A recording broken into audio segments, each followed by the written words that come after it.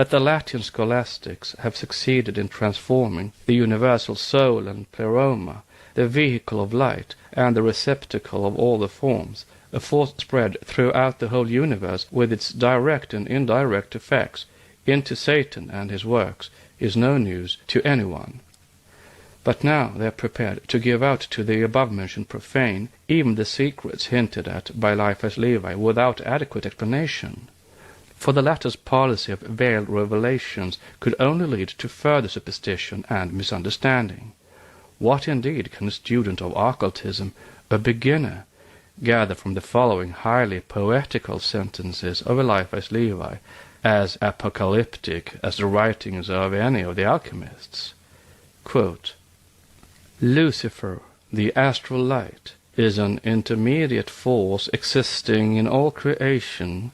It serves to create and to destroy, and the fall of Adam was an erotic intoxication which has rendered his generation a slave to this fatal light.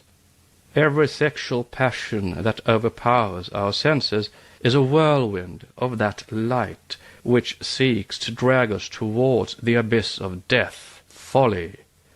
Hallucinations, visions, ecstasies, or all forms of a very dangerous excitation due to this interior phosphorus, within brackets question mark. Thus light, finally, is of the nature of fire, the intelligent use of which warms and vivifies, and the excess of which, on the contrary, dissolves and annihilates. Thus man is called upon to assume a sovereign empire over that astral light, and conquer thereby his immortality, and is threatened at the same time with being intoxicated, absorbed, and eternally destroyed by it. This light, therefore, inasmuch as it is devouring, revengeful, and fatal, would thus really be hellfire, the serpent of the legend, the tormented errors of which it is full, the tears and the gnashing of teeth of the abortive beings it devours, the phantom of life that escapes him, and seems to mock and insult their agony. All this would be the devil or Satan indeed. Unquote from Histoire de la Magie, page 197.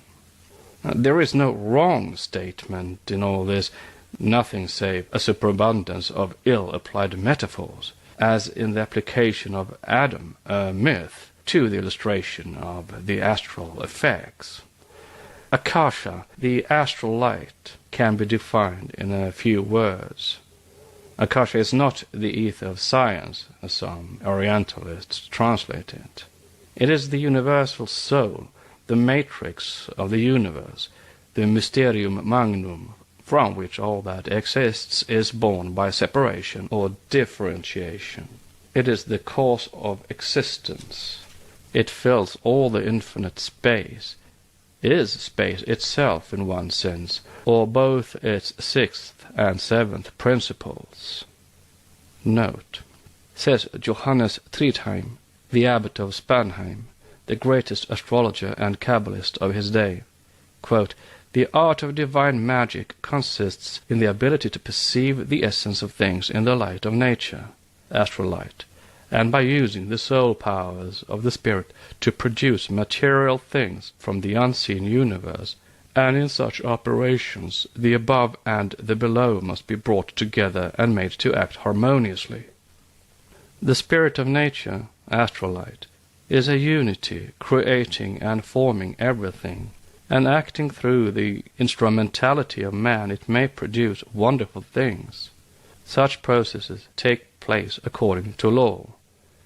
You will learn the law by which these things are accomplished, if you learn to know yourself. You will know it by the power of the spirit that is in yourself, and accomplish it by mixing your spirit with the essence that comes out of yourself.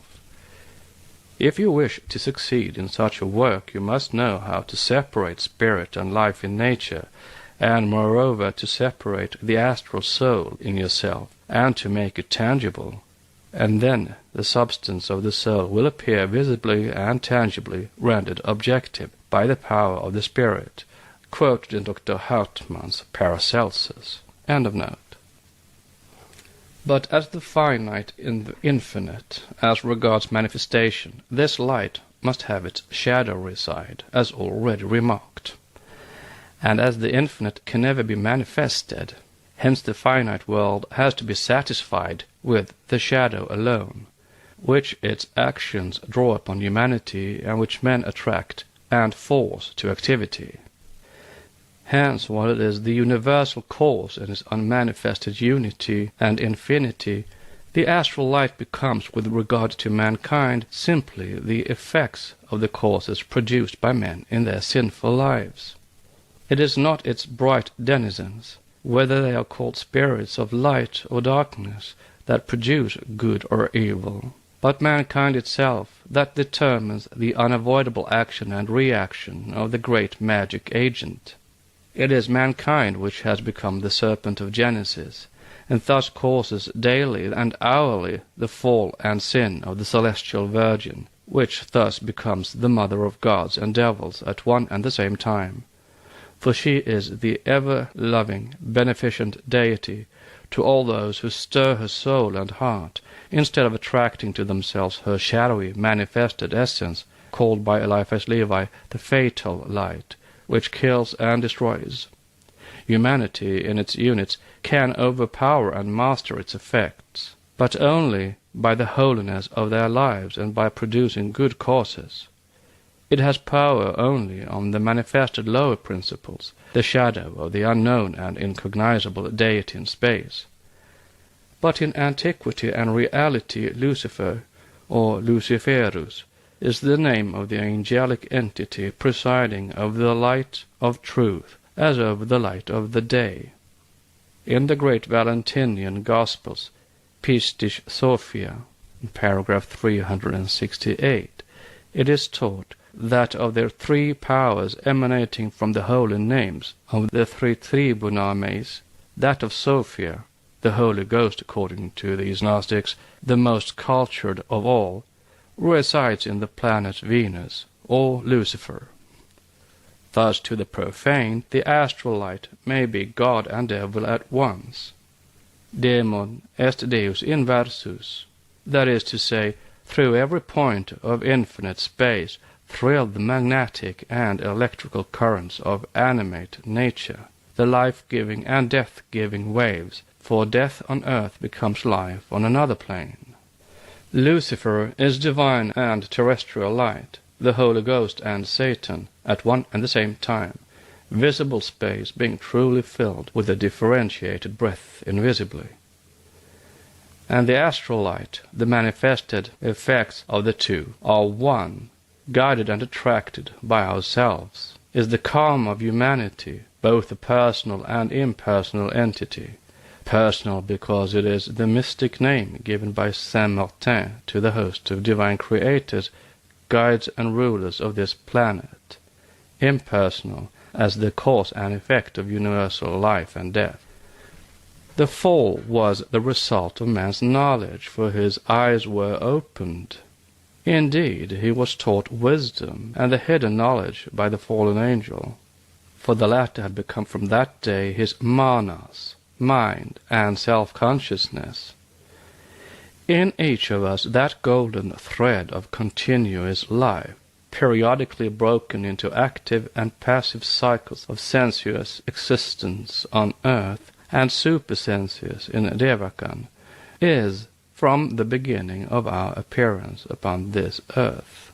It is the Sutratma, the luminous thread of immortal impersonal monadship, on which our earthly lives or evanescent egos are strung as so many beads, according to the beautiful expression of Vedantic philosophy.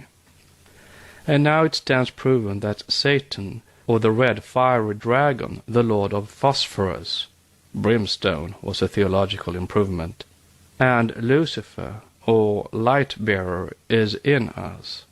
It is our mind, our tempter and redeemer, our intelligent liberator and savior from pure animalism. Without this principle, the emanation of the very essence of the pure divine principle Mahat, intelligence, which radiates direct from the divine mind, we would be surely no better than animals. The first man, Adam, was made only a living soul, nephesh. The last Adam was made a quickening spirit, says Paul, his words referring to the building or creation of man. Note, the real original text of the first chapter of Corinthians, rendered Kabbalistically and esoterically, would read in chapter 15, verses 44 and 45. It is sown a soul body, not natural body. It is raised a spirit body. St. Paul was an initiate, and his words have quite a different meaning when read esoterically. The body is sown in weakness, in passivity. It is raised in power, in verse 43, or in spirituality and intellect. End of note. Without this quickening spirit, or human mind or soul, there would be no difference between man and beast. And there is none, in fact, between animals with respect to their actions. The tiger and the donkey, the hawk and the dove, are each one as pure and as innocent as the other, because irresponsible. Each follows its instinct, the tiger and the hawk killing with the same unconcern as a donkey eats a thistle, or the dove pecks at a grain of corn. If the fall had the significance given to it by theology, if that fall occurred as a result of an act never intended by nature, a sin, how about the animals? If we are told that they procreate their species in consequence of that same original sin for which God cursed the earth, hence everything living on it, we will put another question. We are told by theology, as by science, that the animal was on earth far earlier than man.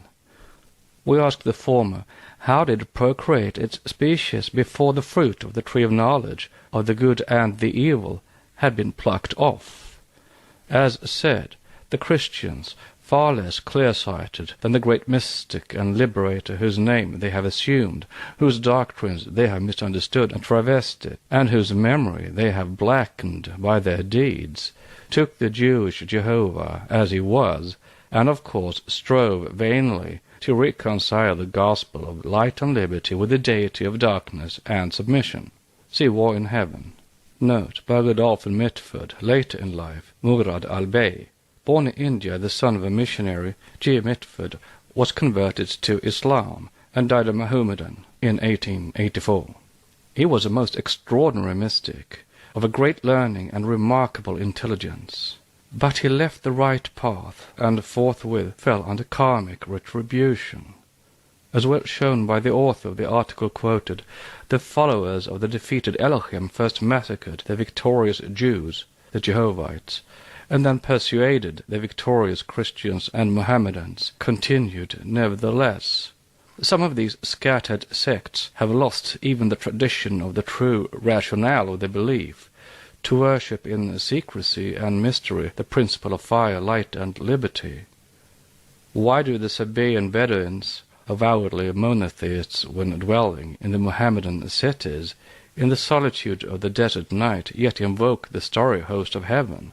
Why do the Yazidis, the devil-worshippers, worship the Muluk Taus, the Lord Peacock, the emblem of pride and of hundred-eyed intelligence, and of initiation also, which was expelled from heaven with Satan according to an old Oriental tradition? Why do the Golites and their kindred Mesopotamo-Iranian Mohammedan sects believe in the Nur Ilahi, the light of the Elohim, transmitted in anastasis through 100 prophet leaders? It is because they have continued in ignorant superstition the traditional religion of the light deities whom Yahweh overthrew, is said to have overthrown rather, for by overthrowing them he would have overthrown himself. The Muluk Tauz is Maluk, ruler, as is shown in the footnote. It is only a new form of Moloch, Melech, Molech, Malayak, and Malachim, messengers, angels, etc. End of note. But it is sufficiently proven now that all the soi-disant evil spirits who are credited with having made war on the gods are identical as personalities. Moreover, that all the ancient religions taught the same tenet, save the final conclusion, which latter differs from the Christian. The 7 primeval gods had all a dual state, one essential, the other accidental. In the essential state, they were all the builders or fashioners, the preservers and the rulers of this world. In the accidental state, clothing themselves in visible corporeality, they descended on the earth and reigned on it as kings and instructors of the lower hosts, who had incarnated once more upon it as men. Thus, esoteric philosophy shows that man is truly the manifested deity in both its aspects, good and evil, but theology cannot admit this philosophical truth. Teaching the dogma of the fallen angels in its dead-letter meaning, and having made of Satan the cornerstone and pillar of the dogma of redemption, to do so would be suicidal. Having once shown the rebellious angels distinct from God and the Logos in their personalities, the admission that the downfall of the disobedient spirits meant simply their fall into generation and matter would be equivalent to saying that God and Satan were identical.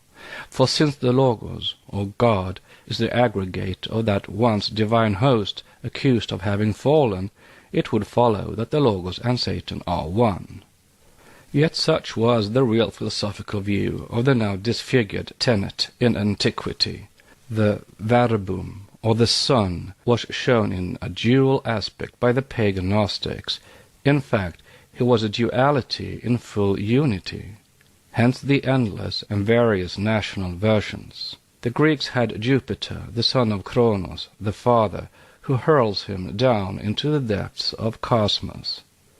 The Aryans had Brahma, in later theology, precipitated by Shiva into the abyss of darkness, etc., etc.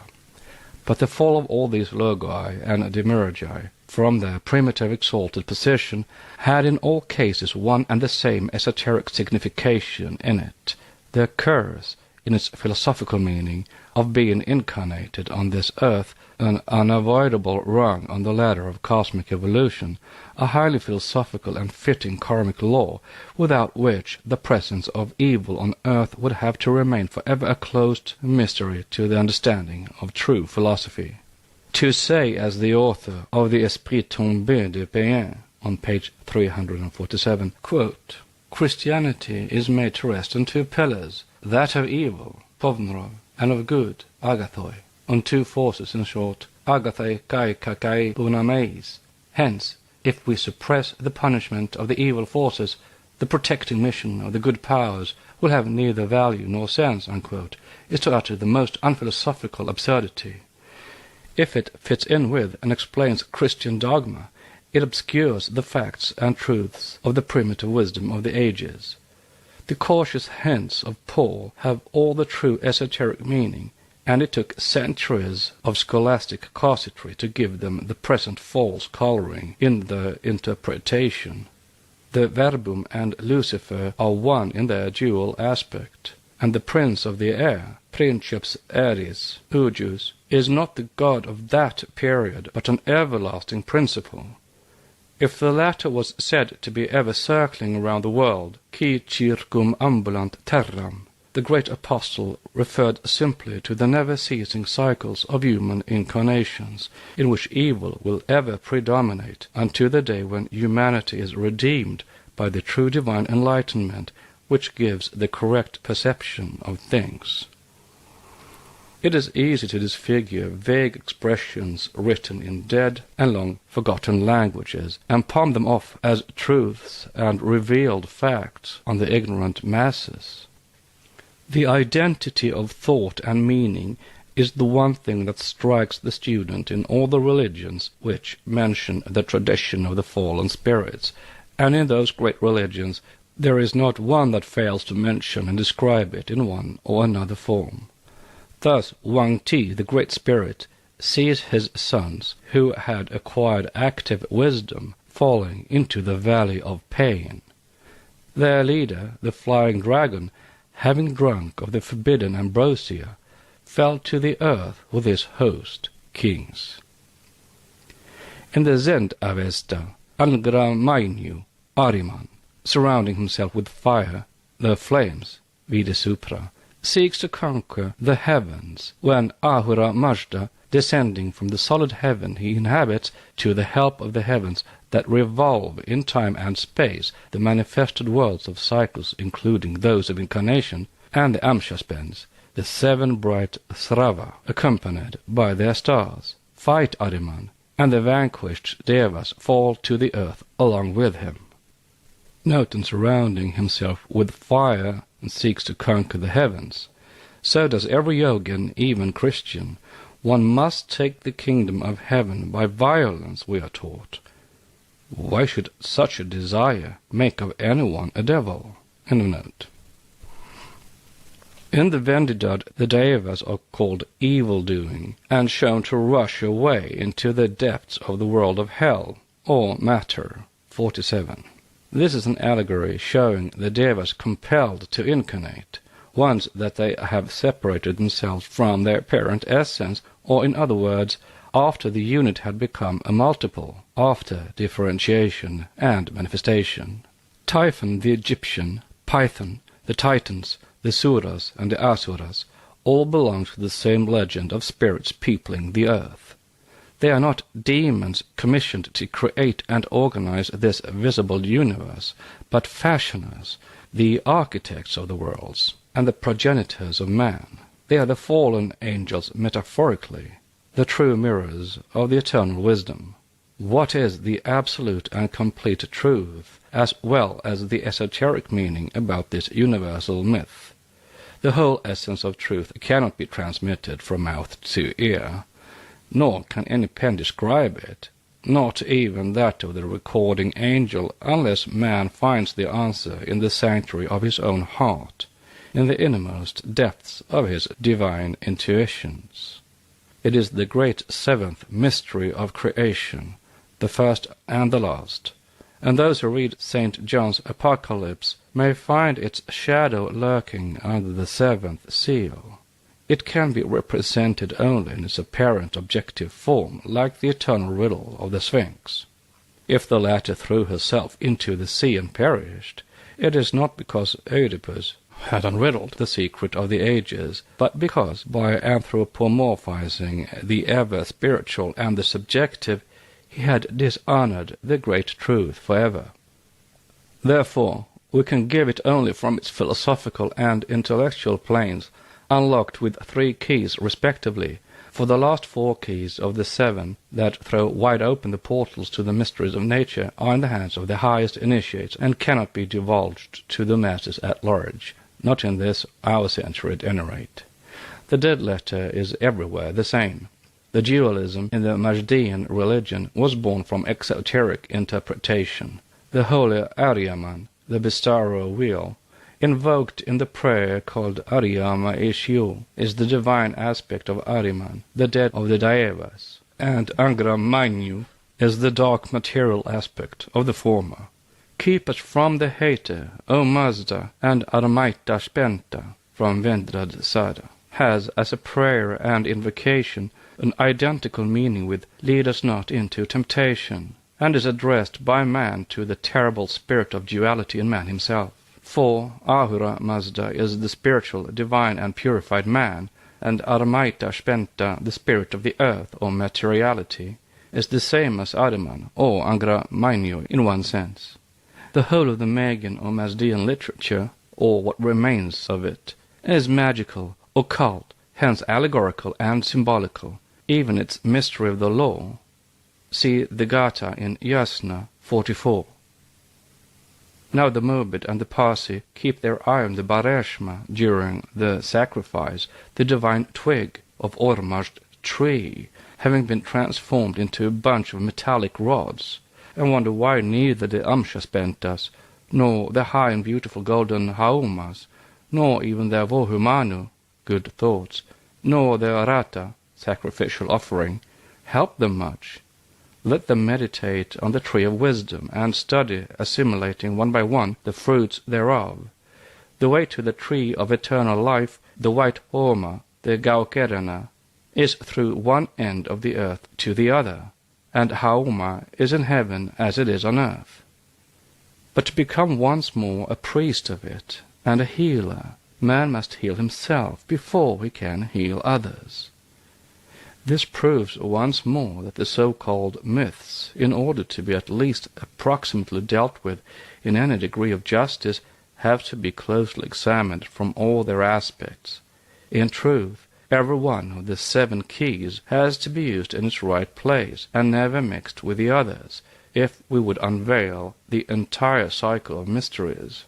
In our day of dreary soul-killing materialism, the ancient priest-initiates have become, in the opinion of our learned generations, the synonyms of clever impostors, kindling the fires of superstition in order to obtain an easier sway over the minds of men. This is an unfounded calumny, generated by skepticism and uncharitable thoughts. No one believed more in gods, or we may call them the spiritual and now invisible powers or spirits, the noumena of the phenomena, than they did, and they believed just because they knew. If, initiated into the mysteries of nature, they were thought to withhold their knowledge from the profane, who would have surely abused it, such secrecy was undeniably less dangerous than the policy of their usurpers and successors. The former taught only that which they well knew. The latter, teaching what they do not know, have invented as a secure haven for their ignorance a jealous and cruel deity who forbids man to pry into his mysteries under the penalty of damnation. As well they may, for his mysteries can at best be only hinted at in polite ears, never described.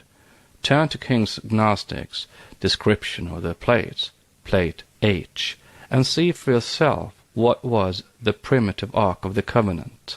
According to the author, who says, quote, "There is a rabbinical tradition that the cherubim placed over it were represented as male and female in the act of copulation, in order to express the grand doctrine of the essence of form and matter, the 2 principles of all things.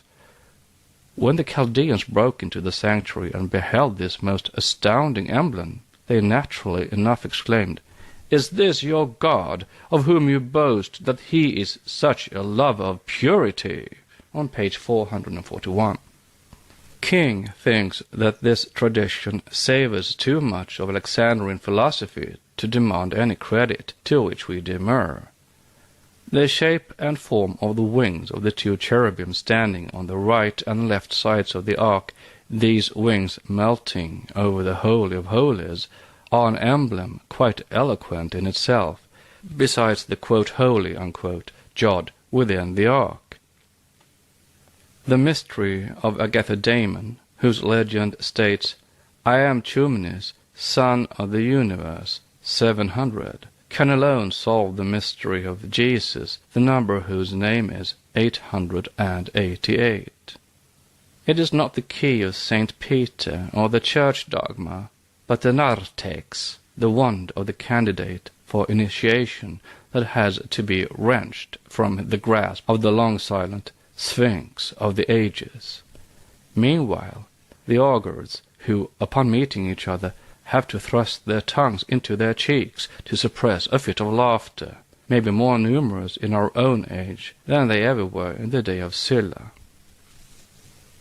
Next section, section 20, Prometheus, the Titan, his The Secret Doctrine, by Elena Petrovna Blavatsky, a facsimile of the original edition of 1888, printed by the Cunningham Press, Alhambra, California. Book 2, Part 2, The Archaic Symbolism of the World Religions. Section 20, Prometheus, the Titan, his origin in ancient India.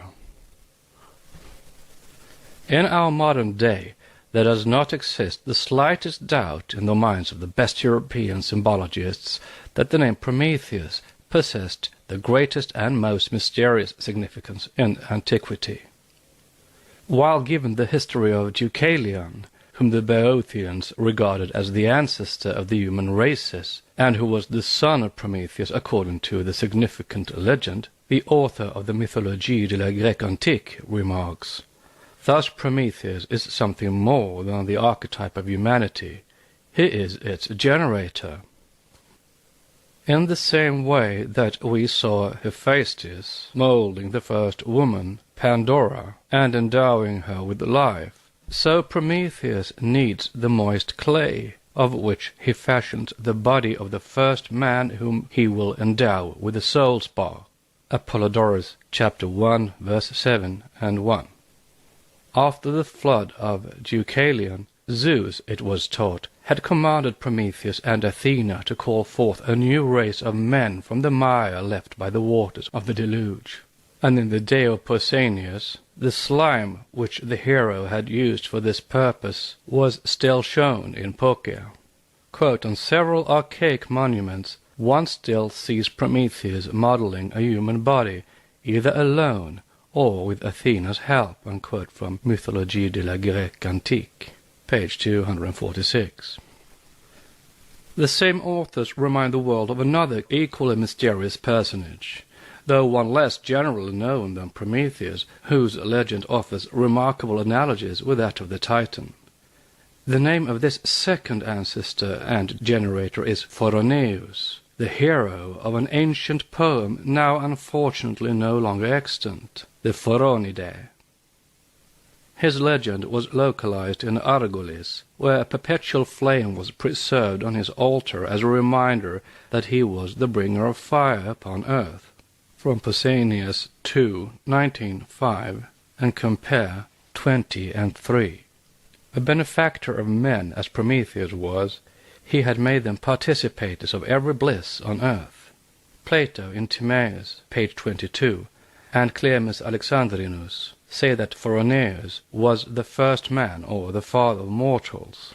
His genealogy, which assigns to him as his father Inachus, the river, reminds one of that of Prometheus, which makes that Titan the son of the Oceanid Clymene. But the mother of Prometheus was the nymph Melia, a significant descent which distinguishes him from Prometheus. Melia, Descartes thinks, is the personification of the ash tree, whence, according to Hesiod, issued the race of the age of bronze, and which with the Greeks is the celestial tree common to every Aryan mythology. Note, according to the occult teaching, 3 yugas passed away during the time of the third root race, that is, the Satya Yuga, the Treta Yuga, and the Dvapara Yuga, answering to the golden age of its early innocence, to the silver when it reached its maturity, and to the Bronze Age when, separating into sexes, they became the mighty demigods of old. End of note. This ash is the Yggdrasil of the Norse antiquity, which the Norns sprinkle daily with the waters from the fountain of Urd, that it may not wither. It remains verdant till the last days of the Golden Age. Then the Norns, the 3 sisters, who gaze respectively into the past, the present, and the future, make known the decree of fate, of karma, urlog, but men are conscious only of the present. But when Gultvik comes, the golden ore, the bewitching enchantress who, thrice cast into the fire, rises each time more beautiful, and fills the souls of gods and men with unapproachable longing. Then the Norns enter into being, and the blessed peace of childhood's dreams passes away, and sin comes into existence with all its evil consequences, and karma.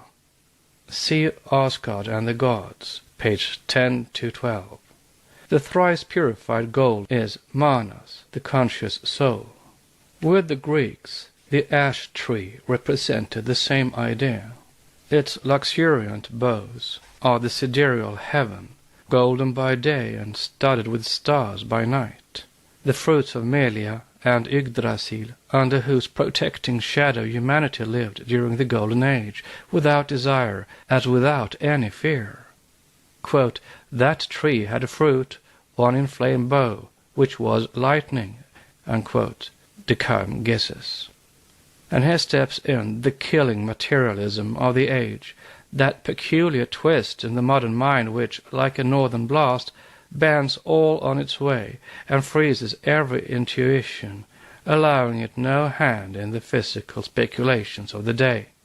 After having seen in Prometheus no better than fire by friction, the learned author of the Mythologie de la Grecque Antique perceives in this, quote, fruit, unquote, a trifle more than an allusion to terrestrial fire and its discovery. It is no longer fire owing to the fall of lightning setting some dry fuel in a blaze, and thus revealing all its priceless benefits to Paleolithic men, but something more mysterious this time, though still as earthly. Quote, a divine bird, nestled in the boughs of the celestial ash tree, stole that bough, or the fruit, and carried it down to the earth in its bill. Now the Greek word thorouneus is the rigid equivalent of the Sanskrit word puraniu, the rapid, an epithet of Agni, considered as the carrier of the divine spark. Phoroneus, son of Melia, or the celestial ash, thus corresponds to a conception far more ancient, probably, than that one which transformed the Pramanta of the old Aryan Hindus into the Greek Prometheus. Phoroneus is the personified bird that brings the heavenly lightning to the earth. Traditions relating to the birth and origin of the race of bronze, and those which made of Phoroneus the father of the Argians, are evidence to us that this thunderbolt, or lightning, as in the legends of Hephaestus or Prometheus, was the origin of the human race. Unquote from page 266. This still affords us no more than the external meaning of the symbols and the allegory. It is now supposed that the name of Prometheus has been unriddled, and the modern mythologists and Orientalists see in it no longer what their fathers saw on the authority of the whole of classical antiquity. They only find therein something far more appropriate to the spirit of the age, namely a phallic element. But the name of Phoroneus, as well as that of Prometheus, bears not one, nor even two, but a series of esoteric meanings. Both relate to the 7 celestial fires, to Agni Abhimanin, his 3 sons, and their 45 sons, constituting the 49 fires. Do all these numbers relate only to the terrestrial mode of fire and to the flame of sexual passion? Did the Hindu-Aryan mind never soar above such purely essential conceptions? That mind which is declared by Professor Max Müller to be the most spiritual and mystically inclined on the whole globe. The number of those fires alone ought to have suggested an inkling of the truth. We are told that one is no longer permitted in this age of rational thought to explain the name of Prometheus as the old Greeks did. The latter, it seems, basing themselves on the false analogy of Prometheus with the verb promaphane, saw in him the type of the foreseeing man, to whom, for the sake of symmetry, a brother was added, Epimetheus, or he who takes counsel after the event. But now the Orientalists have decided otherwise. They know the real meaning of the 2 names better than those who invented them. The legend is based upon an event of universal importance. It was built, quote, to commemorate a great event which must have strongly impressed itself upon the imagination of the first witnesses to it, and its remembrance has never since faded out from popular memory, unquote. What is it? Laying aside every poetical fiction, all those dreams of the Golden Age, let us imagine, argue the modern scholars, in all its gross realism, the first miserable state of humanity, the striking picture of which was traced for us after Aeschylus by Lucretius, and the exact truth of which is now confirmed by science, and then one may understand better that a new life really began for man on that day when he saw the first spark produced by the friction of 2 pieces of wood, or from the veins of a flint. how could man help feeling gratitude to that mysterious and marvelous being which they were henceforth enabled to create at their will, and which was no sooner born than it grew and expanded, developing with singular power? Quote, this terrestrial flame, was it not analogous in nature to that one which they received from above, or that other which frightened them in the thunderbolt? Unquote. Quote, was it not derived from the same source? And if its origin was in heaven, it must have been brought down some day on earth. If so, who was the powerful being, the beneficent being, God or man, who had conquered it? Such are the questions which the curiosity of the Aryans offered in the early days of their existence, and which found their answer in the myth of Prometheus. Unquote. From Mythologie de la Grèce Antique, page 258. The philosophy of occult science finds two weak points in the above reflections, and points them out. The miserable state of humanity described by Aeschylus and Prometheus was no more wretched then, in the early days of the Aryans, than it is now. That state was limited to savage tribes, and the now existing savages are not a whit more happy or unhappy than their forefathers were 1,000,000 years ago.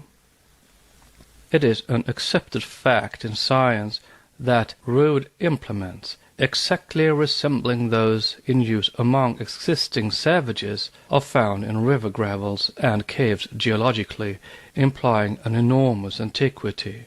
So great is that resemblance that, as the author of the modern Zoroastrian tells us, quote, if the collection in the colonial exhibition of stone celts and arrowheads used now by the Bushmen of South Africa were placed side by side with one from the British Museum of similar objects from Kent's Cavern or the caves of Dordogne, no one but an expert could distinguish between them. Unquote, from page 145. And if there are Bushmen existing now in our age of the highest civilization, who are no higher intellectually than the race of men which inhabited Devonshire and southern France during the Paleolithic age, why could not the latter have lived simultaneously with and have been contemporary of other races as highly civilized for their day as we are for ours?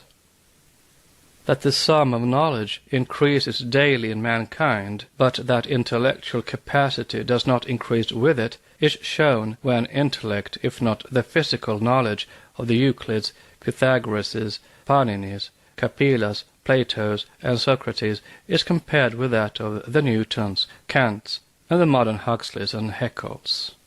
On comparing the results obtained by Dr. J. Barnard Davis, the craniologist, worked out in 1868, translation of the Royal Society of London, with regard to the internal capacity of the skull, its volume being taken as the standard and test for judging of the intellectual capacities, Dr. Pfaff finds that this capacity among the French, certainly in the highest rank of mankind, is 88.4 cubic inches, being thus perceptibly smaller than that of the Polynesian generally, which, even among many Papuans and Alfuras of the lowest grade, amounts to 89 and 89.7 cubic inches, which shows that it is the quality and not the quantity of the brain that is the cause of intellectual capacity. The average index of skulls among various races having been now recognized to be, quote, one of the most characteristic marks of difference between different races, unquote. The following comparison is suggestive. The index of breadth among the Scandinavians is at 75, among the English at 76, among the Holsteiners at 77, in Breisgau at 80. Schiller's skull shows an index of breadth even of 82. The Madurese also 82. Finally, the same comparison between the oldest skulls known and the European brings to light the startling fact, quote, that most of these old skulls belonging to the Stone period are above rather than below the average of the brain of the now living man in volume, unquote.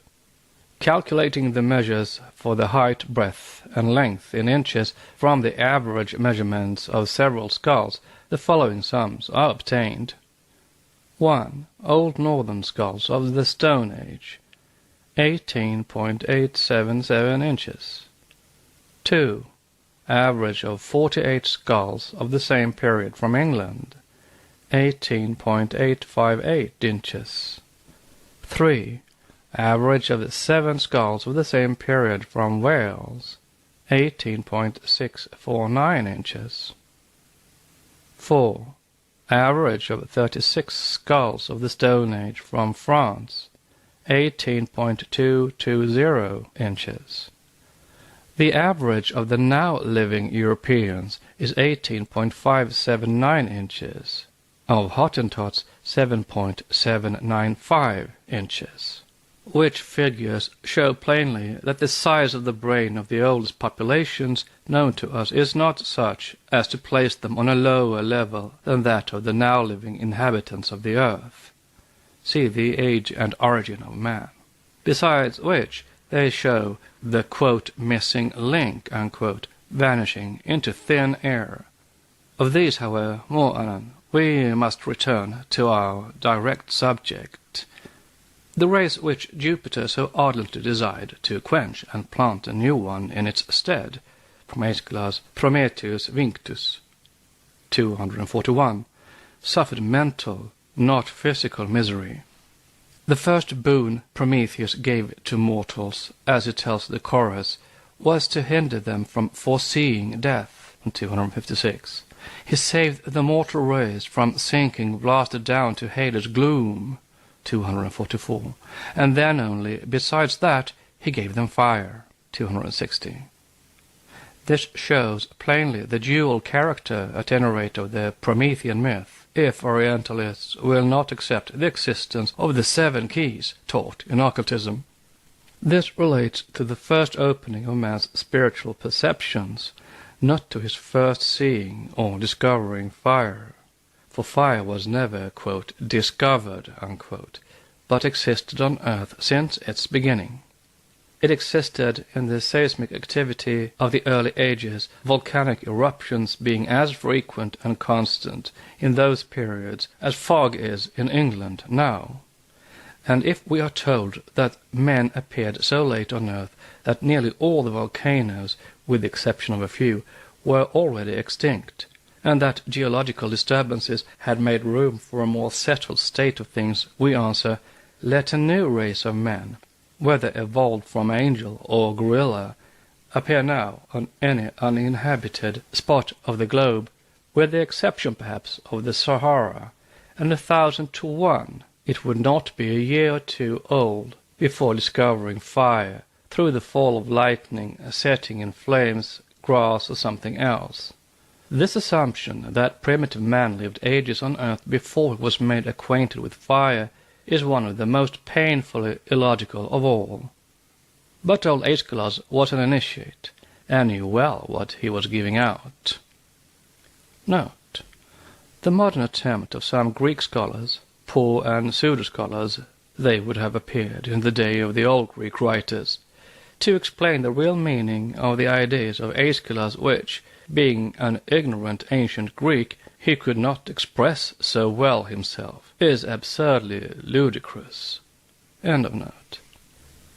No occultist acquainted with symbology and the fact that wisdom came to us from the East will deny for a moment that the myth of Prometheus has reached Europe from Aryavarta.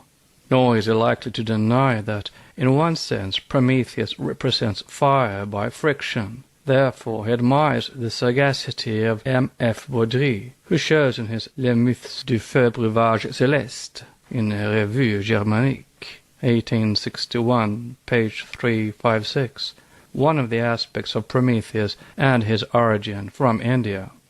Note: see also his Mémoires de la Société de la Linguistique, following the fire myths, volume 1, page 337, et sequens. End of note.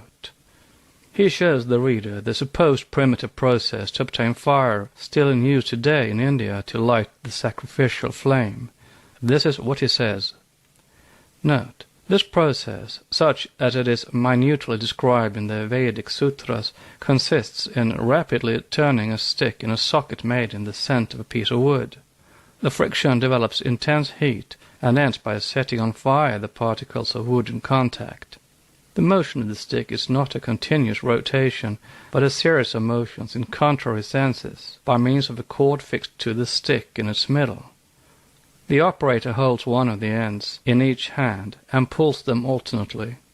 The full process is designated in Sanskrit by the verb mantami, matnani, which means to rub, agitate, shake, and obtain by rubbing, and is especially applied to rotary friction as proved by its derivation from mandala, which signifies a circle. The pieces of wood serving for the production of fire have each their name in Sanskrit. The stick which turns is called pramanta. The discus which receives it is called arani and arani, the two aranis designating the ensemble of the instrument. Page 358 at sequence. Note: there is the upper and the nether piece of timber used to produce this sacred fire by attrition at sacrifices, and it is the arani which contains the socket. This is proven by an allegory in the Vayu Purana and others, which tell us that Nemi, the son of Ikshvaku, had left no successor, and that the rishis, fearing to leave the earth without a ruler, introduced the king's body into the socket of an arani, like an upper arani, and produced from it a prince, named Janaka. It was by reason of the peculiar way in which he was engendered that it was called Janaka. But see Goldstück's Sanskrit dictionary at the word Arani.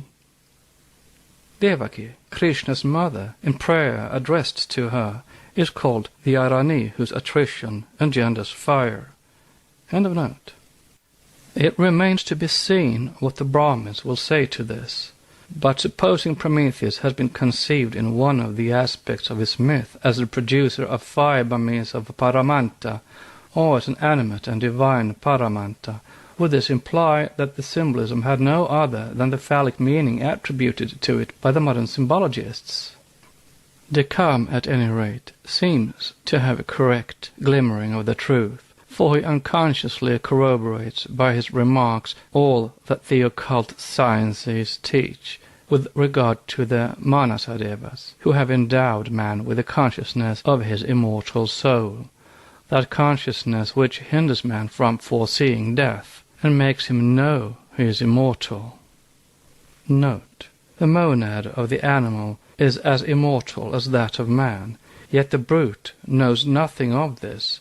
It lives an animal life of sensation, just as the first human would have lived, when attaining physical development in the third race, had it not been for the Agnishvata and the Manasa Pitris. End of note. How has Prometheus got into the possession of the divine spark? He asks.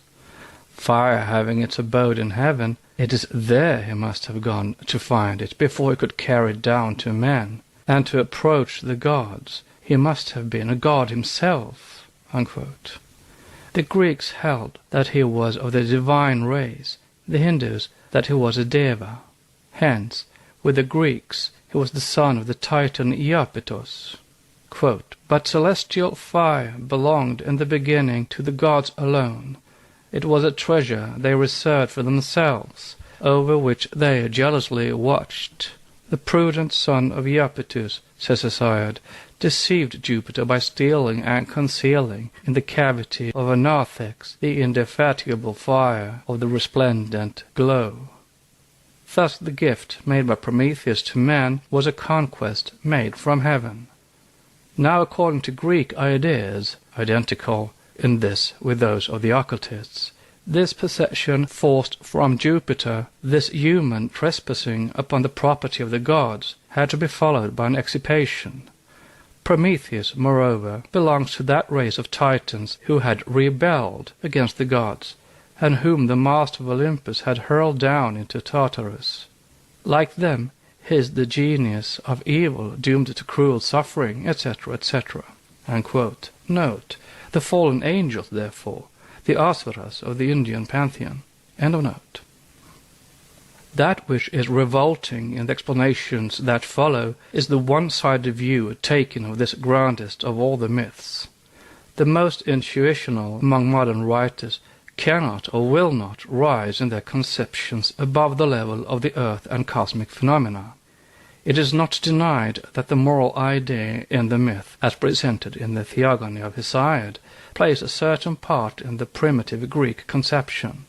The Titan is more than a thief of the celestial fire. He is the representation of humanity, active, industrious, intelligent, but at the same time ambitious, which aims at equaling divine powers. Therefore it is humanity punished in the person of Prometheus, but it is only so with the Greeks. With the latter, Prometheus is not a criminal, save in the eyes of the gods. In his relation with the earth, he is on the contrary a god himself, a friend of mankind, philanthropos, which he has raised to civilization and initiated into the knowledge of all the arts, a conception which found its most poetical expounder in Aeschylus. But with all other nations, Prometheus is what? The fallen angel, Satan, as the Church would have it? Not at all. He is simply the image of the pernicious and dreaded effects of lightning. He is the evil fire, malfeu, and the symbol of the divine reproductive male organ. Reduced to its simple expression, the myth we are trying to explain is then simply a cosmic genius of fire, on page 261. It is the form idea, the phallic, which was preeminently Aryan, if we believe Ad Kuhn in his Herabkunft des Feuers und des Göttertranks, and Baudry. For, quote, the fire used by man being the result of the action of Pramanta in the Arani, the Aryas must have ascribed, within brackets question mark, the same origin to celestial fire, and they must have imagined, within brackets question mark, that a god armed with Pramanta, or a divine Pramanta, exercised in the bosom of the clouds of violent friction which gave birth to lightning and thunderbolts.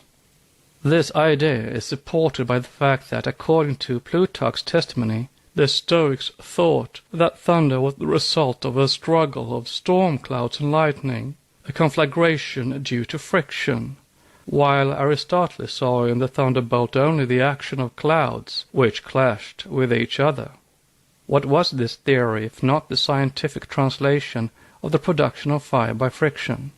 Everything leads us to think that, from the highest antiquity and before the dispersion of the Aryans, it was believed that the Pramanta lighted fire in the storm as well as in the Aranis. See Revue Germanique, page 368. Thus, suppositions and idle hypotheses are made to stand for discovered truths. Defenders of the Bible dead letter could never help the writers of missionary tracts more effectually than do materialistic symbologists in thus taking for granted that the ancient Aryans based their religious conceptions on no higher thought than the physiological. But it is not so, and the very spirit of the Vedic philosophy is against such an interpretation. And if, as Descartes himself confesses, this idea of the creative power of fire is explained at once by the ancient assimilation of the human soul to celestial spark, as shown by the imagery often made use of in the Vedas when speaking of Arani, it would mean something higher than simply a gross sexual conception. A hymn to Agni in the Veda is cited as example. Quote, here is the Pramanta, the generator is ready. Bring the mistress of the race, the female Arani. Let us produce Agni by attrition, according to ancient custom, unquote, which means no worse than an abstract idea expressed in the tongue of mortals. The quote, female Arani, unquote, the mistress of the race, is Aditi, the mother of the gods, or Shekinah, eternal light, in the world of spirit, the great deep and chaos, or primordial substance in its first remove from the unknown in the manifested cosmos. If, ages later, the same epithet is applied to Devaki, the mother of Krishna, or the incarnated Logos, and if the symbol, owing to the gradual and irresponsible spread of esoteric religions, may already be regarded as having a sexual significance, this in no way mars the original purity of the image. The subjective had been transformed into the objective. Spirit had fallen into matter. The universal cosmic polarity of spirit substance had become, in human thought, the mystic but still sexual union of spirit and matter, and had thus acquired an anthropomorphic coloring which it had never had in the beginning. Between the Vedas and the Puranas there is an abyss of which both are the poles, like the seventh, Atmic, and the first or lowest principle, the physical body, in the septenary constitution of man. The primitive, purely spiritual language of the Vedas, conceived many decades of millenniums earlier, had found its purely human expression for the purpose of describing events taking place 5,000 years ago, the date of Krishna's death, from which day the Kali Yuga, or Black Age, began for mankind. As Aditi is called Surarani, the matrix or mother of the Sura gods, so Kunti, the mother of Pandavas, is called in Mahabharata Pandavarani, which term is already physiologized. But Devaki, the antitype of the Roman Catholic Madonna, is a later anthropomorphized form of Aditi. The latter is the goddess mother, the Deva Matri, of 7 sons, the 6 and the 7 Adityas of early Vedic times. The mother of Krishna, Devaki, has 6 embryos conveyed into her womb by Yagadatri, the nurse of the world.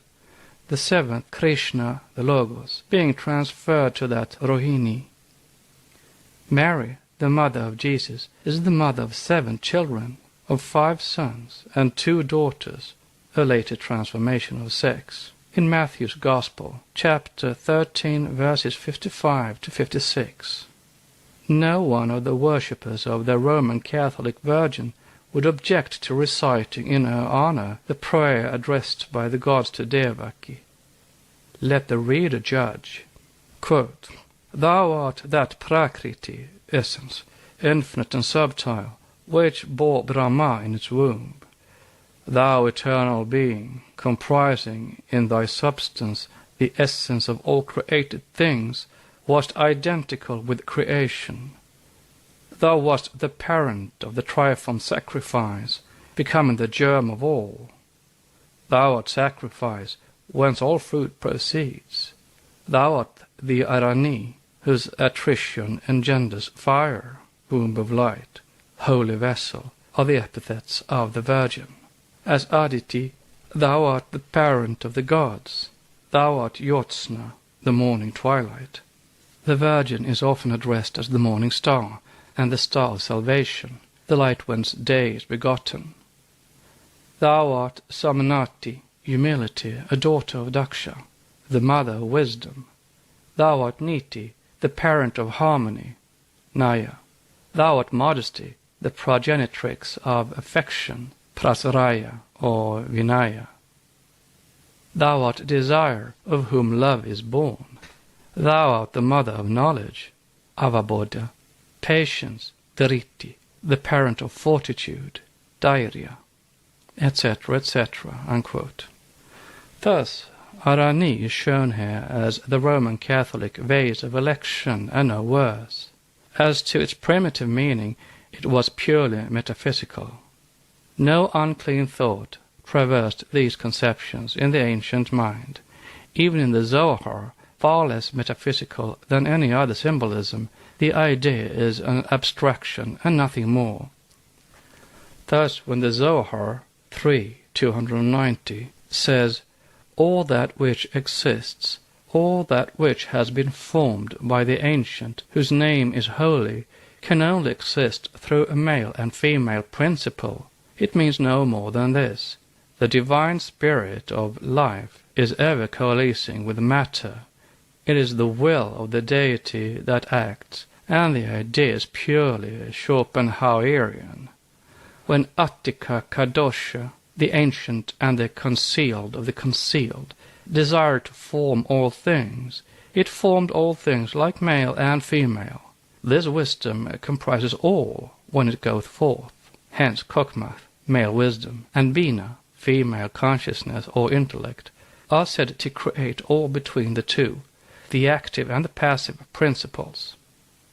As the eye of the expert jeweler discerns under the rough and uncouth oyster shell the pure immaculate pearl enshrined within its bosom, his hand dealing with the former but to get at its contents, so the eye of the true philosopher reads between the lines of the Puranas the sublime Vedic truths, and corrects the form with the help of the Vedantic wisdom.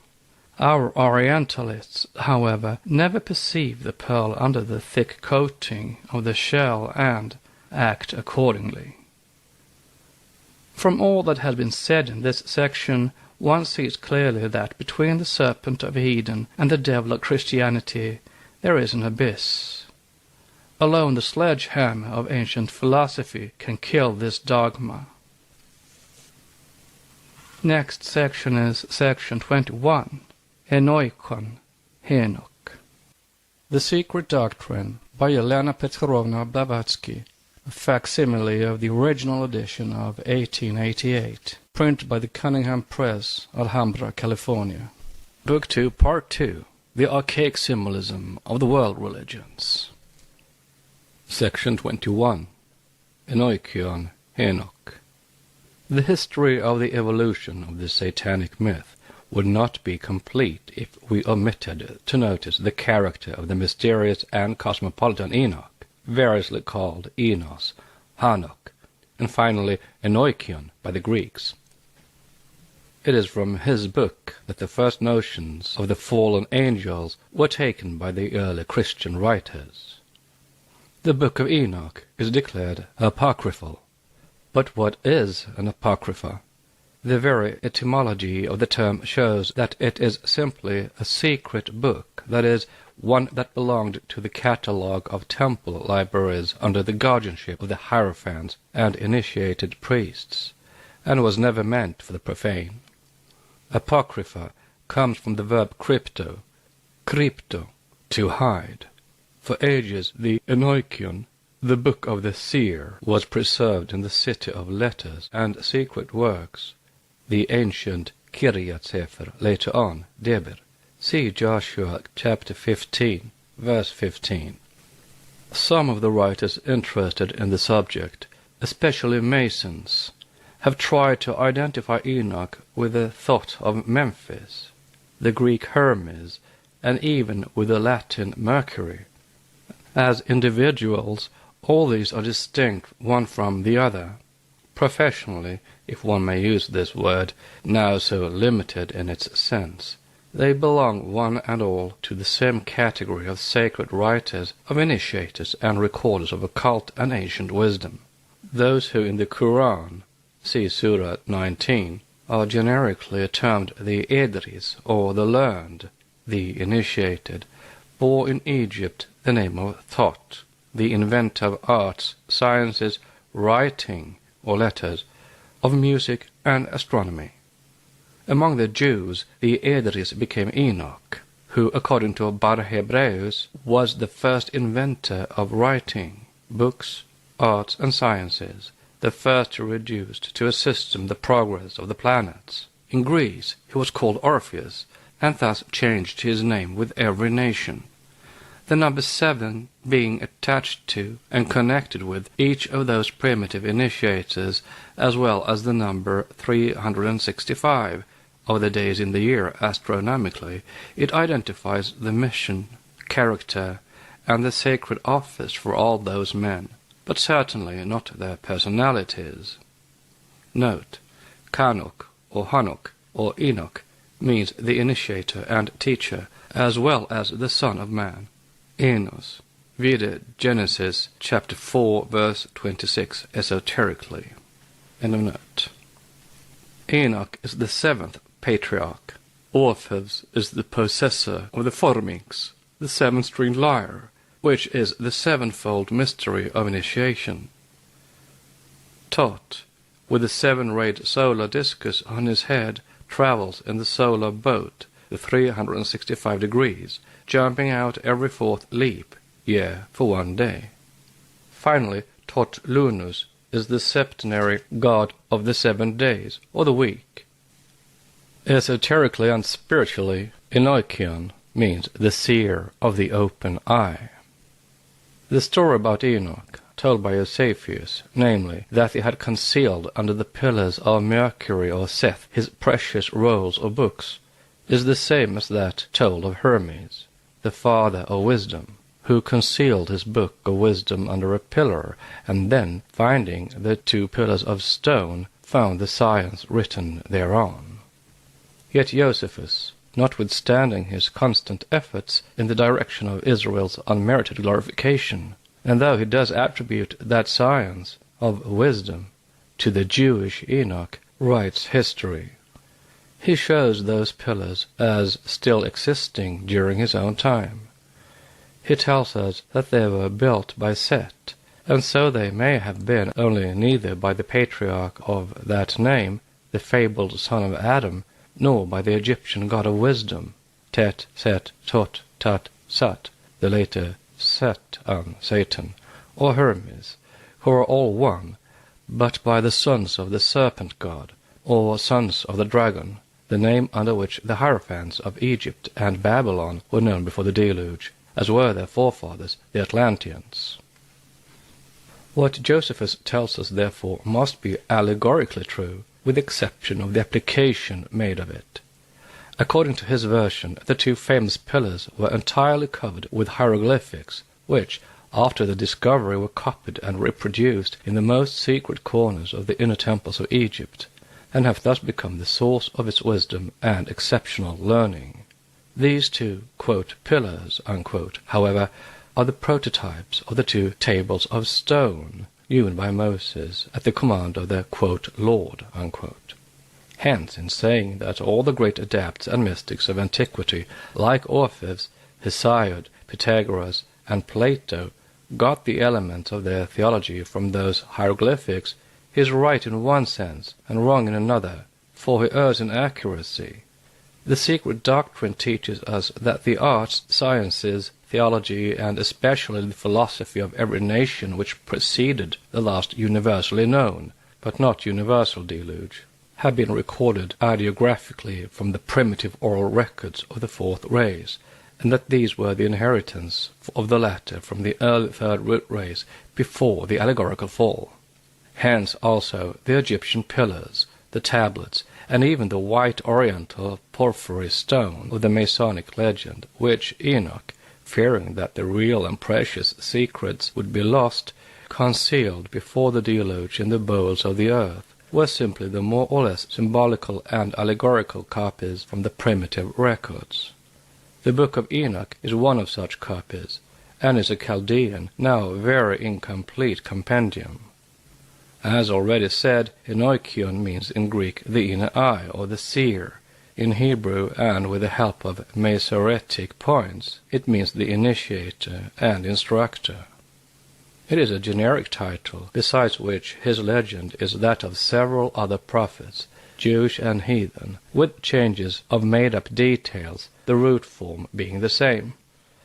Elijah is also taken up into heaven alive, and the astrologer at the court of Isdubar, the Chaldean He-Bani, is likewise raised to heaven by the god Hea, who was his patron, as Jehovah was of Elijah, whose name means in Hebrew God-Jah, Jehovah, and again of Elihu, which has the same meaning. This kind of easy death, or euthanasia, has an esoteric meaning. It symbolizes the death of any adept who has reached the power and degree, as also the purification, which enable him to die only in the physical body and still live and lead a conscious life in his astral body. The variations on this theme are endless, but the secret meaning is ever the same. The Pauline expression in Hebrews chapter 11, verse 5, that he should not see death, ut non videret mortem, has thus an esoteric meaning, but nothing supernatural in it. The mangled interpretation given of some biblical hints to the effect that Enoch, whose years will equal those of the world, of the solar year, 365 days, will share with Christ and the prophet Elijah the honors and bliss of the last advent and of the destruction of Antichrist, signify esoterically that some of the great adepts will return in the seventh race, when all error will be made away with, and the advent of truth will be heralded by those Shishta, the holy sons of light. The Latin Church is not always logical, nor prudent either. She declares the Book of Enoch an apocrypha, and has gone so far as to claim through Cardinal Cajetan and other luminaries of the Church the rejection from the canon of even the Book of Jude, who, though an inspired apostle, quotes from and thus sanctifies the Book of Enoch, which is alleged to be an apocryphal work. Fortunately, some of the dogmatics perceived the peril in time. Had they accepted Cajetan's resolution, they would have been forced to reject likewise the fourth Gospel, as St. John borrows literally from Enoch and places in the mouth of Jesus a whole sentence. Vide supra section 18, subsection A, about the sheep and the robbers. Ludolf, the father of Ethiopic literature, commissioned to investigate the various Enochian manuscripts presented by Pereisk, the traveller, to the Mazarine library, declared that no Book of Enoch could exist among the Abyssinians. Further researches and discoveries worsted his too dogmatic assertion, as all know.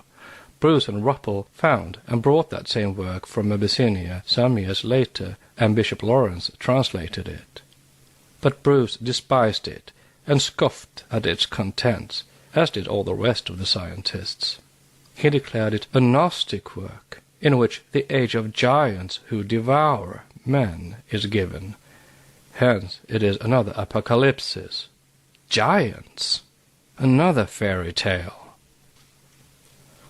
Such, however, was not the opinion of all the best critics. Dr. Hanneberg places the Book of Enoch, along with the third book of the Maccabees, at the head of the list of those whose authority stands the nearest to that of the canonical works. Verily, where doctors disagree. As usual, however, they were all right and all wrong. To accept Enoch as a biblical character, a single living man, is like accepting Adam as the first one. Enoch was a generic title applied to and borne by scores of individuals at all times and ages and in every race and nation. This may be easily inferred from the fact that the ancient Talmudists and the teachers of Midrashim are not agreed generally in their views about Hanok, the son of Yered. Some say Enoch was a great saint, beloved by God, and taken alive to heaven, that is, one who reached mukti or nirvana on earth, as Buddha did, and others still do. And others maintain that he was a sorcerer, a wicked magician. This shows only that Enoch, or its equivalent, was a term, even during the days of the later Talmudists, which meant seer, adept in the secret wisdom, etc., without any specification as to the character of the title-bearer. When Josephus, speaking of Elijah and Enoch, in Antiquities 9, verse 2, remarks that it is written in the sacred books they, Elijah and Enoch, disappeared, but so that nobody knew that they died. It means simply that they had died in their personalities, as yogis die to this day in India, or even some Christian monks to the world. They disappear from the sight of men and die on the terrestrial plane, even for themselves. A seemingly figurative way of speaking, yet literally true. Hanok transmitted the science of astronomical calculation and of computing the seasons to Noah, says the Midrash Pirka A. Eleazar, referring to Enoch, that which others did to Hermes Trismegistus, because the two are identical in their esoteric meaning. Hanuk, in this case, and his wisdom, belonged to the cycle of the fourth Atlantean race, and Noah to that of the fifth. Notes. Says the Zohar, Hanuk had a book which was one with the book of the generations of Adam. This is the mystery of wisdom. And, note, Noah is heir to the wisdom of Enoch. In other words, the fifth is heir to the fourth race. End of note. In this case, both represent the root races, the present one and the one that preceded it. In another sense, Enoch disappeared. He walked with God, and he was not, for God took him. The allegory referring to the disappearance of the sacred and secret knowledge from among men. For God, or Java Alim, the high hierophants, the heads of the colleagues of initiated priests, took him, in other words, the Enochs or the Enochians, the seers and their knowledge and wisdom became strictly confined to the secret colleges of the prophets with the Jews and to the temples with the Gentiles. Note, Vid Isis Unveiled, Volume 1, page 575, et sequens. End of note. Interpreted with the help of merely the symbolical key, Enoch is the type of the dual nature of man, spiritual and physical. Hence, he occupies the center of the astronomical cross given by Eliphaz Levi from the sacred work, which is a six-pointed star, the Adonai. In the upper triangle is the eagle. In the left lower triangle stands the lion. In the right the bull. While between the bull and the lion, over them and under the eagle, is the face of Enoch, or man. Vide illustrated diagram in Isis Unveiled, Volume 2, page 452. Now the figures on the upper triangle represent the four races, leaving out the first, the Chayas or shadows, and the sons of man, Enos or Enoch, is in the center, because he stands between the two, the fourth and the fifth races, as he represents the secret wisdom of both. These are the four animals of Ezekiel and of the Revelation. The same double triangle which in Isis Volume 2, page 453, faces the Hindu Adhanari, is by far the best, for there only the three, for us historical races, are symbolized, the third, the androgynous, by Adhanari, the fourth symbolized by the strong powerful lion, and the fifth, the Aryan, by that which is its most sacred symbol to this day, the bull and the cow. A man of great erudition, a French savant, Monsieur de Saussure, finds several most singular statements in the Book of Enoch worthy of the most serious examination, he says. For instance, the author Enoch makes the solar year consist of 364 days, and seems to know periods of 3, of 5, and of 8 years, followed by 4 supplementary days, which, in his system, appear to be those of the equinoxes and solstices. Note, see Daniello's criticisms upon de Saussure in the Annales de Philosophie, page 393, end of note. To which he adds later on, I see but one means to palliate them, these absurdities. It is to suppose that the author expounds some fanciful system which may have existed before the order of nature had been altered at the period of the universal deluge. Unquote. Precisely so, and the secret doctrine teaches that that order of nature has been thus altered, and the series of the earth's humanities too. For, as the angel Uriel tells Enoch, Behold, I have showed thee all things, O Enoch, and all things I have revealed to thee. Thou seest the sun, the moon, and those which conduct the stars in heaven, which cause all their operations, seasons, and arrivals to return. In the days of sinners the years shall be shortened, the moon shall change its laws, etc. in chapter 79. In those days also, years before the great deluge that carried away the Atlanteans and changed the face of the whole earth, because the earth on its axis became inclined, nature, geologically, astronomically, and cosmically in general, could not have been the same just because the earth had inclined. See chapter 64, section 11. And Noah cried with a bitter voice, "Hear me, hear me, hear me," 3 times. And he said, "The earth labors and is violently inclined. Surely I shall perish with it." This, by the way, looks like one of those many inconsistencies if the Bible is read literally, for, to say the least, this is a very strange fear in one who had found grace in the eyes of the Lord, and been told to build the ark. But here we find the venerable patriarch expressing as much fear as if, instead of a friend of God, he had been one of the giants doomed by the wrathful deity.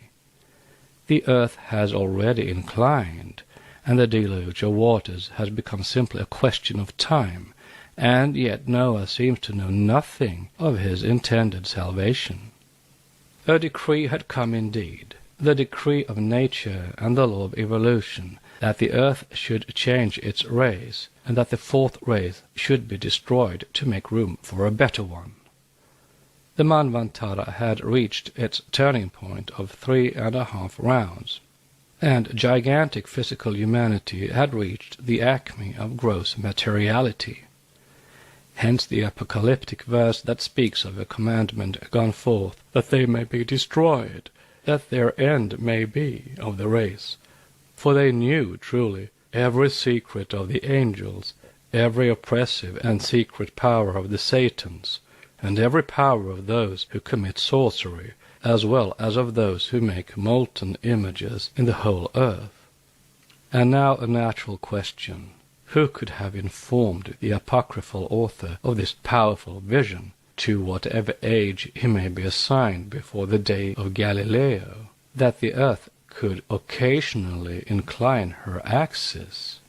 Whence has he derived such astronomical and geological knowledge, if the secret wisdom of which the ancient rishis and Pythagoras had drunk is but a fancy, an invention of the later ages?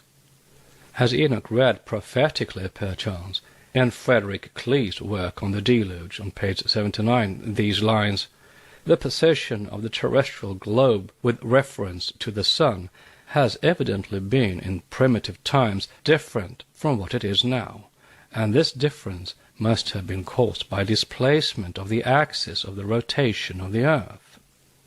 This reminds one of that other unscientific statement made by the Egyptian priests to Herodotus, namely, that the sun has not always risen where it arises now, and that in former times the ecliptic had cut the equator at right angles. Note: see Astronomie Ancienne, Bailly, Volume 1, page 203, and Volume 2, page 216. End of note. There are many such dark sayings throughout Puranas, Bible, and mythology, and to the occultist they divulge 2 facts. A. That the ancients knew all well, and better, perhaps, than the moderns do, astronomy, geodesy, and cosmography in general, and B. that the globe and its behavior have altered more than once since the primitive state of things. Thus, on the blind faith of his, quote, ignorant, unquote, religion, which taught that Phaeton, in his desire to learn the hidden truth, made the sun deviate from its usual course, Xenophantus asserts somewhere that the sun turned toward another country, which is a parallel, however slightly more scientific, if as bold, of Joshua stopping the course of the sun altogether. Yet it may explain the teaching of the northern mythology in Jeriskoven, that before the actual order of things the sun rose in the south, and its placing the frigid zone in the east, whereas now it is in the north. The Book of Enoch, in short, is a resume, a compound of the main features of the history of the 3rd, 4th, and 5th races, a very few prophecies from the present age of the world, a long retrospective, introspective, and prophetic summary of universal and quite historical events, geological, ethnological, astronomical, and psychic, with a touch of theogony out of the antediluvian records. The book of this mysterious personage is referred to and quoted copiously in the Pistis Sophia, and also in the Zohar and its most ancient Midrashim. Origen and Clement of Alexandria held it in the highest esteem. To say, therefore, that it is a post-Christian forgery is to utter an absurdity and to become guilty of an anachronism, since Origen, among others, lived in the 2nd century of the Christian era, yet he mentioned it as an ancient and venerable work. The secret and sacred name and its potency are well and clearly, though allegorically, described in the old volume. From the 18th to the 50th chapter, the visions of Enoch are all descriptive of the mysteries of initiation, one of which is the burning valley of the fallen angels. Perhaps St. Augustine was quite right in saying that the Church rejected the Book of Enoch out of her canon owing to its too great antiquity, omnium antiquitatem. Note, City of God, Volume 1, 15, Chapter 23. End of note.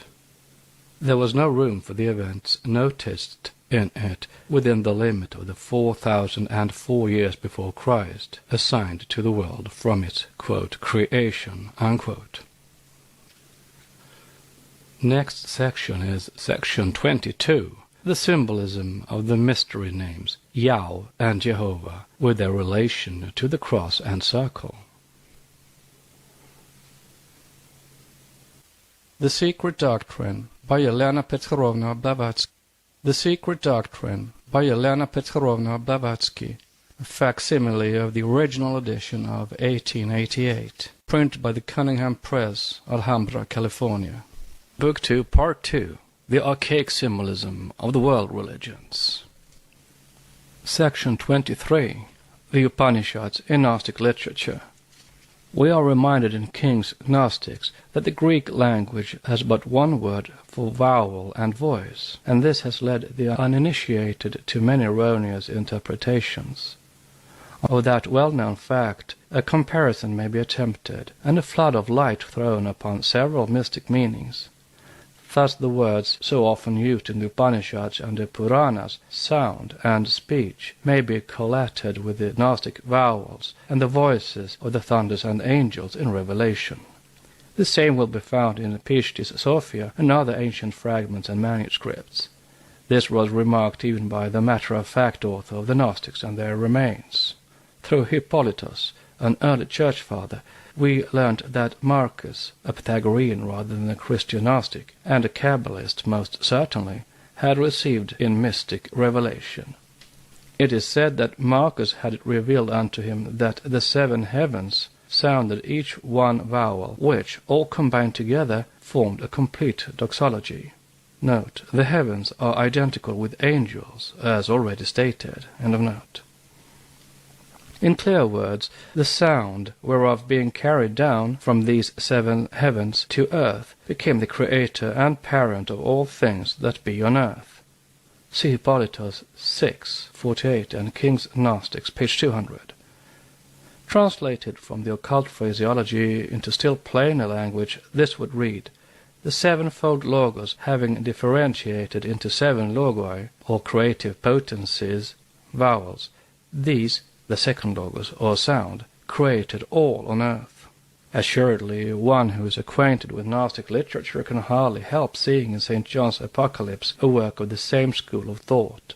For we find John saying in chapter 10, verses 3 and 4, 7 thunders uttered their voices, and I was about to write, but I heard a voice from heaven, saying unto me, Seal up those things which the 7 thunders uttered, and write them not. The same injunction is given to Marcus, the same to all other semi and full initiates. Yet the sameness of equivalent expressions used and of the underlying ideas always betrays a portion of the mysteries. We must always seek for more than one meaning in every mystery allegorically revealed, especially in those in which the number 7 and its multiplication 7 by 7, or 49, appear.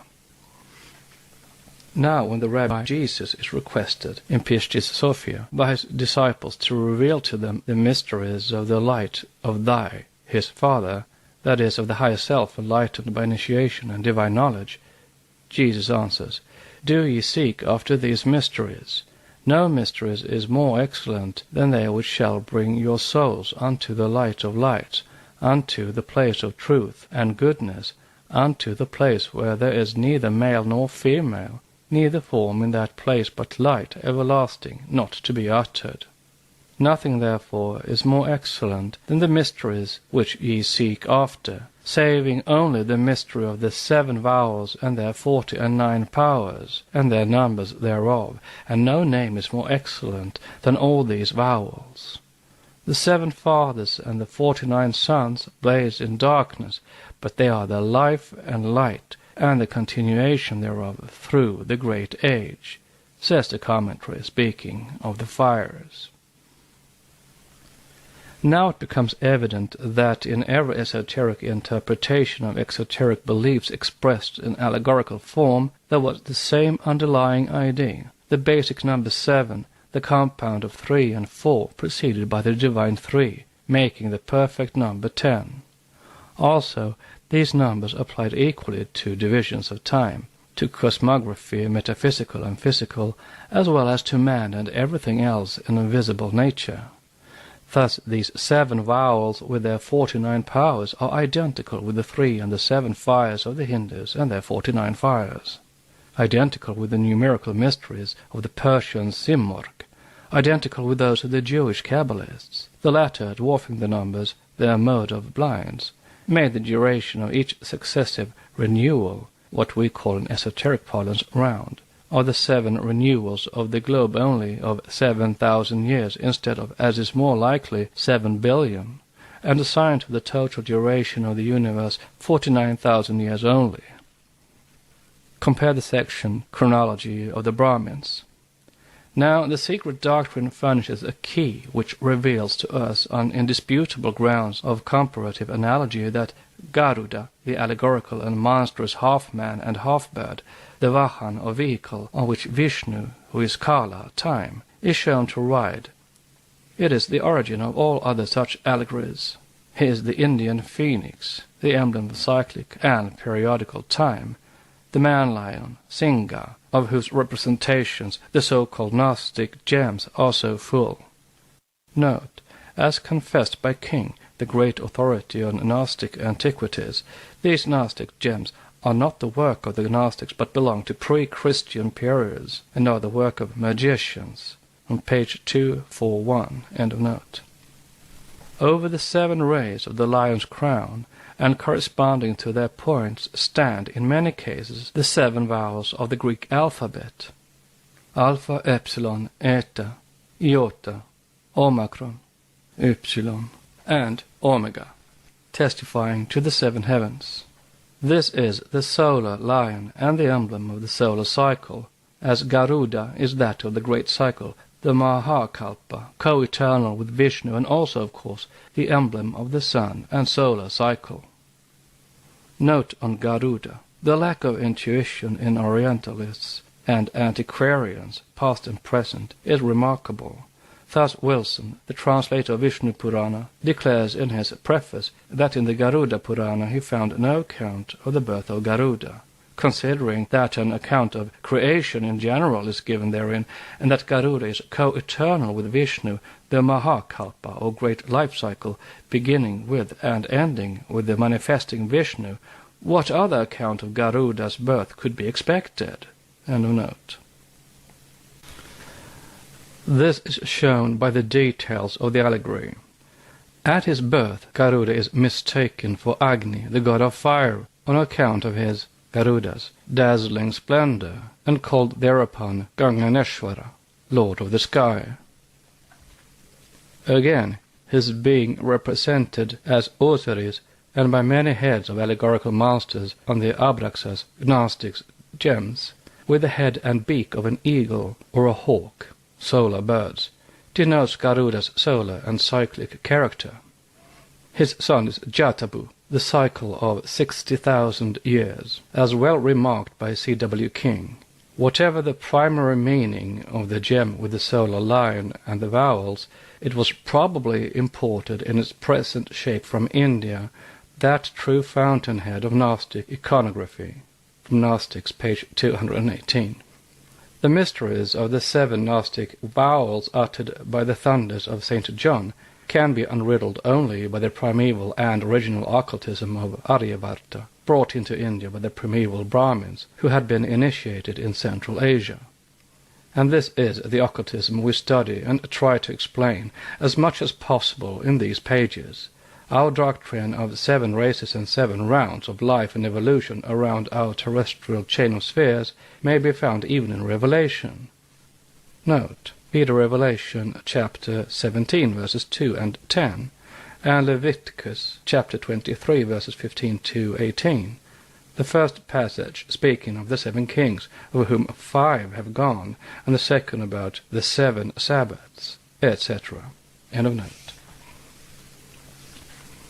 When the 7 thunders or sounds or vowels, one meaning out of the 7 for each such vowel relating directly to our own earth and its 7 root races in each round, had uttered their voices, but forbidden the sea to write them, and made him seal up those things, what did the angel standing upon the sea and upon the earth do?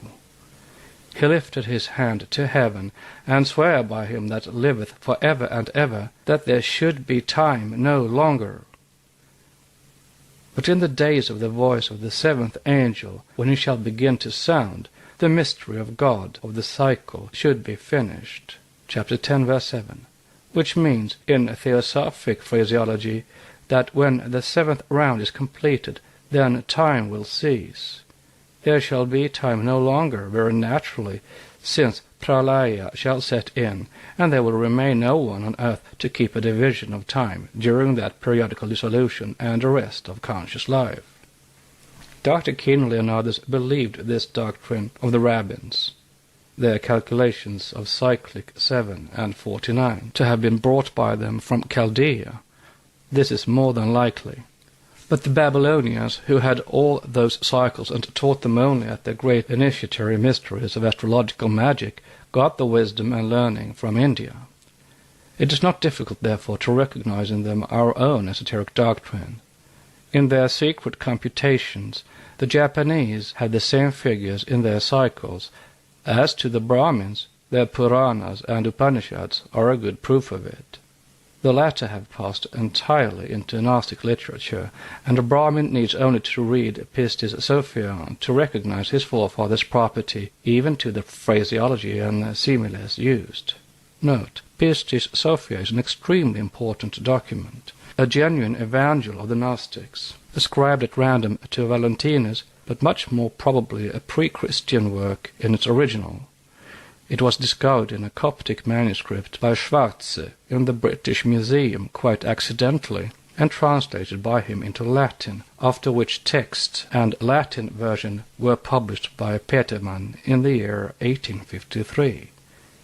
In the text itself, the authorship of this book is ascribed to Philip the Apostle, whom Jesus bids to sit down and write the Revelation.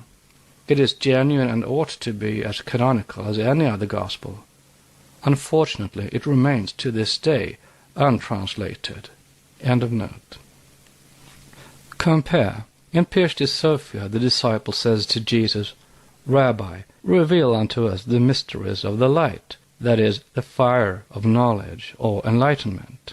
Forasmuch as we have heard thee saying that there is another baptism of smoke, and another baptism of the Spirit of holy light, that is, the Spirit of fire, I baptize you with water, but he shall baptize you with the Holy Ghost and with fire, says John of Jesus, in Matthew chapter 3, verse 2, meaning this esoterically. The real significance of this statement is very profound. It means that he, John, a non-initiated ascetic, can impart to his disciples no greater wisdom than the mysteries connected with the plane of matter, water being a symbol of it. His gnosis was that of exoteric and ritualistic dogma, of dead-letter orthodoxy, while the wisdom which Jesus, an initiate of the higher mysteries, would reveal to them was of a higher character, for it was the fire wisdom of the true gnosis, or the real spiritual enlightenment. Note, in the cycle of initiation, which was very long, water represented the first and lowest steps toward purification, while trials connected with fire came last. Water could regenerate the body of matter, fire alone that of the inner spiritual man. End of note. One was fire, the other the smoke. For Moses, the fire of Mount Sinai, and the spiritual wisdom imparted for the multitudes of the people below, for the profane, Mount Sinai in, through smoke, that is, the exoteric husks of orthodox or sectarian ritualism. Now, having the above in view, read the dialogue between the sages Narada and Devamata in the Anugita, the antiquity and importance of which manuscript, an episode from the Mahabharata, one can learn in the sacred books of the East, edited by Professor Max Müller. Narada is discussing upon the breaths, or the life winds, as they are called in the clumsy translation of such words as prana, apana, etc., whose full esoteric meaning and application to individual functions can hardly be rendered in English. He says of this science that it is the teaching of the Veda that the fire verily is all the deities, and knowledge of it arises among Brahmins, being accompanied by intelligence. By fire, says the commentator, he means the self. By intelligence, the occultist says, Narada means neither discussion nor argumentation, as Arjuna Mishra believes, but intelligence truly, or the adaptation of the fire of wisdom to exoteric ritualism for the profane. This is the chief concern of the Brahmins, who were the first to set the example to other nations, who thus anthropomorphized and carnalized the grandest metaphysical truths. Narada makes it plain and is made to say, the smoke of that fire, which is of excellent glory, appears in the shape of darkness. Verily so. Its ashes are passion, and goodness is that in connection with it in which the offering is thrown. That is, that faculty in the disciple which apprehends the subtile truth, the flame, which escapes heavenward, while the objective sacrifice remains as a proof and evidence of piety only to the profane. For what can Narada mean in teaching that those who understand the sacrifice understand the samana and the vayana as the principal offering, and the prana and apana but portions of the offering, and between them is the fire? That is the excellent seat of the udana as understood by Brahmanas. As to that which is distinct from these pairs, hear me speak about that. Day and night are a pair, between them is the fire. That which exists and that which does not exist are a pair, between them is the fire, etc.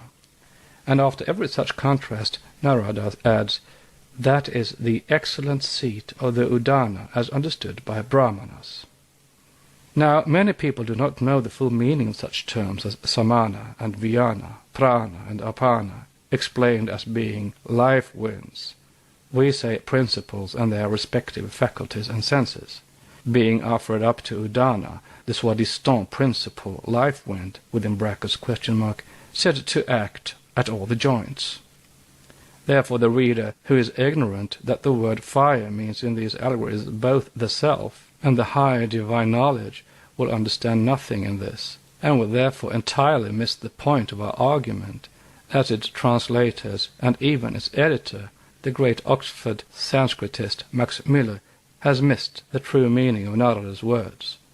Exoterically, all this enumeration of life winds means, of course, approximately that which is surmised in the footnotes, namely, the sense appears to be this. Worldly life is due to the operations of the life winds which are attached to the self, and lead to its manifestations as individual souls, within brackets question mark. Of these, the samana and vayana are controlled and held under check by the prana and apana. The latter two are held in check and controlled by the udana, which thus controls all.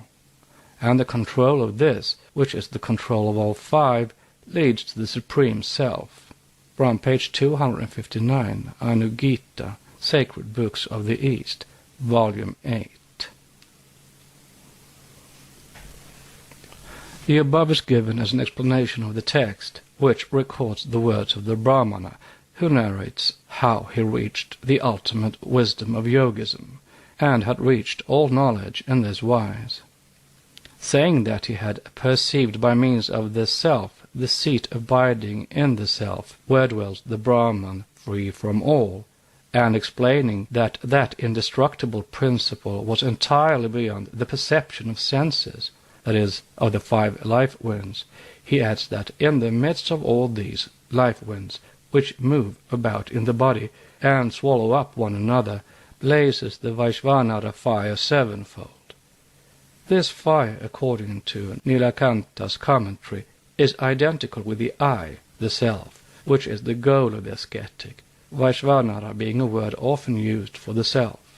Then the Brahmana goes on to enumerate that which is meant by the word 7-fold, and says, the nose or smell, the tongue, taste, the eye and the skin, and the ear as the 5th, the mind and the understanding, these are the 7 tongues of the blaze of Vaishvanara. Those are the 7 kinds of fuel for me. These are the 7 great officiating priests. These 7 priests are accepted by Arjuna Mishra in the sense of meaning the soul distinguished as so many souls or principles, with reference to these several powers. And finally, the translator seems to accept the explanation and reluctantly admits that they may mean this, though he himself takes the sense to mean the powers of hearing, etc., the physical senses in short, which are presided over by the several deities. But whatever it may mean, whether in scientific or orthodox interpretations, this passage on page 259 explains Narada's statements on page 276, and shows them referring to exoteric and esoteric methods and contrasting them. Thus the samana and the vijnana, though subject to the prana and apana, and all the 4 to udana in the matter of acquiring the pranayama, or the hatha yogi chiefly, or the lower form of yoga, are yet referred to as the principal offering, for, as rightly argued by the commentator, their operations are more practically important for vitality, that is, they are the grossest, and are offered in the sacrifice to disappear, so to speak, in the quality of darkness, of that fire or its smoke, meaning mere exoteric ritualistic form. But prana and apana, though shown as subordinate, because less gross or more purified, have the fire between them, the self and the secret knowledge possessed by that self. So for the good and evil, and for that which exists and that which does not exist, all these pairs have fire between them, that is, esoteric knowledge, the wisdom of the divine self. Note, compare with these pairs of opposites in the Anugita, the pairs of aeons in the elaborate system of Valentinus, the most learned and profound master of Gnosis. As the pairs of opposites, male and female, are all derived from Akasha, undeveloped and developed, differentiated and undifferentiated, or self, or Prajapati, so are the Valentinian pairs of male and female aeons shown to emanate from Bethos, the pre-existing eternal depth, and in their secondary emanation from Ampsiuran, or sempiternal depths and silence, the second Logos. In the esoteric emanation there are 7 chief pairs of opposites, and so also in the Valentinian system there were 14, or twice 7. Epiphanius, copying it correctly, copied 1 pair twice over. Mr. C.W. King thinks, and thus adds 1 pair to the proper 15. The Gnostics, etc., pages 263 to 264. Here King falls into the opposite error. The pairs of aeons are not 15, or blind, but 14, as the first aeon is that from which the others emanate, depth and silence being the first and only emanation from Beatos. As Hippolytus shows, the aeons of Valentinus are confessedly the 6 radicals of Simon, Magus, with the 7th, fire, at their head, and these are mind, intelligence, voice, name, reason, and thought, subordinate to fire, the higher self, or precisely the 7 winds, or the 7 priests, of Anugita. End of note. Let those who are satisfied with the smoke of the fire remain wherein they are, that is to say, within the Egyptian darkness of theological fictions and dead-letter interpretations. The above is written only for the Western students of occultism and theosophy. The writer presumes to explain these things neither to the Hindus, who have their own gurus, nor to the Orientalists, who think they know more than all the gurus and rishis past and present put together. These rather lengthy quotations and examples cited are necessary, if even to point out to the student the works he has to study, so as to derive benefit and learning from comparison. Let him read Pishti's Sophia in the light of the Bhagavad Gita, the Anugita, and others, and then the statement made by Jesus in the Gnostic Gospel will become clear, and the dead-letter blinds disappear at once. Read this and compare with the explanation from the Hindu scriptures just given. Quote, "And no name is more excellent than all these 7 vowels, a name wherein be contained all names, all lights, and all the 49 powers, knowing it. If a man quits this body of matter, no smoke, that is, no theological delusion, no darkness, no ruler of the sphere, no personal genius or planetary spirit called God, or of fate, karma, shall be able to hold back the soul that knoweth that name. If he shall utter that name unto the fire, the darkness shall flee away.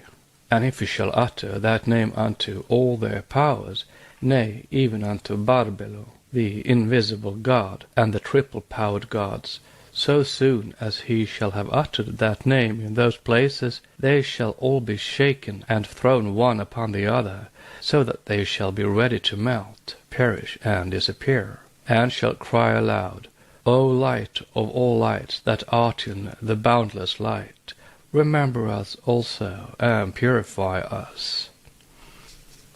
Notes. Note on if a man quits this body of matter, not necessarily at death only, but during samadhi or mystic trance. And note on no smoke, that is, no theological delusion. All the words and sentences between parenthetical marks are the writer's. This is translated directly from the Latin manuscripts of the British Museum.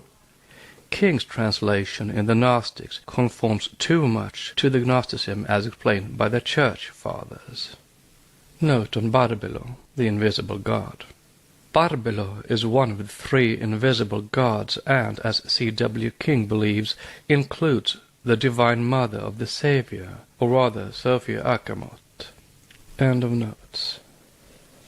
It is easy to see who this light and name are, the light of initiation, and the name of the fire self, which is no name, no action, but a spiritual ever-living power, higher even than the invisible God, as this power is itself. But if the able and learned author of the Gnostics and their remains has not sufficiently allowed for the spirit of allegory and mysticism in the fragments translated and quoted by him in the above-named work from Pishti's Sophia, other Orientalists have done far worse.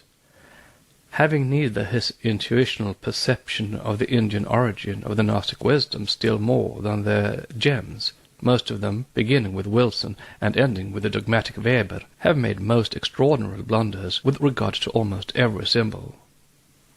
Sir M.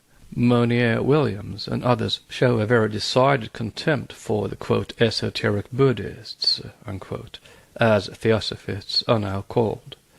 Yet no student of occult philosophy has ever mistaken a cycle for a living personage and vice versa, as were often the case with our learned Orientalists.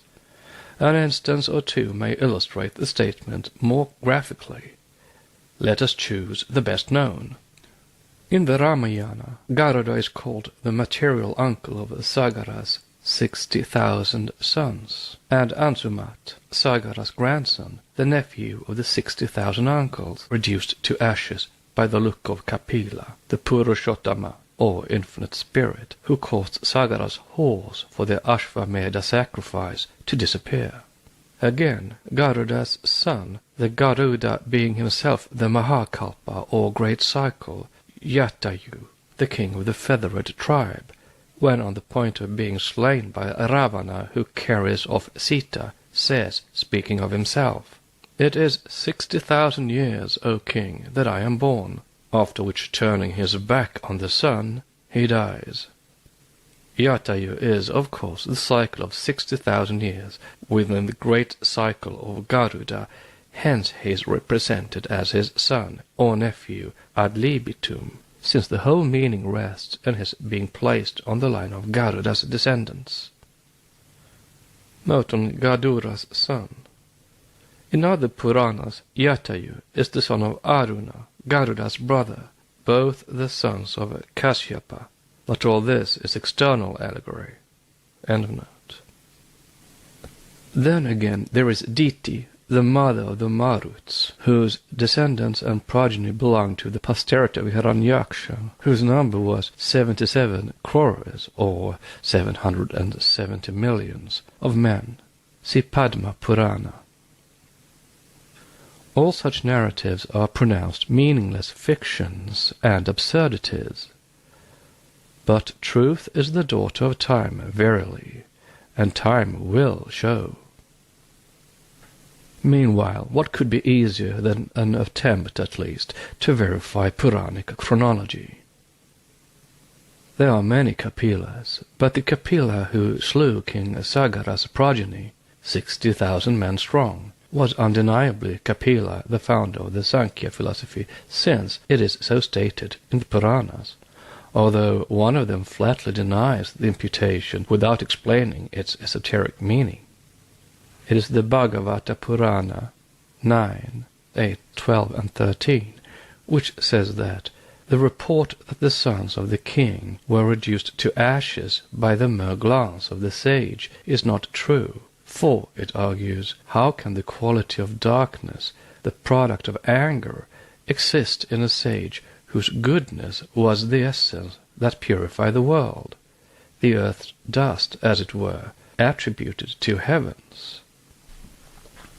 How should mental perturbation distract that sage, identified with the Supreme Spirit, and who has steered here on earth that solid vessel of the Sankhya philosophy, with the help of which he who desires to obtain liberation crosses the dreaded ocean of existence, that path to death? The Purana is in duty bound to speak as it does. It has a dogma to promulgate and a policy to carry out, that of great secrecy with regard to mystical, divine truths divulged for countless ages only at initiation. It is not in the Puranas, therefore, that we have to look for an explanation of the mystery connected with various transcendental states of being. That the story is an allegory is seen upon its very face. The 60,000 sons, brutal, vicious, and impious, are the personification of the human passions that a mere glance of the sage, the self, who represents the highest state of purity that can be reached on earth, reduces to ashes. But it has also other significations, cyclic and chronological meanings, a method of marking the periods when certain sages flourished, found also in other Puranas. Now it is as well ascertained as any tradition can be that it was at the Hardwar or Gangadwara, the door or gate of the Ganges, at the foot of the Himalayas, that Kapila sat in meditation for a number of years. Not far from the Sivalik range, the pass of Hardwar is called to this day Kapila's Pass, and the place Kapilashten, by the ascetics. It is there that Ganges, emerging from its mountainous gorge, begins its course over the sultry plains of India, and it is as clearly ascertained by a geological survey that the tradition which claims that the ocean ages who washed the base of the Himalayas is not entirely without foundation, for there are traces left of this. The Sankhya philosophy may have been brought down and taught by the first, and written out by the last Kapila. Now Sagara is the name of the ocean and even of the Bay of Bengal at the mouth of the Ganges to this day in India. Vide Wilson's Vishnu Purana, Volume 3, page 309. Have geologists ever calculated the number of millenniums it has taken the sea to recede to where it is now, from hardware 1,024 feet above the level of the sea at present? If they did, those Orientalists who show Kapila flourishing from the 1st to the 9th century Anno Domini might change their opinions, if only for one of two very good reasons. The true number of years elapsed since Kapila's day is in the Puranas unmistakably, though the translators fail to see it. And secondly, the Kapila of the Satya and the Kapila of the Kali Yugas may be one and the same individuality, without being the same personality. Kapila, besides being the name of a personage of the once living sage and the author of Sankhya philosophy, is also the generic name of the Kumaras, the celestial ascetics and virgins.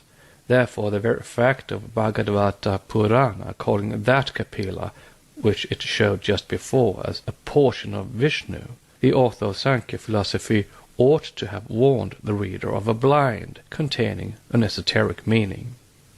Whether the son of Vitata, as Harivansa shows him to be, or of anyone else, the author of Sankhya cannot be the same as the sage of the Satya Yuga at the very beginning of the Manvantara, when Vishnu is shown in the form of Kapila, imparting to all creatures true wisdom. For this relates to that primordial period when the sons of God taught to the just created men the arts and sciences which have been cultivated and preserved since then in the sanctuaries by the initiates. There are several well-known Kapilas in the Puranas. First the primeval sage, then Kapila, one of the secret three Kumaras, and Kapila, son of Kashyapa and Kadru, the many-headed serpent. See Vayu Purana placing him on the list of the 40 renowned sons of Kashyapa, besides Kapila, the great sage and philosopher of the Kali Yuga. Being an initiate, a serpent of wisdom, a Naga, the latter was purposely blended with the Kapilas of the former ages. Next section is section 24, the Cross and the Pythagorean Decade. The Secret Doctrine by Elena Petrovna Blavatsky, a facsimile of the original edition of 1888, printed by the Cunningham Press, Alhambra, California. Book 2, Part 2, The Archaic Symbolism of the World Religions. Section 24, The Cross and the Pythagorean Decade. The early Gnostics claimed that their science, the Gnosis, rested on the square, the angles of which represented, respectively, Sige, silence, Pithos, depth, Nous, spiritual soul or mind, and Aletheia, truth. It is they who were the first to introduce and reveal to the world that which had remained concealed for ages, namely the Tao, in the shape of a Procrustean bed, and Christos as incarnating in Christos, he who became for certain purposes a willing candidate for a series of tortures, mental and physical. For them the whole of the universe, metaphysical and material, was contained within, and could be expressed and described by the digits of number 10, the Pythagorean decade. This decade, representing the universe and its evolution out of silence and the unknown depths of the spiritual soul, or anima mundi, presented two sides or aspects to the student. It could be, and was at first, so used and applied to the macrocosm, after which it descended to the microcosm or man. There was then the purely intellectual and metaphysical, or the inner science, and the as purely materialistic, or surface science, both of which could be expounded by and contained in the decade. It could be studied, in short, from the universals of Plato and the inductive method of Aristotle. The former started from a divine comprehension when the plurality proceeded from unity, or the digits of the decade appeared, but to be finally reabsorbed, lost in the infinite circle.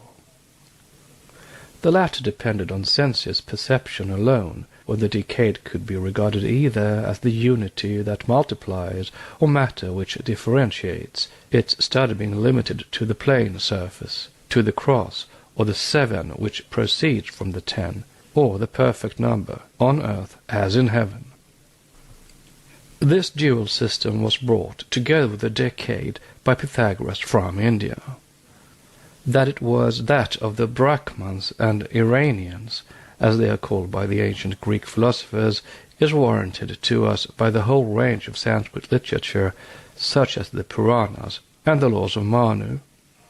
In these laws, or ordinances of Manu, it is said that Brahma first creates the 10 lords of being, the 10 Prajapati or creative forces, which 10 produce 7 other Manus, or rather, as some manuscripts have it, Munin instead of Manun, that is, devotees or holy beings, which are the 7 angels of the presence in the Western religion.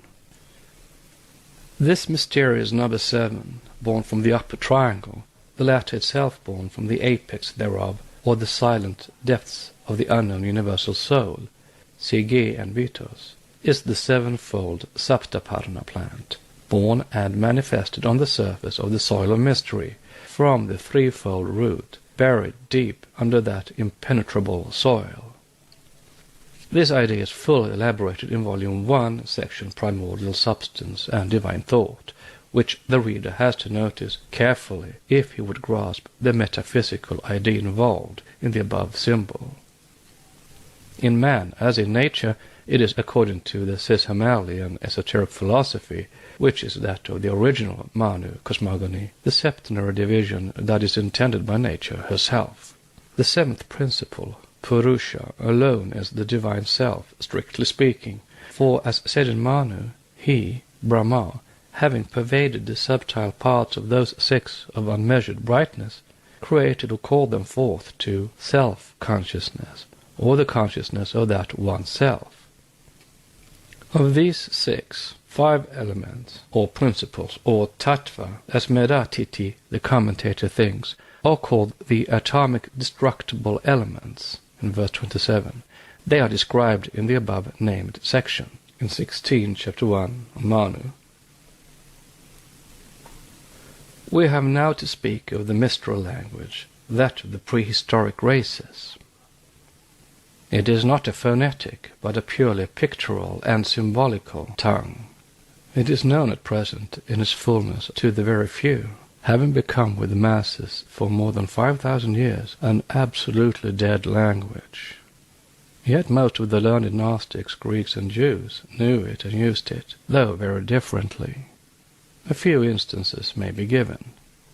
On the plane above, the number is no number but a naught, a circle. On the plane below, it becomes 1, which is an odd number. Each letter of the ancient alphabets having had its philosophical meaning and raison d'être, the number 1 signified with the Alexandrian initiates a body erect, a living, standing man, he being the only animal that has this privilege, and by adding to the 1 a head, it was transformed into P, a symbol of paternity, of the creative potency, while R signified a moving man, one on his way. Hence, Pater Zeus had nothing sexual or phallic either in its sound or form of letters, nor had Pater Deus. Vide Ragon. If we turn now to the Hebrew alphabet, we shall find that while I, or Aleph, has a bull or an ox for its symbol, 10, the perfect number, or 1 of the Kabbalah, is a Yod, Y, I, or J, and means, as the first letter of Jehovah, the procreative organ, etc. The odd numbers are divine, and even numbers are terrestrial, devilish, and unlucky. The Pythagoreans hated the binary. With them it was the origin of differentiation, hence of contrasts, discord, or matter, the beginning of evil. In the Valentinian theogony, Bethos and Sige, depth, chaos, matter born in silence, are the primordial binary. With the early Pythagoreans, however, the duad was that imperfect state into which the first manifested being fell when it got detached from the monad. It was the point from which the two roads, the good and the evil, bifurcated. All that which was double-phased or false was called by them binary. One was alone good and harmony, because no disharmony can proceed from one alone. Hence the Latin word solus in relation to one and only God, the unknown of Paul. Solus, however, very soon became Sol, the sun. Reader's note. S-U-N, and a reader's note. The terner is thus the first of the odd numbers, as the triangle is the first of the geometrical figures.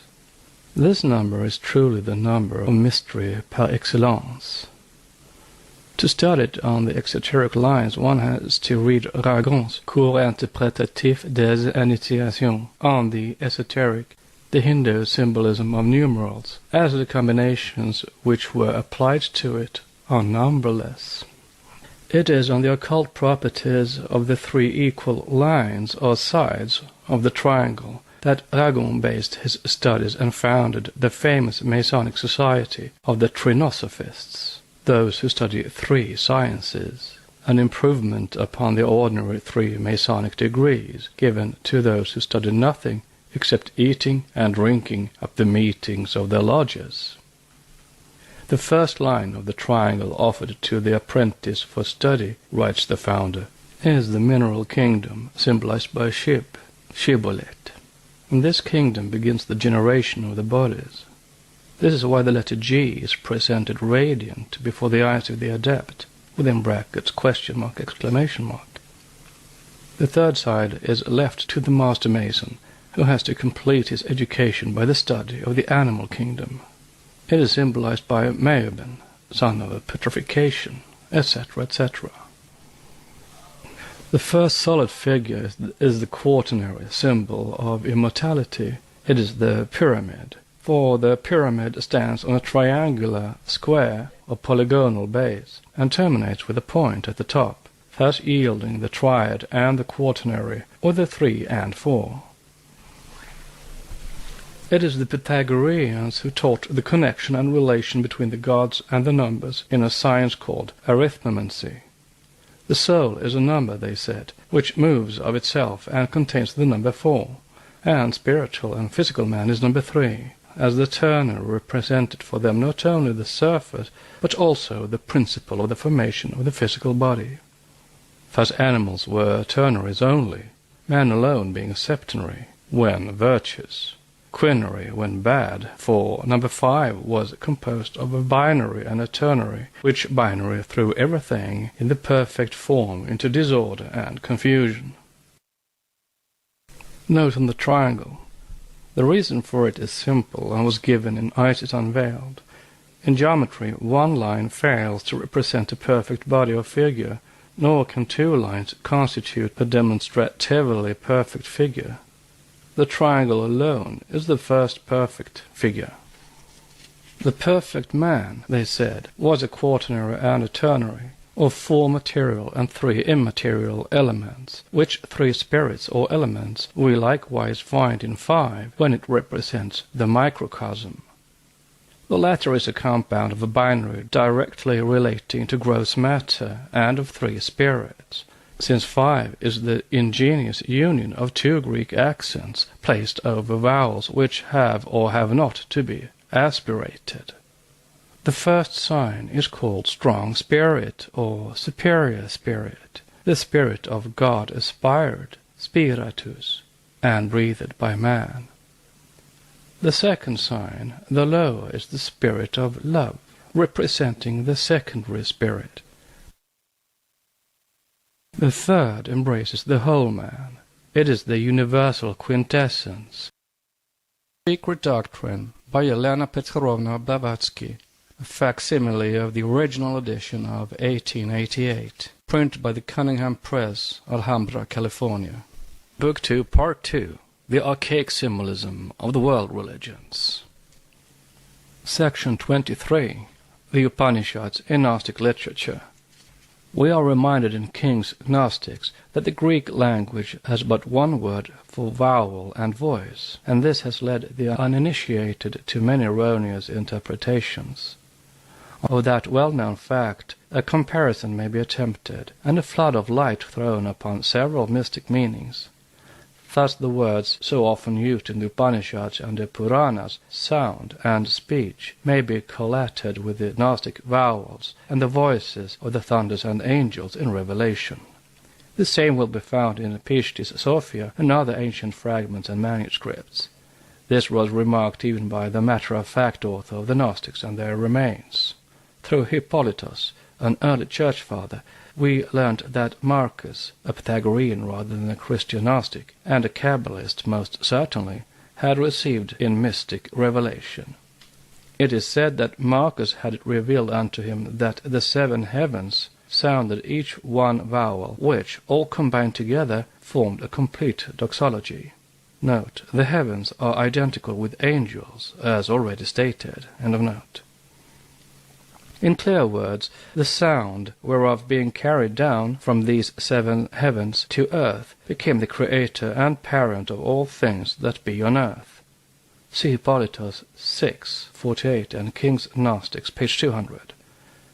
Translated from the occult phraseology into still plainer language, this would read, the sevenfold logos having differentiated into 7 logoi, or creative potencies, vowels, these, the second logos, or sound, created all on earth. Assuredly, one who is acquainted with Gnostic literature can hardly help seeing in St. John's Apocalypse a work of the same school of thought. For we find John saying in chapter 10, verses 3 and 4, 7 thunders uttered their voices, and I was about to write, but I heard a voice from heaven, saying unto me, Seal up those things which the 7 thunders uttered, and write them not.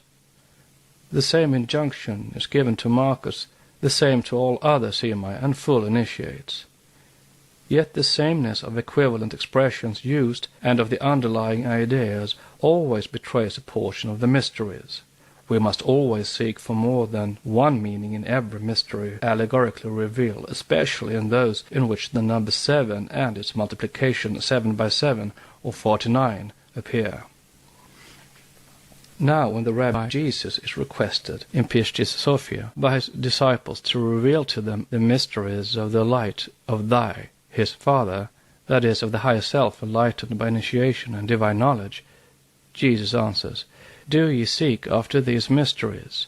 No mysteries is more excellent than they which shall bring your souls unto the light of lights, unto the place of truth and goodness, unto the place where there is neither male nor female, neither form in that place but light everlasting, not to be uttered.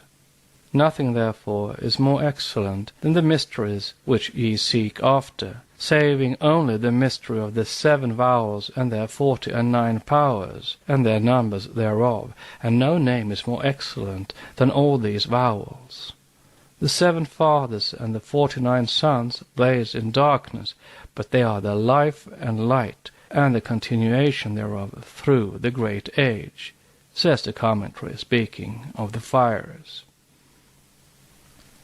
Now it becomes evident that in every esoteric interpretation of exoteric beliefs expressed in allegorical form, there was the same underlying idea, the basic number 7, the compound of 3 and 4 preceded by the divine 3, making the perfect number 10. Also, these numbers applied equally to divisions of time, to cosmography, metaphysical and physical, as well as to man and everything else in visible nature. Thus these 7 vowels with their 49 powers are identical with the 3 and the 7 fires of the Hindus and their 49 fires, identical with the numerical mysteries of the Persian Simurgh, identical with those of the Jewish Kabbalists, the latter dwarfing the numbers, their mode of blinds, made the duration of each successive renewal, what we call in esoteric parlance round, or the 7 renewals of the globe only of 7,000 years instead of, as is more likely, 7 billion, and assigned to the total duration of the universe 49,000 years only. Compare the section Chronology of the Brahmins. Now, the secret doctrine furnishes a key which reveals to us on indisputable grounds of comparative analogy that Garuda, the allegorical and monstrous half-man and half-bird, the Vahan or vehicle on which Vishnu, who is Kala, time, is shown to ride. It is the origin of all other such allegories. He is the Indian phoenix, the emblem of cyclic and periodical time, the man-lion, Singha, of whose representations the so-called Gnostic gems are so full. Note, as confessed by King, the great authority on Gnostic antiquities, these Gnostic gems are not the work of the Gnostics but belong to pre-Christian periods and are the work of magicians. On page 241, end of note. Over the 7 rays of the lion's crown, and corresponding to their points, stand in many cases the 7 vowels of the Greek alphabet: alpha, epsilon, eta, iota, omicron, upsilon, and omega, testifying to the 7 heavens. This is the solar lion and the emblem of the solar cycle, as Garuda is that of the great cycle, the Mahakalpa, co-eternal with Vishnu, and also, of course, the emblem of the sun and solar cycle.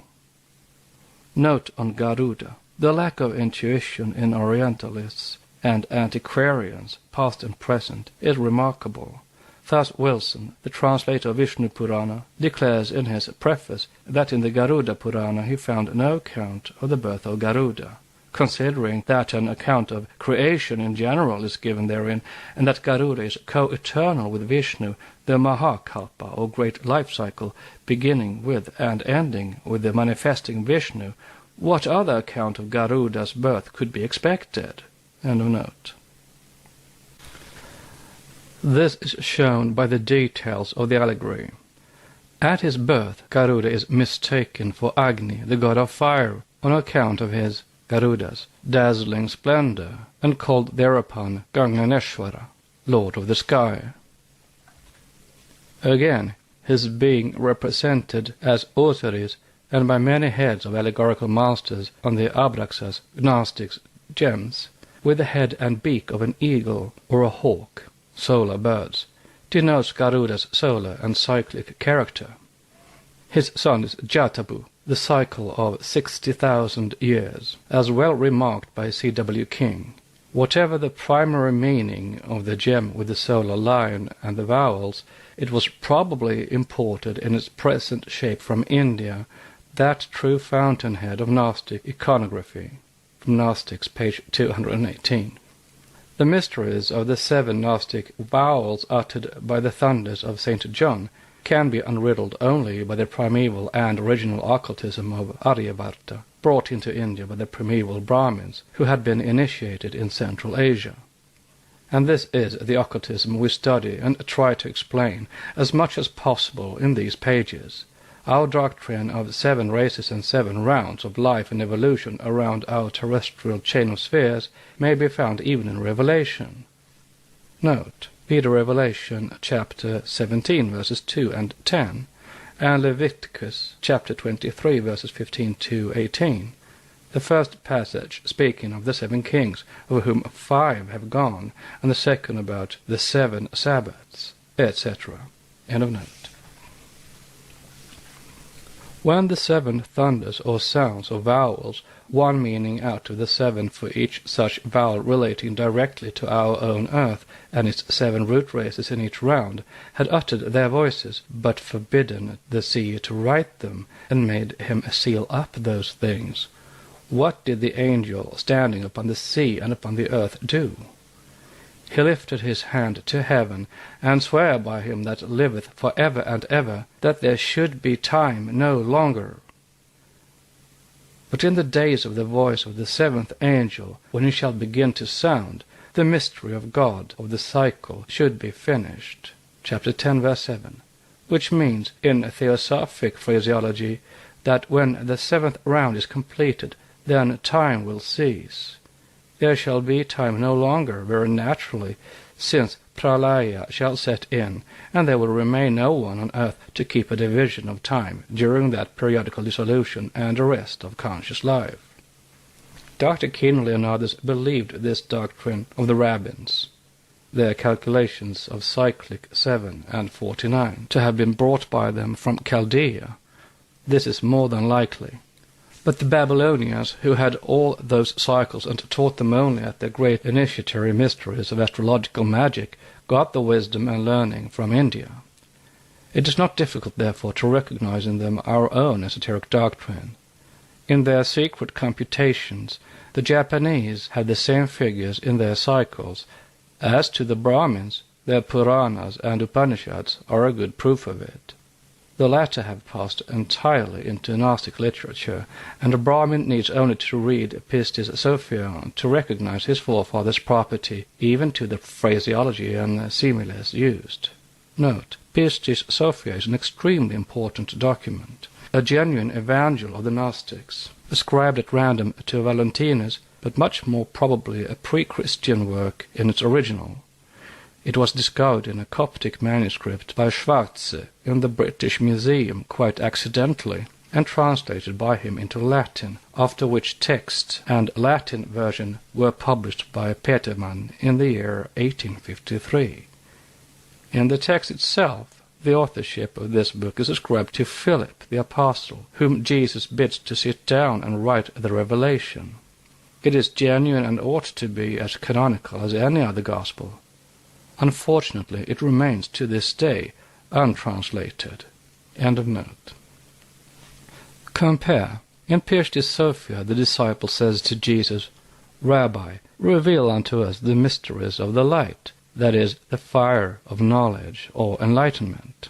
Forasmuch as we have heard thee saying that there is another baptism of smoke, and another baptism of the Spirit of holy light, that is, the Spirit of fire, I baptize you with water, but he shall baptize you with the Holy Ghost and with fire, says John of Jesus, in Matthew chapter 3, verse 2, meaning this esoterically.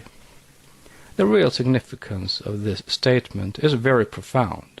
It means that he, John, a non-initiated ascetic, can impart to his disciples no greater wisdom than the mysteries connected with the plane of matter, water being a symbol of it. His gnosis was that of exoteric and ritualistic dogma, of dead-letter orthodoxy, while the wisdom which Jesus, an initiate of the higher mysteries, would reveal to them was of a higher character, for it was the fire wisdom of the true gnosis, or the real spiritual enlightenment. Note, in the cycle of initiation, which was very long, water represented the first and lowest steps toward purification, while trials connected with fire came last. Water could regenerate the body of matter, fire alone that of the inner spiritual man. End of note. One was fire, the other the smoke.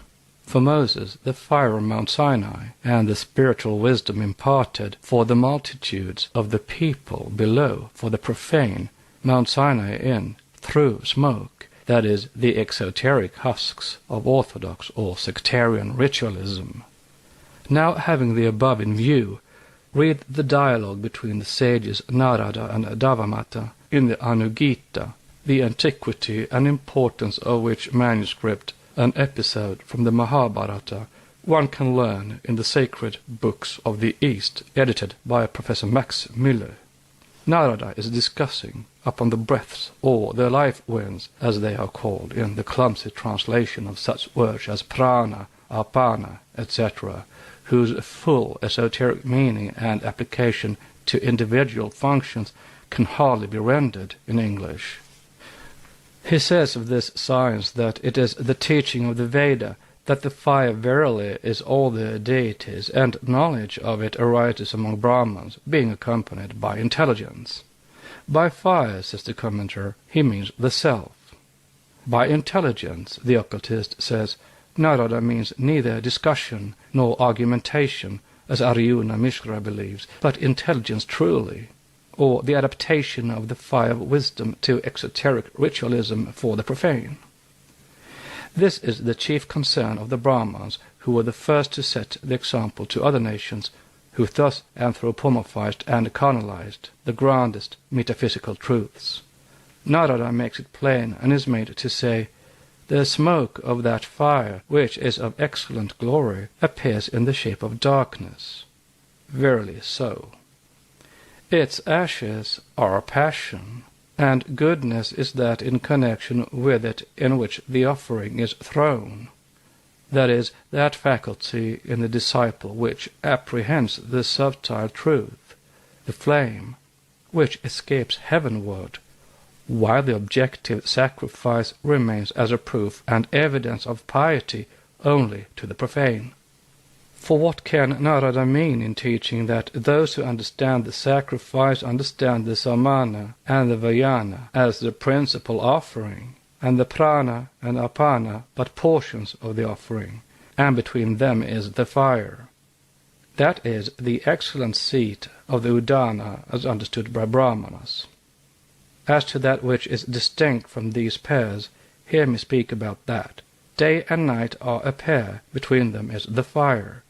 That which exists and that which does not exist are a pair, between them is the fire, etc. And after every such contrast, Narada adds, that is the excellent seat of the udana as understood by Brahmanas. Now, many people do not know the full meaning of such terms as samana and vyana, prana and apana, explained as being life winds.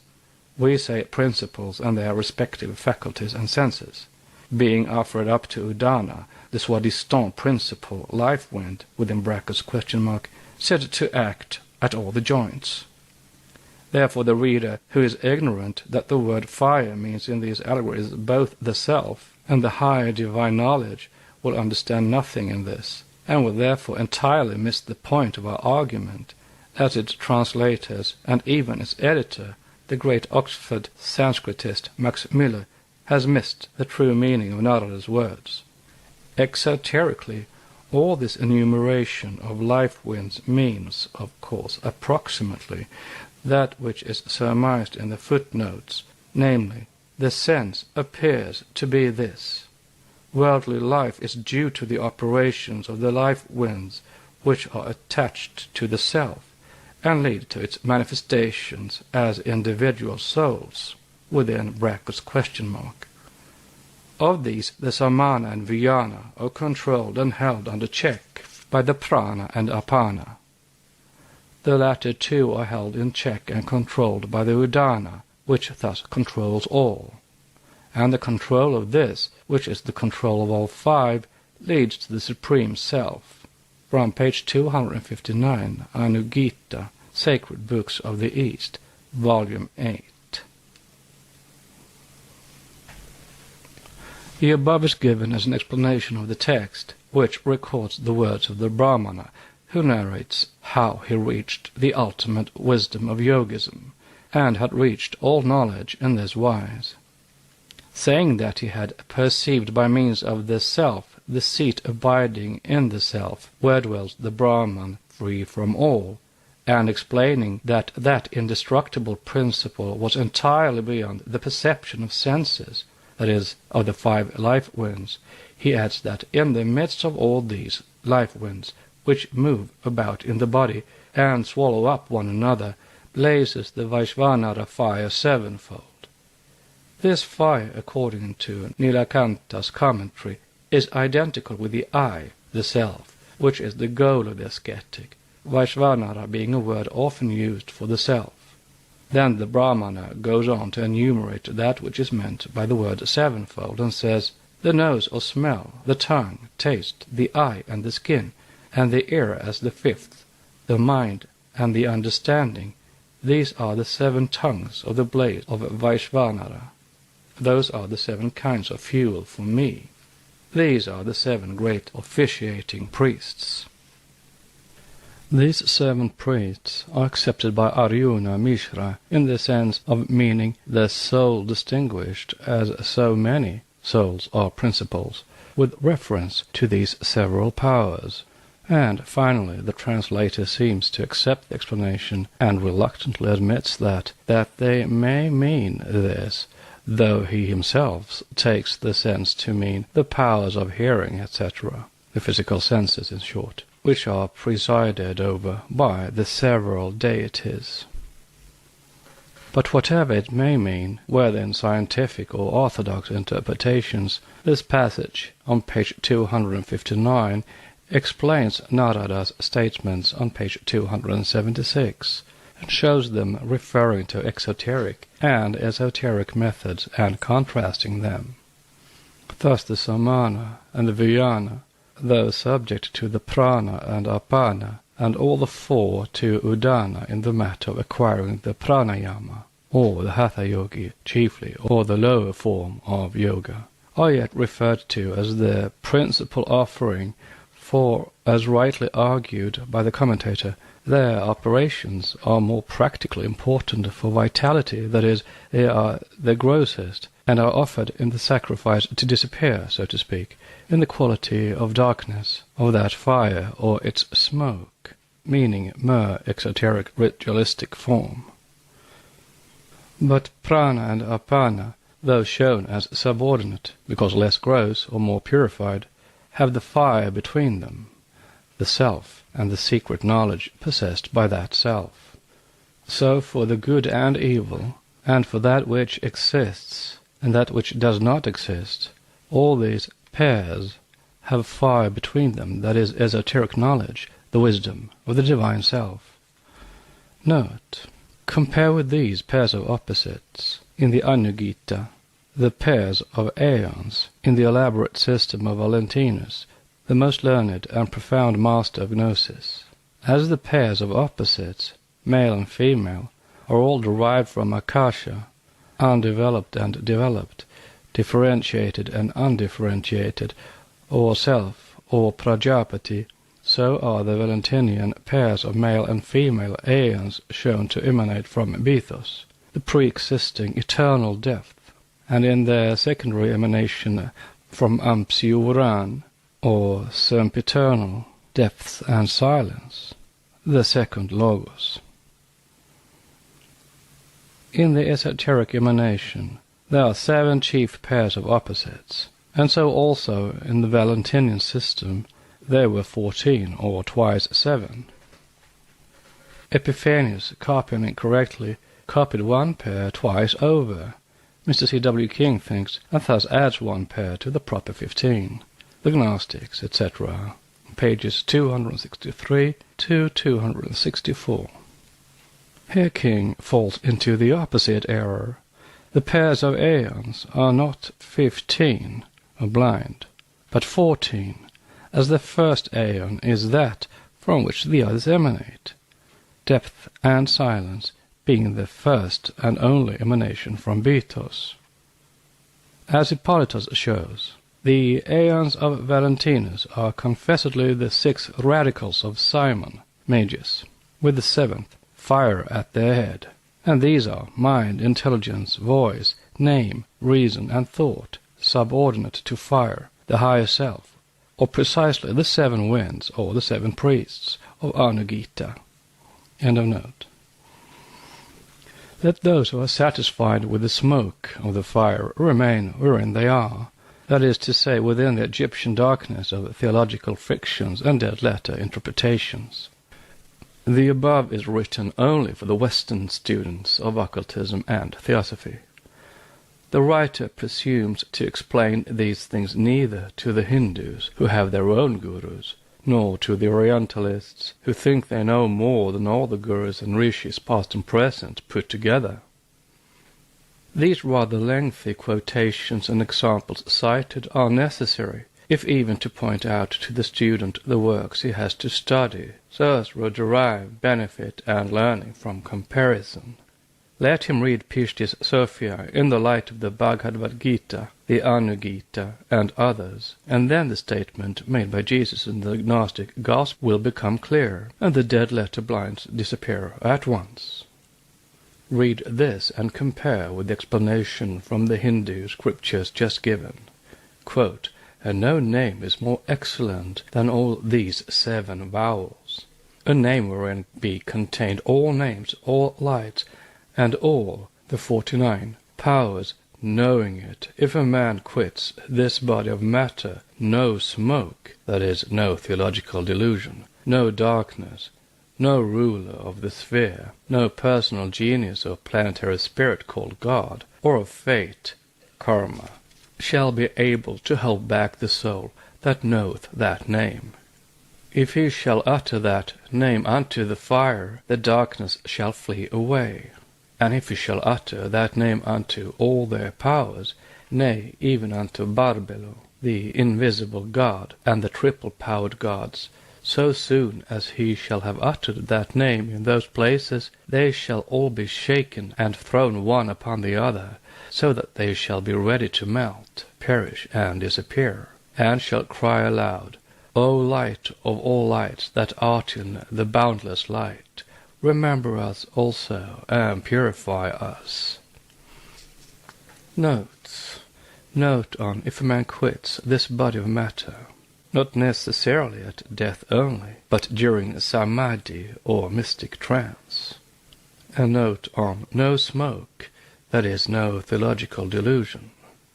All the words and sentences between parenthetical marks are the writer's. This is translated directly from the Latin manuscripts of the British Museum. King's translation in the Gnostics conforms too much to the Gnosticism as explained by the Church Fathers. Note on Barbelo, the invisible god. Barbelo is one of the 3 invisible gods and, as C.W. King believes, includes the Divine Mother of the Savior, or rather Sophia Akamot. End of notes. It is easy to see who this light and name are, the light of initiation, and the name of the fire self, which is no name, no action, but a spiritual ever-living power, higher even than the invisible God, as this power is itself. But if the able and learned author of the Gnostics and their remains has not sufficiently allowed for the spirit of allegory and mysticism in the fragments translated and quoted by him in the above-named work from Pishti's Sophia, other Orientalists have done far worse. Having neither his intuitional perception of the Indian origin of the Gnostic wisdom still more than their gems, most of them, beginning with Wilson and ending with the dogmatic Weber, have made most extraordinary blunders with regard to almost every symbol. Sir M. Monier Williams and others show a very decided contempt for the, quote, esoteric Buddhists, unquote, as theosophists are now called. Yet no student of occult philosophy has ever mistaken a cycle for a living personage and vice versa, as were often the case with our learned Orientalists. An instance or two may illustrate the statement more graphically. Let us choose the best known. In the Ramayana, Garuda is called the material uncle of Sagara's 60,000 sons, and Ansumat, Sagara's grandson, the nephew of the 60,000 uncles, reduced to ashes by the look of Kapila, the Purushottama, or infinite spirit, who caused Sagara's horse for the Ashvamedha sacrifice to disappear. Again, Garuda's son, the Garuda being himself the Mahakalpa, or great cycle, Jatayu, the king of the feathered tribe, when on the point of being slain by Ravana, who carries off Sita, says, speaking of himself, "It is 60,000 years, O king, that I am born. after which, turning his back on the sun, he dies. Jatayu is, of course, the cycle of 60,000 years within the great cycle of Garuda, hence he is represented as his son, or nephew, ad libitum, since the whole meaning rests in his being placed on the line of Garuda's descendants. Note on Gadura's son.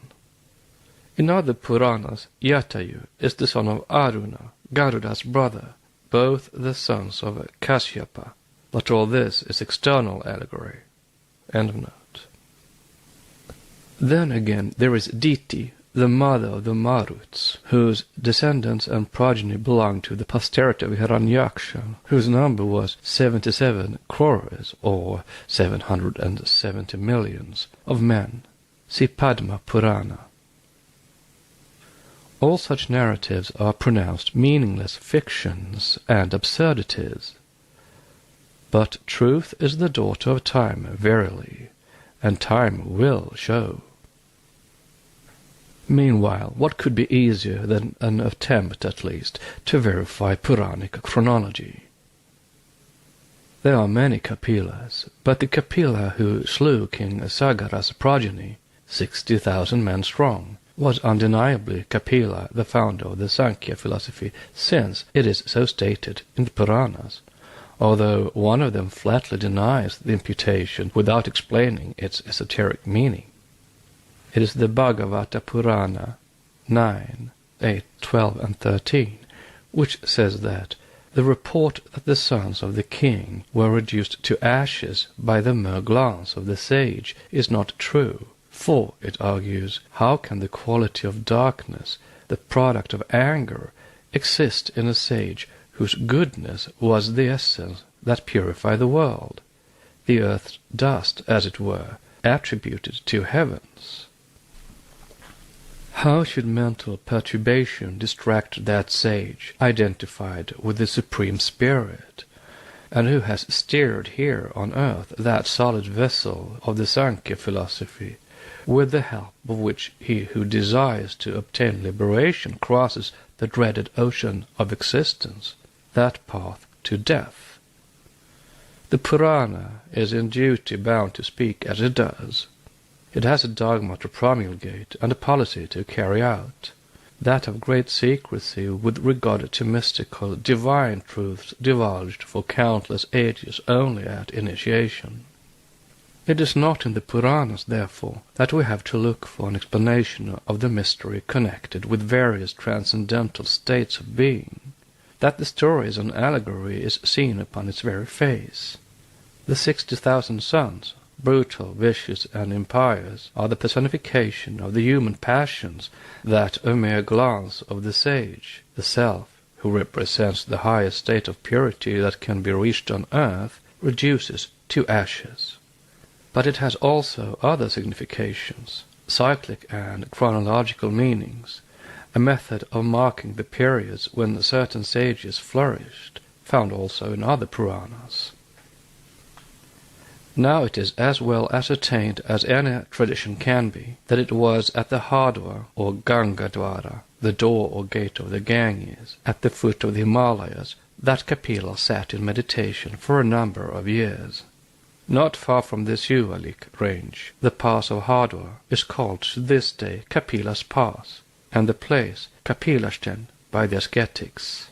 It is there that Ganges, emerging from its mountainous gorge, begins its course over the sultry plains of India, and it is as clearly ascertained by a geological survey that the tradition which claims that the ocean ages who washed the base of the Himalayas is not entirely without foundation, for there are traces left of this.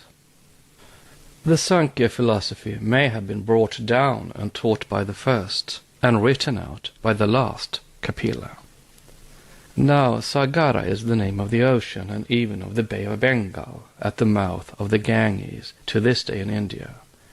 Vide Wilson's Vishnu Purana, Volume 3, page 309.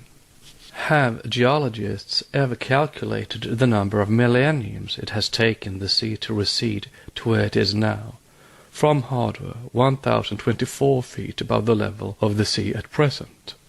If they did, Those Orientalists who show Kapila flourishing from the 1st to the 9th century Anno Domini might change their opinions, if only for one of two very good reasons. The true number of years elapsed since Kapila's day is in the Puranas unmistakably, though the translators fail to see it. And secondly, the Kapila of the Satya and the Kapila of the Kali Yugas may be one and the same individuality, without being the same personality. Kapila, besides being the name of a personage of the once living sage and the author of Sankhya philosophy, is also the generic name of the Kumaras, the celestial ascetics and virgins. Therefore the very fact of Bhagavata Purana calling that Kapila, which it showed just before, as a portion of Vishnu, the author of Sankhya philosophy, ought to have warned the reader of a blind containing an esoteric meaning. Whether the son of Vitata, as Harivansa shows him to be, or of anyone else, the author of Sankhya cannot be the same as the sage of the Satya Yuga at the very beginning of the Manvantara, when Vishnu is shown in the form of Kapila, imparting to all creatures true wisdom. For this relates to that primordial period when the sons of God taught to the just created men the arts and sciences which have been cultivated and preserved since then in the sanctuaries by the initiates. There are several well-known Kapilas in the Puranas. First the primeval sage, then Kapila, one of the secret three Kumaras, and Kapila, son of Kashyapa and Kadru, the many-headed serpent. See Vayu Purana placing him on the list of the 40 renowned sons of Kashyapa, besides Kapila, the great sage and philosopher of the Kali Yuga. Being an initiate, a serpent of wisdom, a Naga, the latter was purposely blended with the Kapilas of the former ages. Next section is section 24, the Cross and the Pythagorean Decade. The Secret Doctrine by Elena Petrovna Blavatsky, a facsimile of the original edition of 1888, printed by the Cunningham Press, Alhambra, California. Book 2, Part 2, The Archaic Symbolism of the World Religions. Section 24, The Cross and the Pythagorean Decade. The early Gnostics claimed that their science, the gnosis, rested on the square, the angles of which represented, respectively, sige, silence, pithos, depth, nous, spiritual soul or mind, and aletheia, truth. It is they who were the first to introduce and reveal to the world that which had remained concealed for ages, namely the Tao in the shape of a procrustean bed, and Christos as incarnating in Christos, he who became for certain purposes a willing candidate for a series of tortures, mental and physical. For them the whole of the universe, metaphysical and material, was contained within, and could be expressed and described by the digits of number 10, the Pythagorean decade.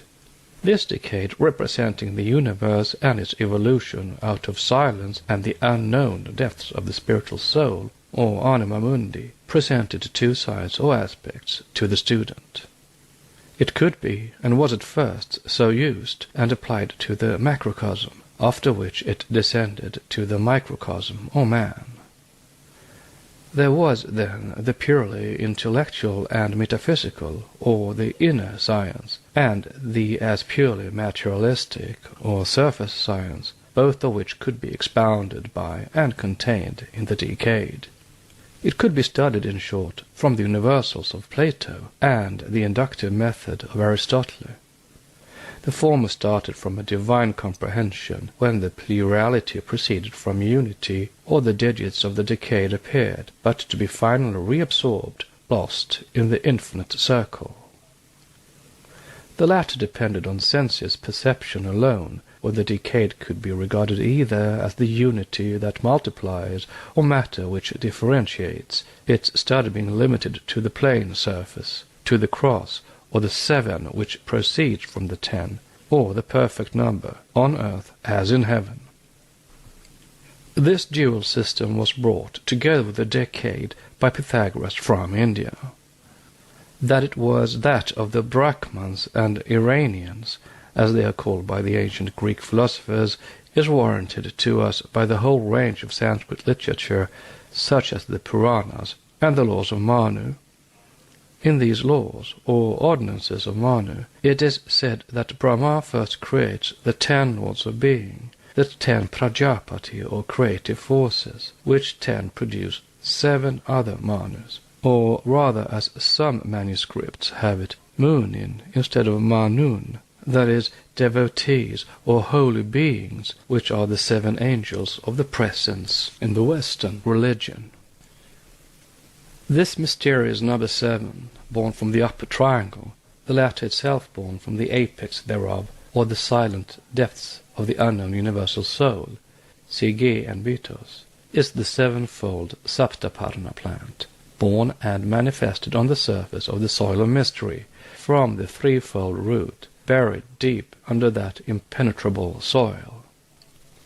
This idea is fully elaborated in Volume 1, section Primordial Substance and Divine Thought, which the reader has to notice carefully if he would grasp the metaphysical idea involved in the above symbol.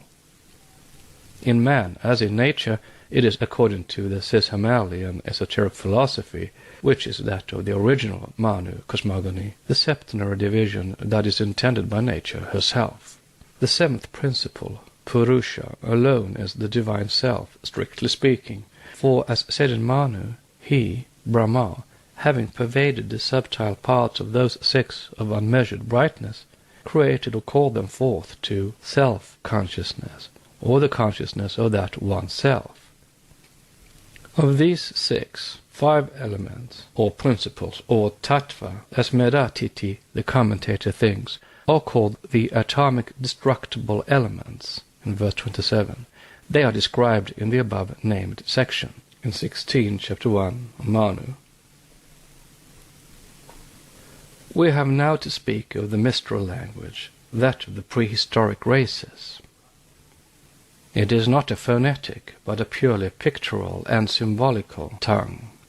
It is known at present in its fullness to the very few, having become with the masses for more than 5,000 years an absolutely dead language. Yet most of the learned Gnostics, Greeks and Jews knew it and used it, though very differently. A few instances may be given. On the plane above, the number is no number but a naught, a circle.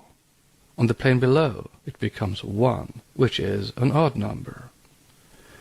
Each letter of the ancient alphabets having had its philosophical meaning and raison d'être, the number 1 signified with the Alexandrian initiates a body erect, a living, standing man, he being the only animal that has this privilege, and by adding to the 1 a head, it was transformed into a P, a symbol of paternity, of the creative potency, while R signified a moving man, one on his way. Hence, Pater Zeus had nothing sexual or phallic either in its sound or form of letters, nor had Pater Deus. Vide Ragon. If we turn now to the Hebrew alphabet, we shall find that while I, or Aleph, has a bull or an ox for its symbol, 10, the perfect number, or 1 of the Kabbalah, is a Yod, Y, I, or J, and means, as the first letter of Jehovah, the procreative organ, etc. The odd numbers are divine, and even numbers are terrestrial, devilish, and unlucky. The Pythagoreans hated the binary. With them it was the origin of differentiation, hence of contrasts, discord, or matter, the beginning of evil. In the Valentinian theogony, Bethos and Sige, depth, chaos, matter born in silence, are the primordial binary. With the early Pythagoreans, however, the duad was that imperfect state into which the first manifested being fell when it got detached from the monad. It was the point from which the two roads, the good and the evil, bifurcated. All that which was double-faced or false was called by them binary. One was alone good and harmony, because no disharmony can proceed from one alone. Hence the Latin word solus in relation to one and only God, the unknown of Paul. Solus, however, very soon became Sol, the sun. Reader's note. S-U-N, and a reader's note. The ternary is thus the first of the odd numbers, as the triangle is the first of the geometrical figures. This number is truly the number of mystery par excellence.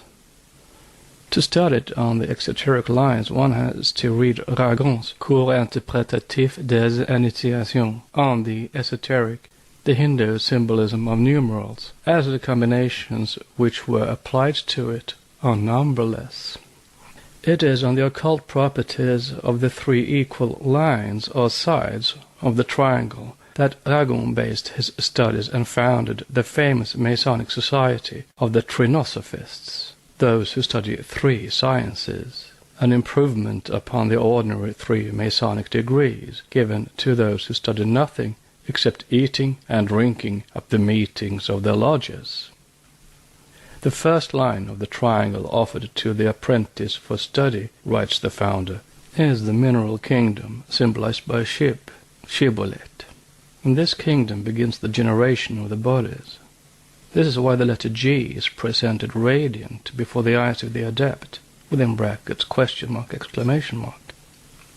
The third side is left to the master mason, who has to complete his education by the study of the animal kingdom.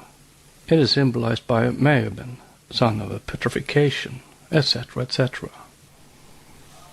The first solid figure is the quaternary, symbol of immortality. It is the pyramid, for the pyramid stands on a triangular, square, or polygonal base, and terminates with a point at the top, thus yielding the triad and the quaternary, or the 3 and 4.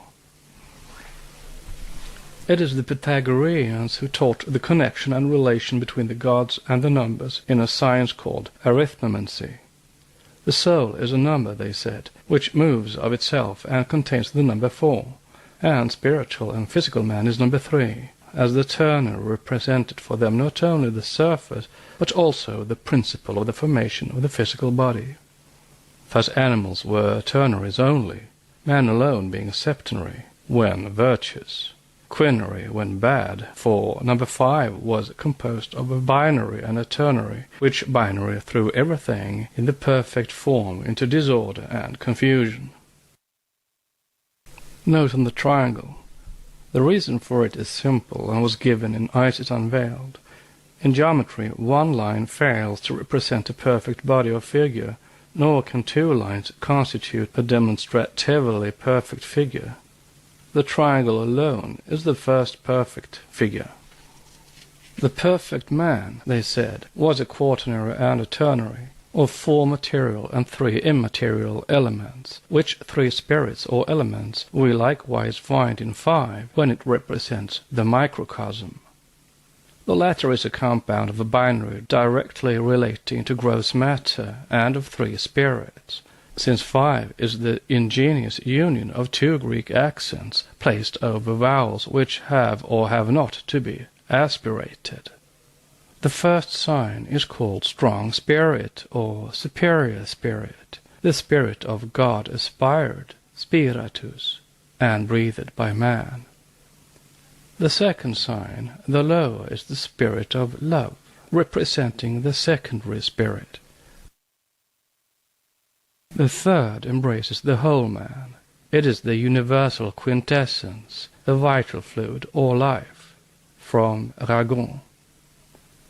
The more mystic meaning of 5 is given in an excellent article by Mr. Sabarot in 5 Years of Theosophy, on pages 110 et sequens, in the 12 Signs of the Zodiac, in which he gives some rules that may help the inquirer to ferret out the deep significance of ancient Sanskrit nomenclature in the old Aryan myths and allegories.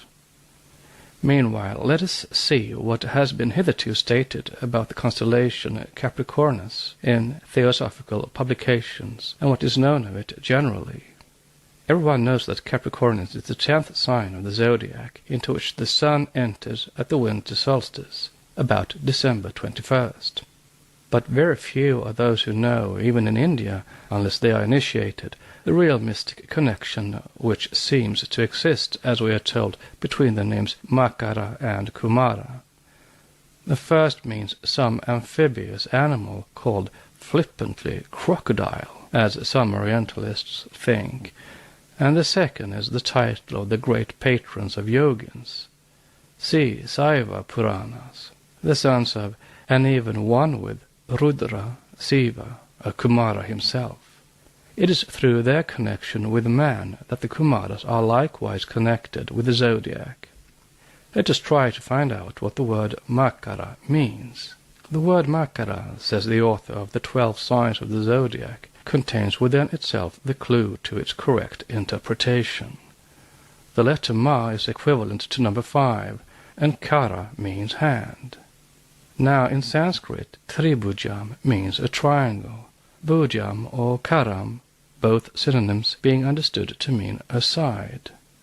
So Makaram or Panchakaram means a pentagon, the 5-pointed star or pentagon representing the 5 limbs of man. Note: what is the meaning and the reason of this figure? Because Manas is the 5th principle, and because the pentagon is the symbol of man, not only of the 5-limbed, but rather of the thinking, conscious man. End of note. Under the old system, we are told, Makara was the 8th instead of the 10th sign. Note: the reason for it becomes apparent when Egyptian symbology is studied. See further on. End of note. It is intended to represent the phases of the universe, and indicates that the universe is bounded by pentagons, as the Sanskrit writers speak also of Ashtadisa, or 8 phases bounding space, referring thus to the Lokapalas, the 8 points of the compass, the 4 cardinal and the 4 intermediate points. From an objective point of view, the microcosm is represented by the human body. Makaram may be taken to represent simultaneously both the microcosm and the macrocosm as external objects of perception, from pages 113 and 115. But in the true esoteric sense of the word, Makar does not mean crocodile, in truth at all, even when it is compared with the animal depicted on the Hindu zodiac, for it has the head and the forelegs of an antelope, and the body and the tail of a fish. Hence the 10th sign of the zodiac has been taken variously to mean a shark, a dolphin, etc., as it is the Vahan of Varuna, the ocean god, and is often called for this reason Jalarupa, or water form. The dolphin was the vehicle of Poseidon Neptune with the Greeks, and one with him esoterically. And this dolphin is the sea dragon as much as the crocodile of the sacred Nile is the vehicle of Horus, and Horus himself. I am the fish and seat of the great Horus of Kemur, says the mummiform god with the crocodile's head, in chapter 88, verse 2 in the Book of the Dead.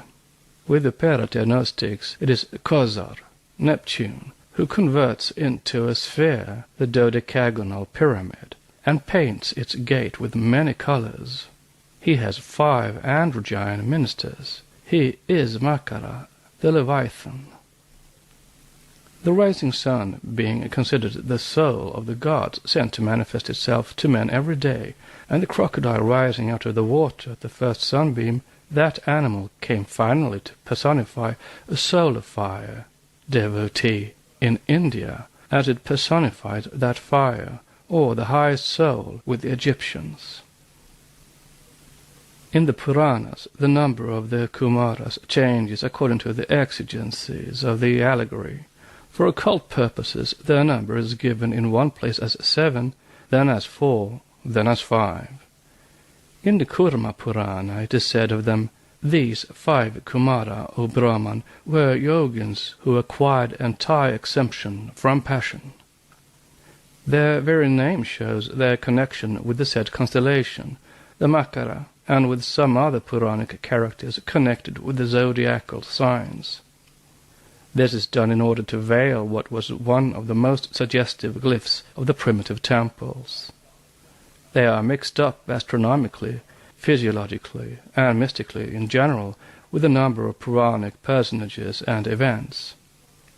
Hardly hinted at in the Vishnu, they figure in various dramas and events throughout all the other Puranas and sacred literature, so that the Orientalists, having to pick up the threads of connection hither and thither, have ended by proclaiming the Kumaras due chiefly to the fancy of the Puranic writers. But Ma, we are told by the author of the 12 signs of the zodiac, is 5, Kara, a hand with its 5 fingers, as also a 5-sided sign, or a pentagon.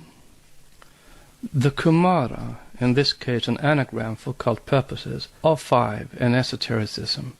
As yogis, because the last 2 names have ever been kept secret, they are the 5th order of Brahmadevas, and the 5-fold Kohans, having the soul of the 5 elements in them, water and ether predominating, and therefore their symbols were both aquatic and fiery. Wisdom lies concealed under the couch of him who rests on the golden lotus, Padma, floating on the water. In India it is Vishnu, one of whose avatars was Buddha, as claimed in days of old. The Praketasas, the worshippers of Narayana, who, like Poseidon, moved or dwelt over, not under the waters, plunged into the depths of the ocean for their devotions and remained therein 10,000 years. And the Praketasas are 10 exoterically, but 5 esoterically. Praketas is in Sanskrit the name of Varuna, the water god, Nereus, an aspect of the same as Neptune, the Praketasas being thus identical with the 5 ministers of Khazar, Poseidon, of the Paratei Gnostics. They are respectively called Ayot, Aioi, or Toav, the 5th a triple name, making 7, being lost, that is, kept secret. Note: so is Brahma's 5th head said to be lost, burnt to ashes by Siva's central eye, Siva being also Panakanana, 5-faced. Thus the number is preserved and secrecy maintained on the true esoteric meaning. End of note. This much for the aquatic symbol, the fiery connecting them with the fire symbol spiritually. For purposes of identity, let us remember that as the mother of the Praketasas was Savarna, the daughter of the ocean, so was Amphitrite, the mother of Neptune's mystic ministers. Now the reader is reminded that these 5 ministers are symbolized both in the dolphin, who had overcome the chaste Amphitrite's unwillingness to wed Poseidon, and in Triton, their son. The latter, whose body above the waist is that of a man and below a dolphin, a fish, is again most mysteriously connected with the oneness, the Babylonian dog, and further also with the fish avatar of Vishnu, Matsya, both teaching mortals wisdom. The dolphin, as every mythologist knows, was placed for this service by Poseidon among the constellations, and became with the Greeks Capricornus. The goat, whose hind part is that of a dolphin, thus shown identical with the Makara, whose head is also that of an antelope, and the body and tail those of a fish. This is why the sign of the Makara was born on the banner of Kamadeva, the Hindu god of love, identified in Atharva Veda with Agni, the fire god, the son of Lakshmi, as correctly given by Harivansa. For Lakshmi and Venus are one, and Amphitrite is the early form of Venus. Now Kama, the Makaraketu, is Aja, the unborn, and Atmabhu, the self-existent, and Aja is the Logos in the Rig Veda, as he is shown therein to be the first manifestation of the One. Desire first arose in it, which was the primal germ of mind, that which connects entity with non-entity, or Manas the fifth, with Atma the seventh, esoterically, say the sages. This is the first stage. The second, on the following plane of manifestation, shows Brahma, whom we select as a representative for all the other first gods of the nations, as causing to issue from his body his mind-born sons, Sanandana and others, who in the fifth creation, and again in the ninth, for purposes of blind, become the Kumara. Let us close by reminding the reader that the goats were sacrificed to Amphitrite and the Nereids on the seashore, as goats are sacrificed to this day to Durga Kali, who is only the black side of Lakshmi, Venus, the white side of Shakti, and by suggesting what connection these animals may have with the Capricornus, in which appear 28 stars in the form of a goat, which goat was transformed by the Greeks into Amalthea, Jupiter's foster mother. Pan, the god of nature, had goat's feet and changed himself into a goat at the approach of Typhon. But this is a mystery which the writer dares not dwell upon at length, not being sure of being understood. Thus the mystical side of the interpretation must be left to the intuition of the student. Let us note one more thing in relation to the mysterious number 5. It symbolizes at one and the same time the spirit of life eternal and the spirit of life and love terrestrial in the human compound. And it includes divine and infernal magic and the universal and individual quintessence of being. Thus the 5 mystic words of vowels, Vidinfa, uttered by Brahma at creation, which forthwith became the Pankadasa, certain Vedic hymns attributed to that god, are in their creative and magical potentiality the white side of the black tantric 5 makaras, or the 5 Ms. Makara, the constellation, is a seemingly meaningless and absurd name, yet even besides its anagrammatical significance in conjunction with the term Kumara, the numerical value of its first syllable and its esoteric resolution into 5 has a very great and occult meaning in the mysteries of nature. Suffice it to say that, as the sign of Makara is connected with the birth of the spiritual microcosm and the death or dissolution of the physical universe, its passage into the realm of the spiritual, so the Jyankochans, called in India Kumara, are connected with both. Note: when the sun passes away behind the 30th degree of Makara and will reach no more the sign of the Menam, Pisces, then the night of Brahma has come. End of note. Moreover, in the exoteric religions, they have become the synonyms of the angels of darkness.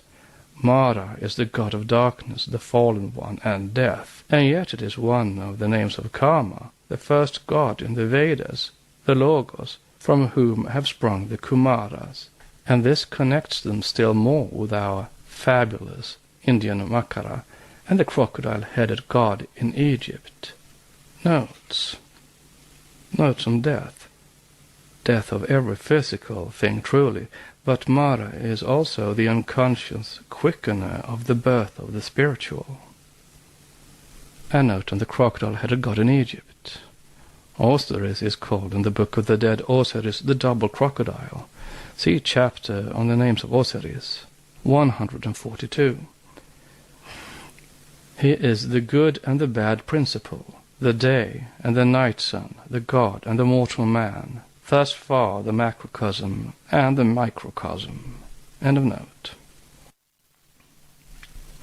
The crocodiles in the celestial Nile are 5, and the god Tum, the primordial deity creating the heavenly bodies and the living beings, calls forth these crocodiles in his 5th creation. When Osiris, the defunct sun, is buried and enters into Amenti, the sacred crocodiles plunge into the abyss of the primordial waters, the great green one. When the sun of life rises, they re-emerge out of the sacred river. All this is highly symbolical, and shows how primeval esoteric truths found their expression in identical symbols.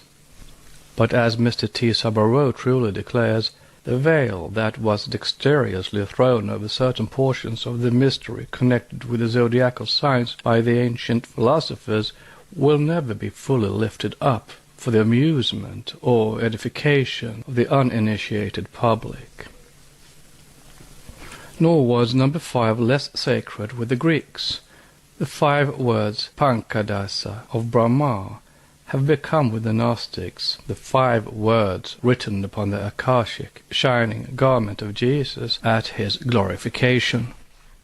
The words Zama, Zama, Oza, Pahama, Ozai, translated by the Orientalists, the robe, the glorious robe of my strength. These words were, in their turn, the enigmatic blind of the 5 mystic powers represented on the robe of the, quote, resurrected, unquote, initiate after his last trial of 3 days trance, the 5 becoming 7 only after his so-called death, when the adept became the full Christos, the full Krishna Vishnu, that is, merged in nirvana. The E Delphicum, a sacred symbol, was the numeral 5 again, and how sacred it was is shown by the fact that the Corinthians, according to Plutarch, replaced the wooden numeral in the Delphic temple by a bronze one, and this one was transmuted by Livia Augusta into a facsimile of gold.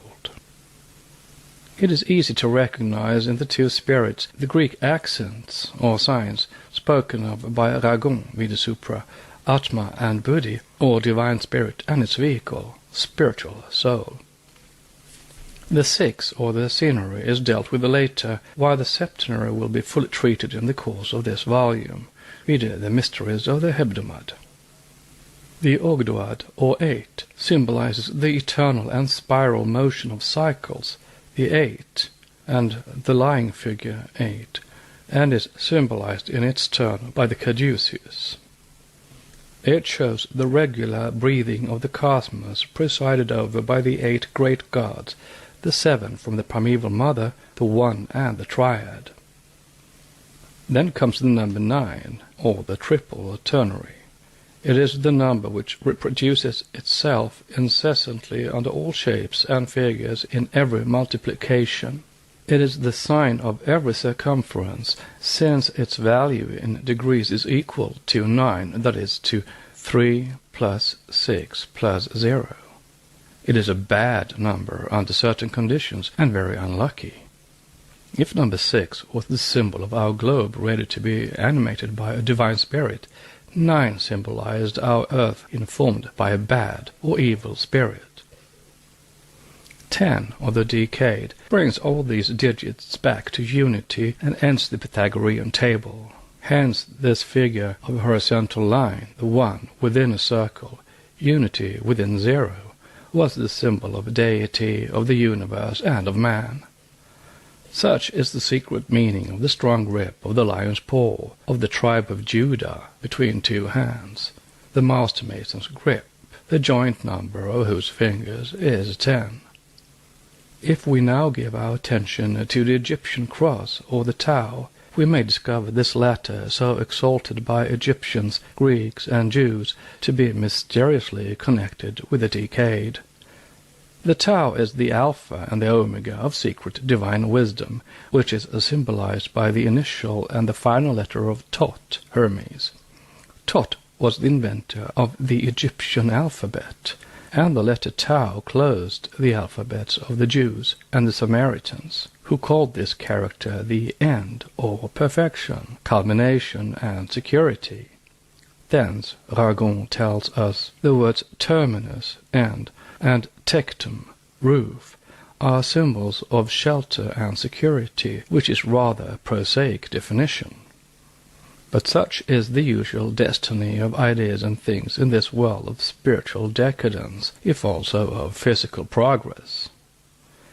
Pan was at one time absolute nature, the one and great all, but when history catches a first glimpse of him, Pan has already tumbled down into a godling of the fields, a rural god, and history will not recognize him, while theology makes of him the devil. Yet his seven-piped flute, the emblem of the seven forces of nature, of the seven planets, the seven musical notes, of all the septenary harmony, in short, shows well his primordial character. So with the cross. Far earlier than the Jews had devised their golden candlestick of the temple with 3 sockets on one side and 4 on the other, and made of number 7 a feminine number of generation, thus introducing the phallic element into religion, the more spiritually minded nations had made of the cross as 3, 4 equals 7, their most sacred divine symbol. Note, reflecting on the cross, the author of the Source of Measures shows that this candlestick in the temple was so composed that, counting on either side, there were 4 candle sockets, while at the apex, there being 1 in common to both sides, there were in fact 3 to be counted on the one side and 4 on the other, making in all number 7 upon the self-same idea of 1 in common with the cross display. Take a line of 1 unit in breadth by 3 units long, and place it on an incline. Take another of 4 units long, and lean it upon this one from an opposite incline, making the top unit of the 4 in length the corner or apex of the triangle. This is the display of the candlestick. Now take away the line of 3 units in length and cross it on the one of 4 units in length, and the cross form results. The same idea is conveyed in the 6 days of the week in Genesis, crowned by the 7, which was used by itself as a base of circular measure. Unquote from page 51. End of note. In fact, circle, cross, and 7, the latter being made a base of circular measurement, are the first primordial symbols. Pythagoras, who brought his wisdom from India, left to posterity a glimpse into this truth. His school regarded number 7 as a compound of numbers 3 and 4, which they had explained in a dual manner. On the plane of the noumenal world, the triangle was, as the first conception of the manifested deity, its image, Father, Mother, Son, and the quaternary, the perfect number, was the noumenal, ideal root of all numbers and things on the physical plane. Some students, in view of the sacredness of tetractys and the tetragrammaton, mistake the mystic meaning of the quaternary. The latter was with the ancients only a secondary perfection, so to speak, because it related only to the manifested planes, whereas it is the triangle, the Greek delta, a triangle, which was the vehicle of the unknown deity. A good proof of it lies with the name of the deity beginning with delta. Zeus was written Deus by the Boeotians, thence the Deus of the Latins. Note, see Little's Greek-English lexicon, end of note. This in relation to the metaphysical conception with regard to the meaning of the septenary in the phenomenal world, but for purposes of profane or exoteric interpretation, the symbolism changed. 3 became the ideograph of the 3 material elements, air, water, earth, and 4 became the principle of all that which is neither corporeal nor perceptible. But this has never been accepted by the real Pythagoreans. Viewed as a compound of 6 and 1, the scenery and the unity, number 7 was the invisible center, the spirit of everything. See further the explanation of 6. As there exists no body with 6 lines constituting its form without a 7th being found as the central point in it. See crystals and snowflakes in so-called inanimate nature. Moreover, number 7, they said, has all the perfection of the unit, the number of numbers. For as absolute unity is uncreated and impartite, hence numberless, and no number can produce it, so is the 7.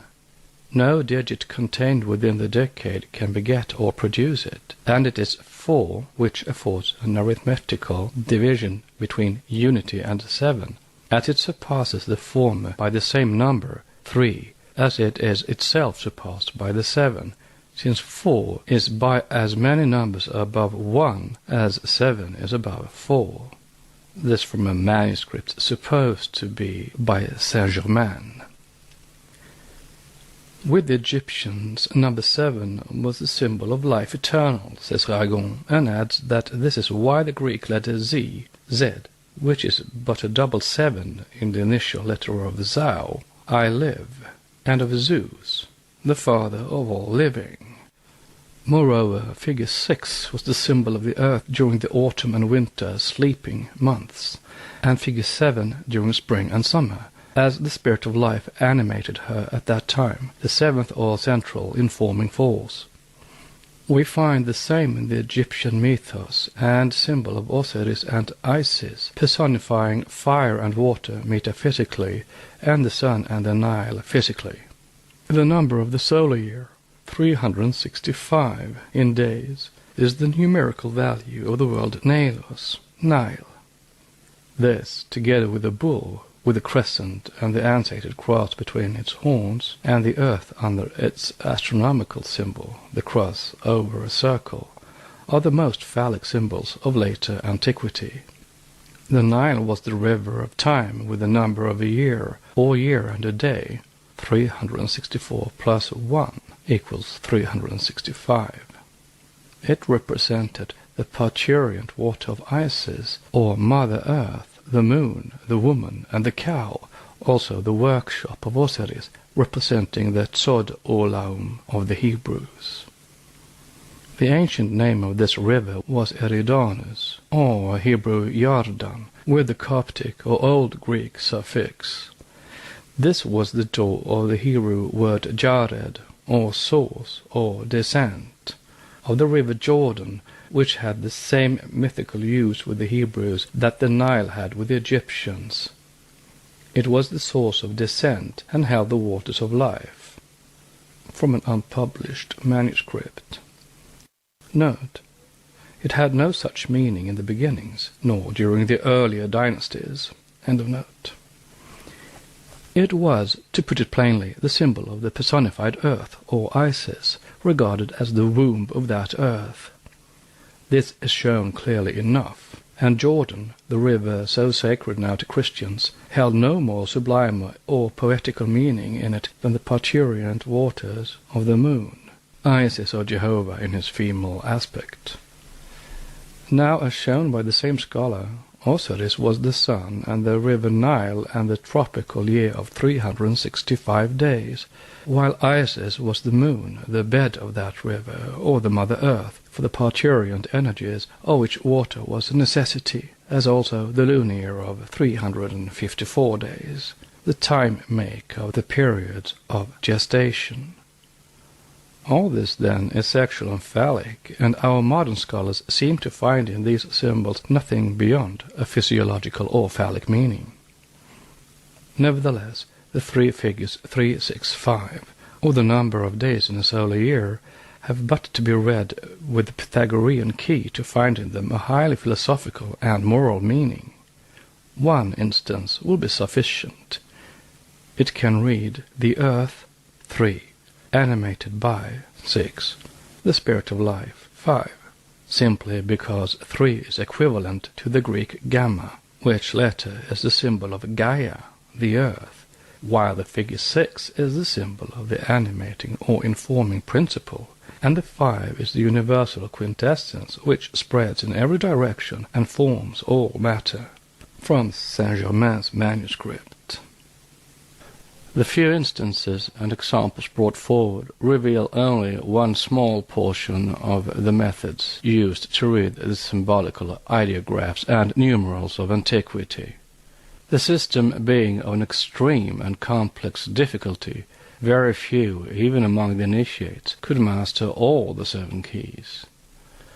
Is it to be wondered, then, that the metaphysical gradually dwindled down into the physical nature, that the sun, once upon a time the symbol of deity, became, as aeons glided by, that of its creative ardor only, and that thence it fell into a glyph of phallic significance? But surely it is not those whose method was, like Plato's, to proceed from the universals down to the particulars, who could ever have begun by symbolizing their religions by sexual emblems. It is quite true, though uttered by that incarnated paradox, Eliphas Levi, that man is God on earth, and God is man in heaven. But this could not, and never did apply to the one deity, only to the hosts of its incarnated beings, called by us Diankochans, by the ancient gods, and now transformed by the Church into devils on the left, and into the Saviour on the right side. But all such dogma grew out of the one root, the root of wisdom, which grows and thrives on the Indian soil. There is not an archangel that could not be traced back to its prototype in the sacred land of Aryavarta. These prototypes are all connected with the Kumaras who appear on the scene of action by refusing, as Sanat Kumara and Sananda, to create progeny. Yet they are called the creators of thinking man. More than once they are brought into connection with Narada, another bundle of apparent incongruities, yet a wealth of philosophical tenets.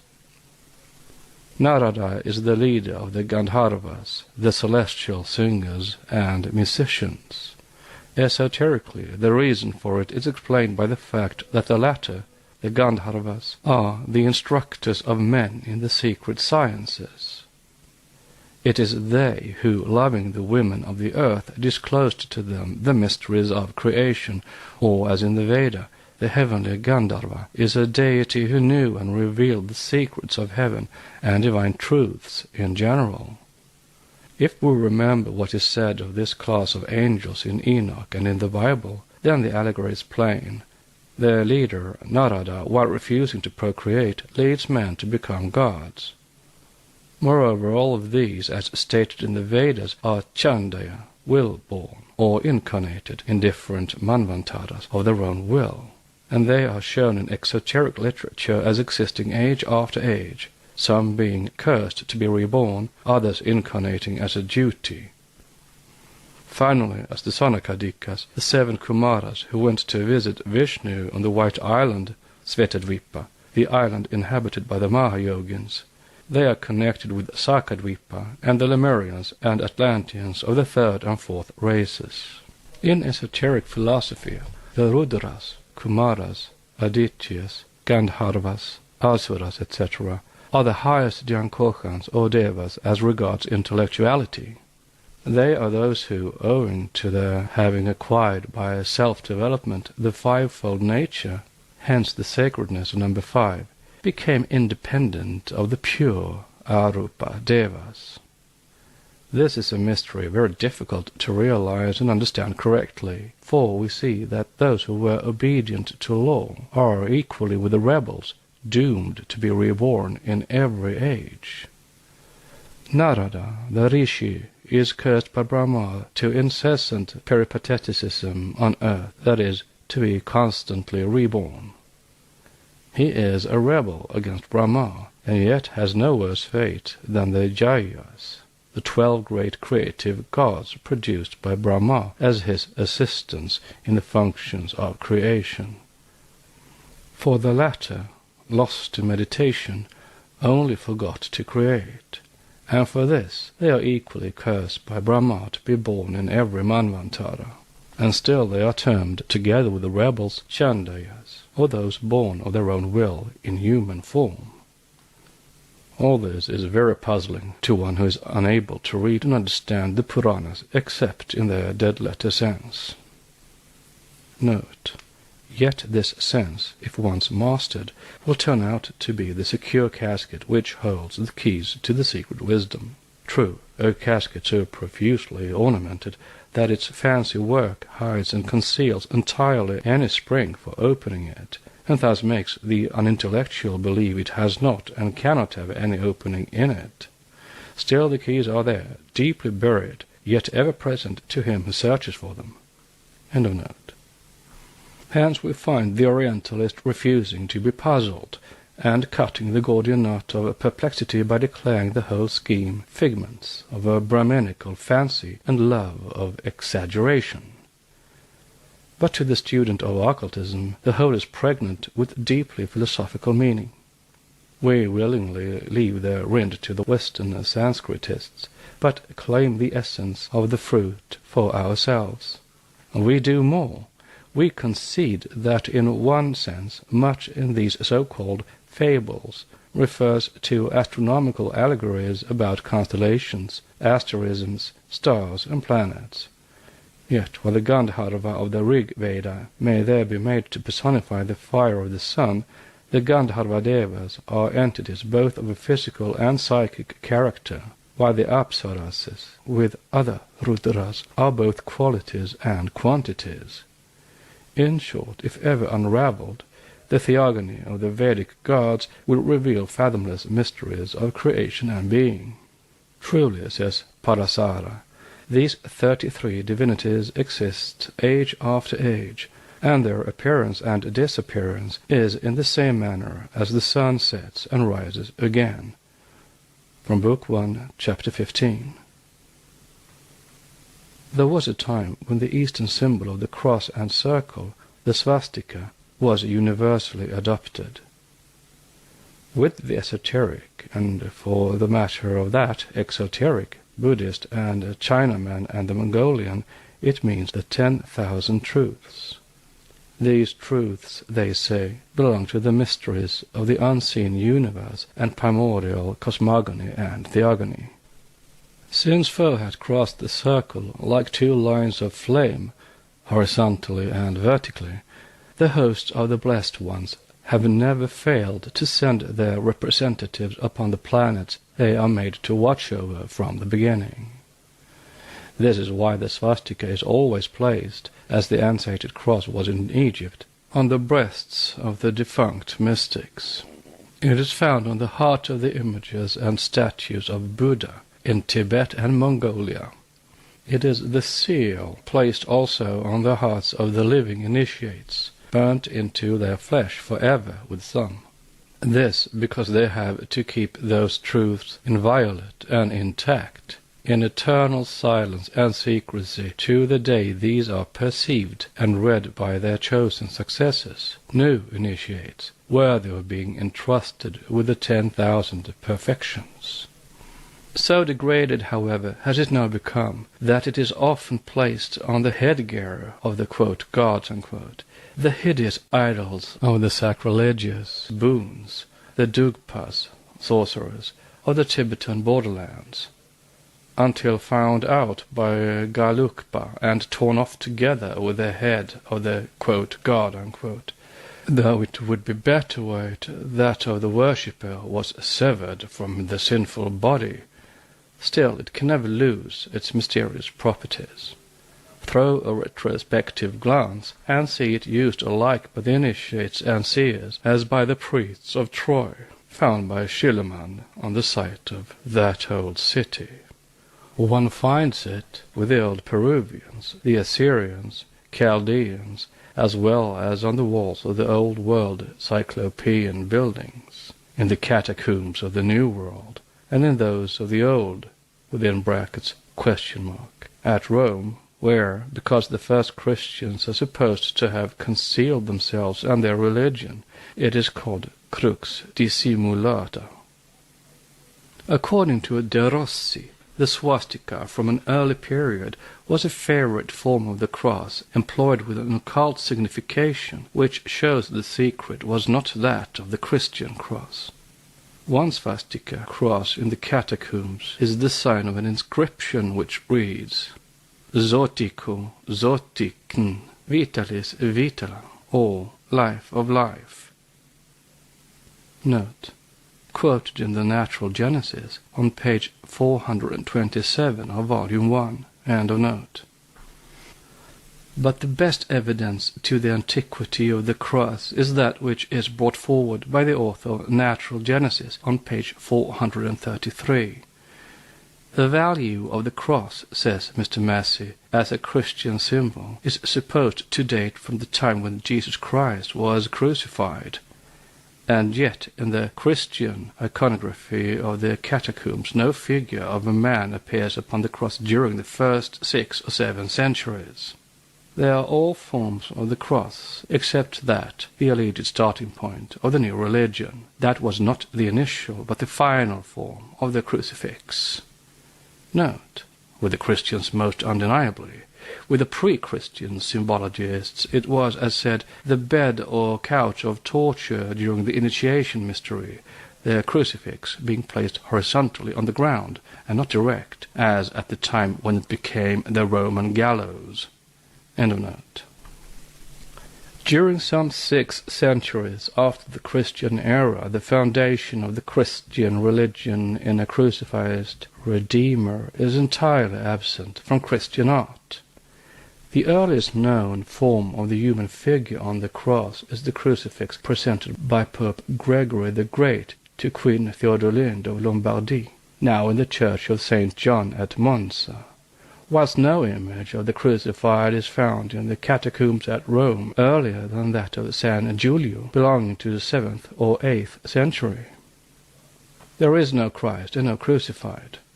The cross in the Christ, even as the Staurus cross, was a type and a name of Horus, the Gnostic Christ. The cross, not the crucified, is the essential object of representation in its art and of adoration in its religion. The germ of the whole growth and development can be traced to the cross, and that cross is pre-Christian, is pagan and heathen in 6 different shapes. The cult began with the cross, and Julian was right in saying he waged a warfare with the X, which he obviously considered had been adopted by the agnostics and mytholators to convey an impossible significance. Note, so it was, and could not be otherwise.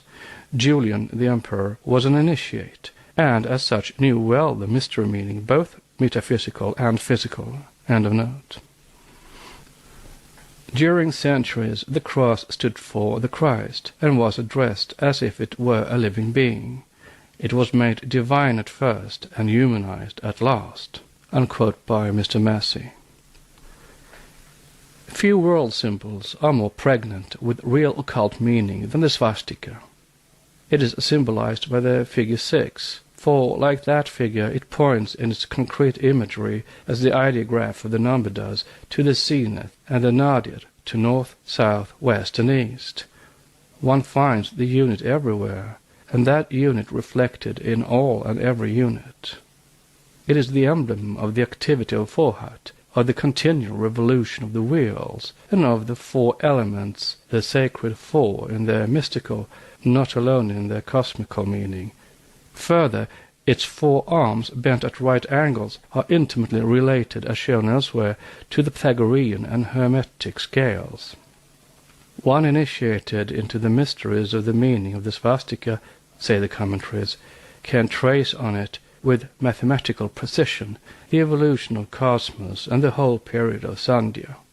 Also the relation of the seen to the unseen, and the first procreation of man and species.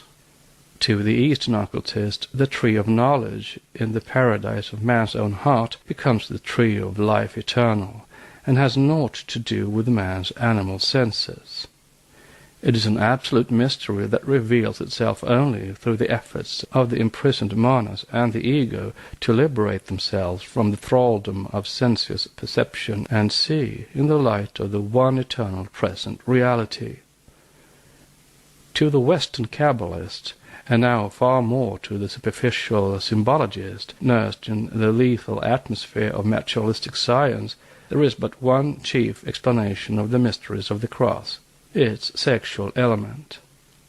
Even the otherwise spiritualistic modern commentator discerns in the cross and swastika this feature before all others. The cross was used in Egypt as a protecting talisman and a symbol of saving power. Typhon, or Satan, is actually found chained and bound to the cross. In the ritual, the Osirian cries, the Apophis is overthrown. Their cords bind the south, north, east, and west. Their cords are on him. Haruba has knotted him. Note, Apophis or Apap is the serpent of evil, symbol of human passions. The sun, Osiris Horus, destroys him when Apap is thrown down, bound and chained. The god Akar, the chief of the gate of the abyss of Akar, the realm of the sun, of chapter 15 verse 39, binds him. Apophis is the enemy of Ra, light. But the great Apap has fallen, exclaims the defunct. The scorpion has hurt thy mouth, he says to the conquered enemy, in chapter 39, verse 7.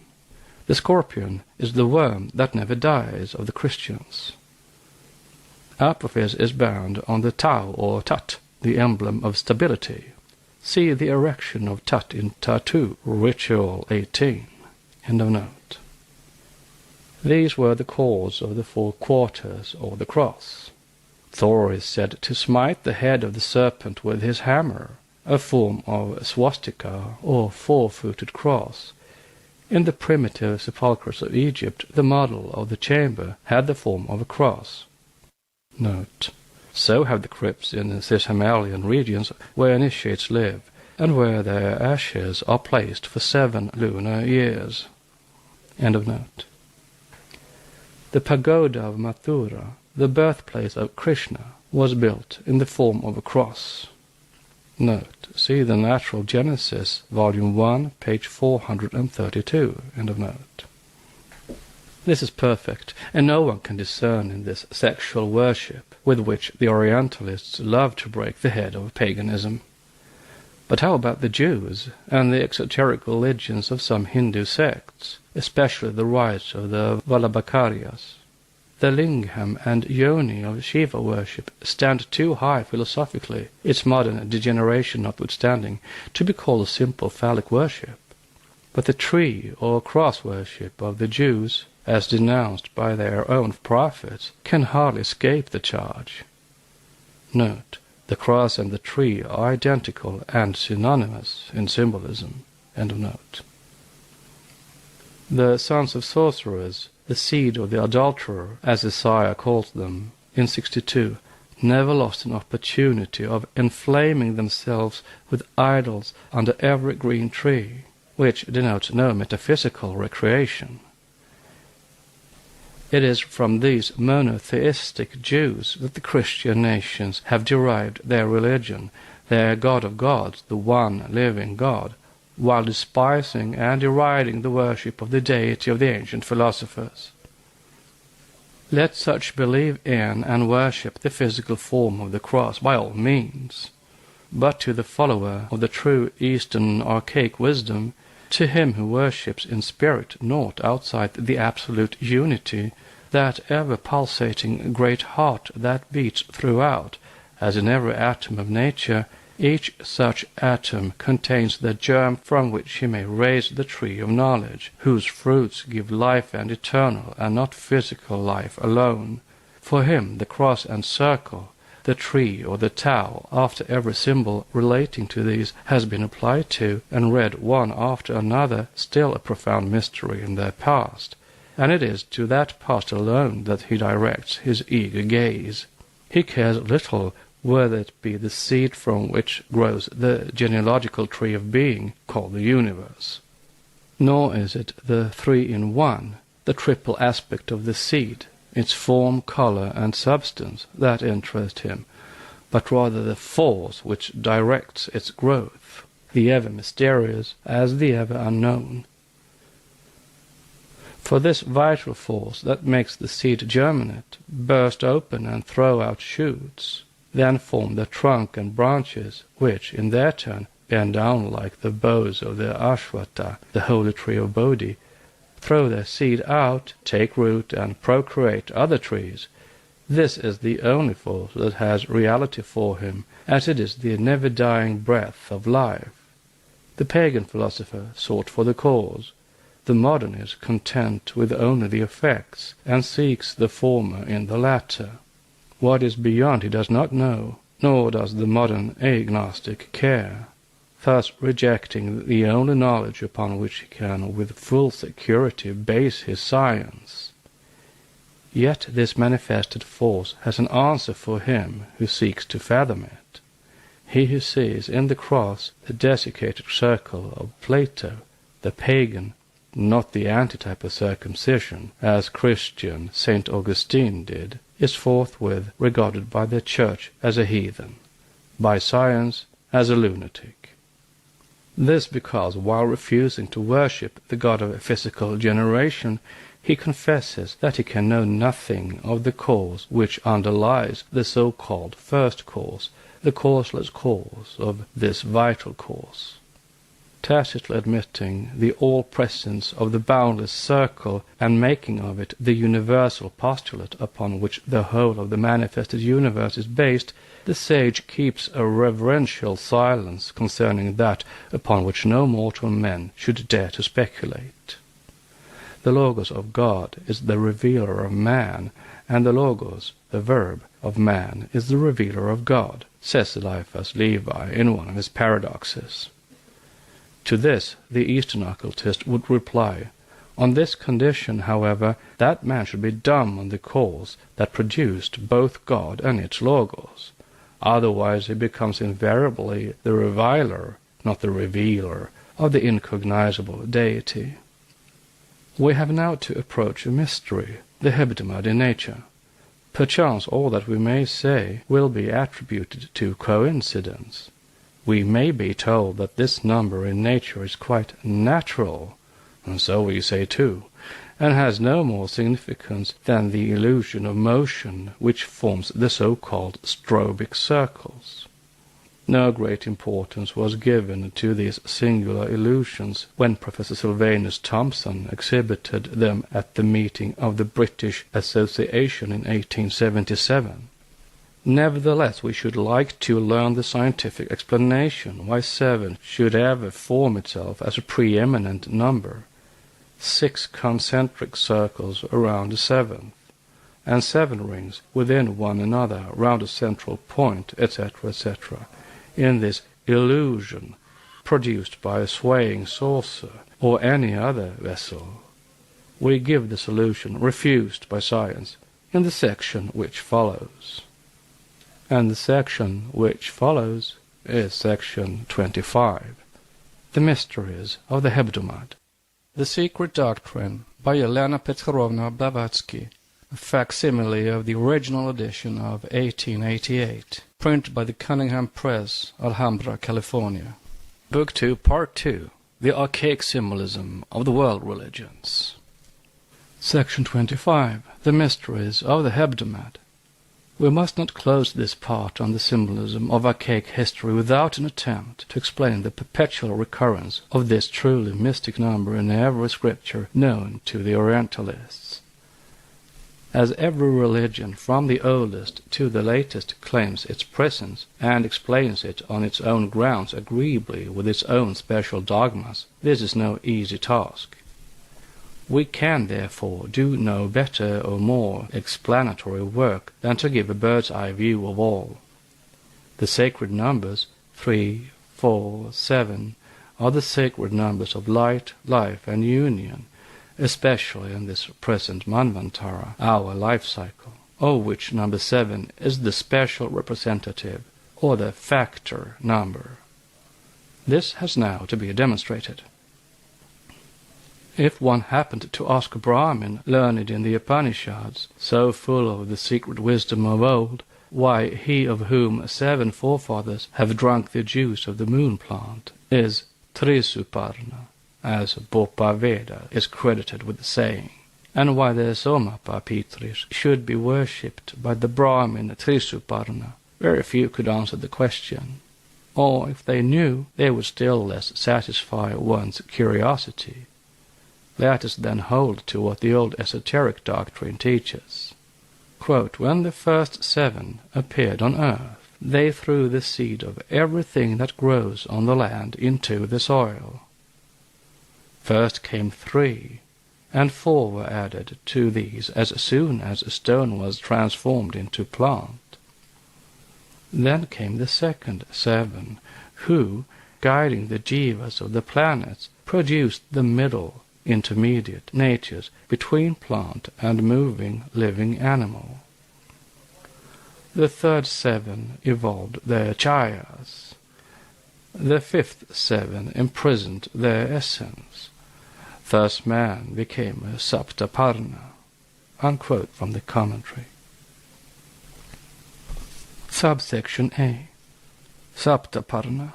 Such is the name given in occult phraseology to man. It means, as shown elsewhere, a seven-leaved plant, and the name has a great significance in the Buddhist legends. So it had also under disguise in the Greek, quote, myths, unquote.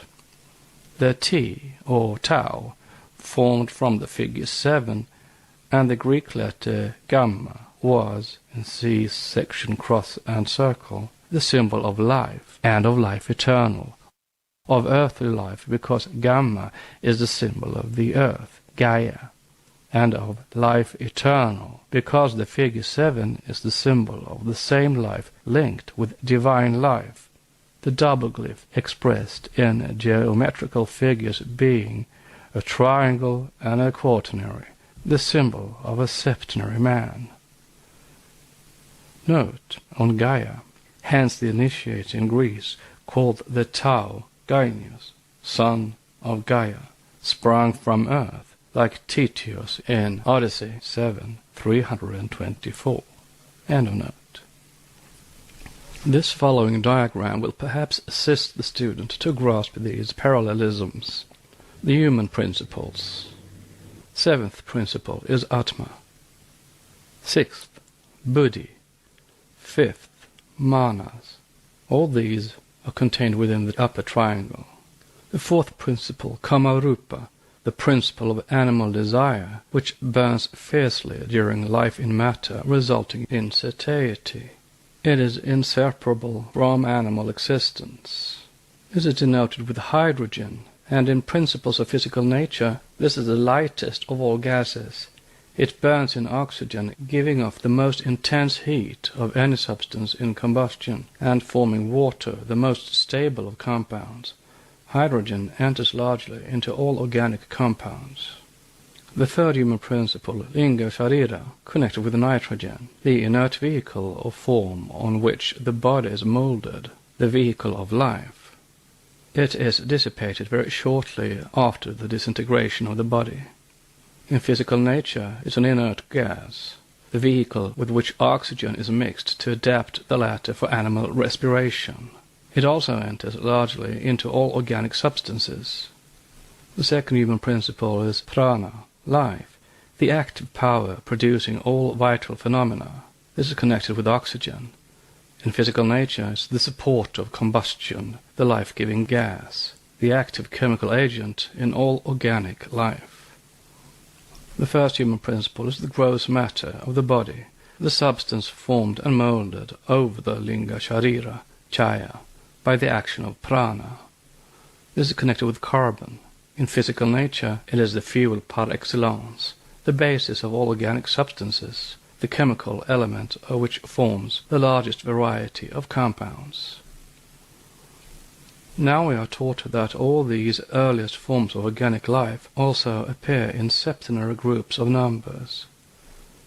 From minerals the soft stones that hardened, stanza, followed by the hard plants of the softened, which are the product of the mineral, for it is from the bosom of the stone that vegetation is born.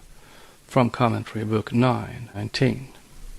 And then to man, all the primitive models in every kingdom of nature begin by being ethereal, transparent films. This, of course, takes place only in the first beginning of life. With the next period, they consolidate, and at the seventh begin to branch off into species, all except man, the first of the mammalian animals in the fourth round. Note, protista are not animals. The reader is asked to bear in mind that when we speak of animals, the mammalians alone are meant. Crustacea, fishes, and reptiles are contemporary with, and most have preceded physical man in this round. All were bisexual, however, before the age of Mammalia in the closing portion of the Second or Mesozoic ages, yet nearer to the Paleozoic than the Cainozoic ages. Smaller marsupial mammalia are contemporary with the huge reptilian monsters of the Secondary. End of note.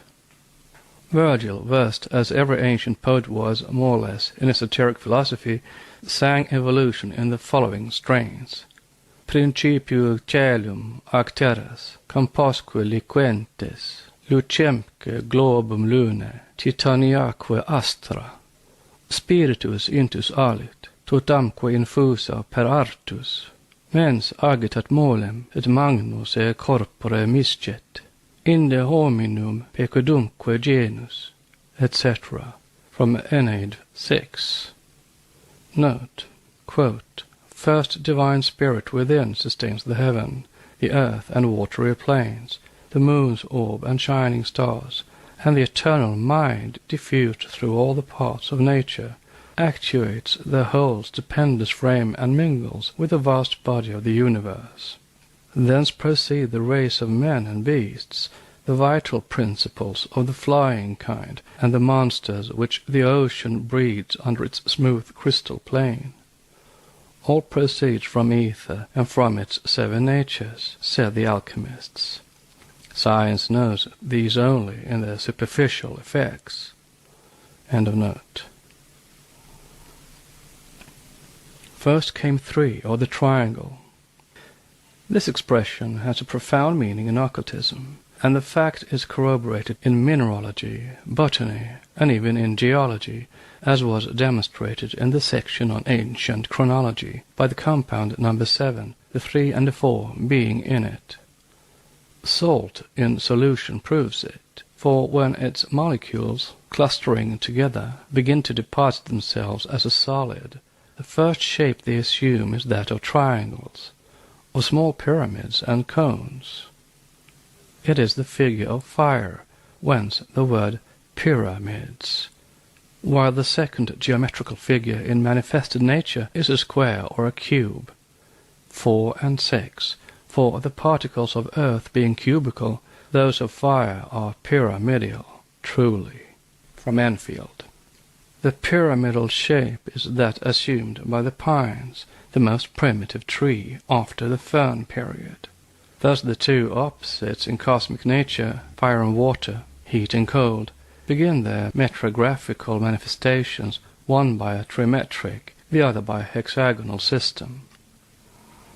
For the stellate crystals of snow viewed under a microscope are all and each of them a double or treble six-pointed star with a central nucleus, like a miniature star within the larger one. Says Mr. Darwin in his Descent of Man on page 164, showing that the inhabitants of the seashore are greatly affected by the tides. Quote, the most ancient progenitors in the kingdom of the vertebrata apparently consisted of a group of marine animals living either about the mean high water mark or about the mean low water mark, pass through a complete cycle of tidal changes in a fortnight. Now it is a mysterious fact that in the higher and now terrestrial vertebrata, many normal and abnormal processes have 1 or more weeks, septenates, as their periods, such as gestation of mammals, the duration of fevers, etc. The eggs of the pigeon are hatched in 2 weeks, or 14 days, those of the fowl in 3, those of the duck in 4, those of the goose in 5, and those of the ostrich in 7. Quote from Bartlett's Land and Water. This number is closely connected with the moon, whose occult influence is ever manifesting itself in septenary periods. It is the moon which is the guide of the occult side of terrestrial nature, while the sun is the regulator and factor of manifested life. See also Volume 1, Part 2. And this truth was ever evident to the seers and the adepts. Jacob Boehme, by insisting on the fundamental doctrine of the 7 properties of everlasting Mother Nature, proved himself thereby a great occultist. But to return to the consideration of the septenary in ancient religious symbolism, to the metrological key to the symbolism of the Hebrews, which reveals numerically the geometrical relations of the circle, all deity, to the square, cube, triangle, and all the integral emanations of the divine area, may be added the theogonic key. This key explains that Noah, the deluge patriarch, is in one aspect the permutation of the deity, the universal creative law, for the purpose of the formation of our earth, its population, and the propagation of life on it in general. Now, bearing in mind the septenary division in divine hierarchies, as in cosmic and human constitutions, the student will readily understand that Jah Noah is at the head of and is the synthesis of the lower cosmic quaternary. The upper sephirothal, the triangle, triad, of which Jehovah Bina, intelligence, is the left, female, angle, emanates the square, quaternary. The latter symbolizing by itself the heavenly man, the sexless Adam Kadmon, viewed as nature in the abstract, becomes a septenate again by emanating from itself the additional three principles, the lower terrestrial or manifested physical nature, matter, and our earth, the seventh being Malkut, the bride of the heavenly man, thus forming, with the high triad or Kether, the crown, the full number of the sephirothal tree, the 10, the total in unity or the universe. Apart from the high triad, the lower creative Sephiroth are 7. The above is not directly to our point, though it is a necessary reminder to facilitate the comprehension of what follows.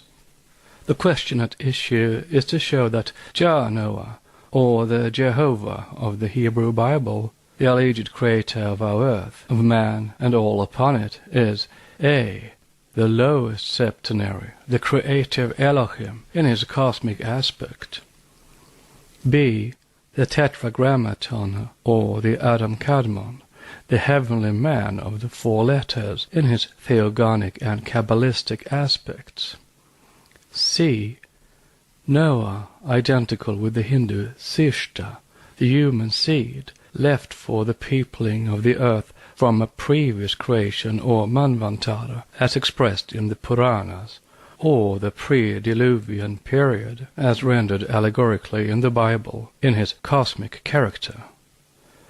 But whether a quaternary tetragrammaton or a triad, the Bible creative God is not the universal 10 unless blended with Ein Sof, as Brahma with Parabrahm, but a septenary, one of the many septenaries of the universal septenate.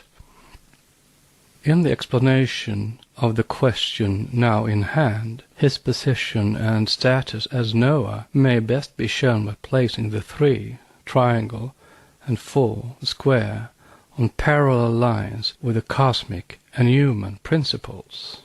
For the latter, the old familiar classification is made use of. Thus, the human aspects of principles versus the cosmic aspects or principles. The human aspects of principles: 1. Universal spirit, Atma; 2. Spiritual soul, Buddhi; 3. Human soul, mind, Manas; 4. Animal soul, Kamarupa; 5. Astral body, Linga Sharira; 6. Life essence, Prana; 7.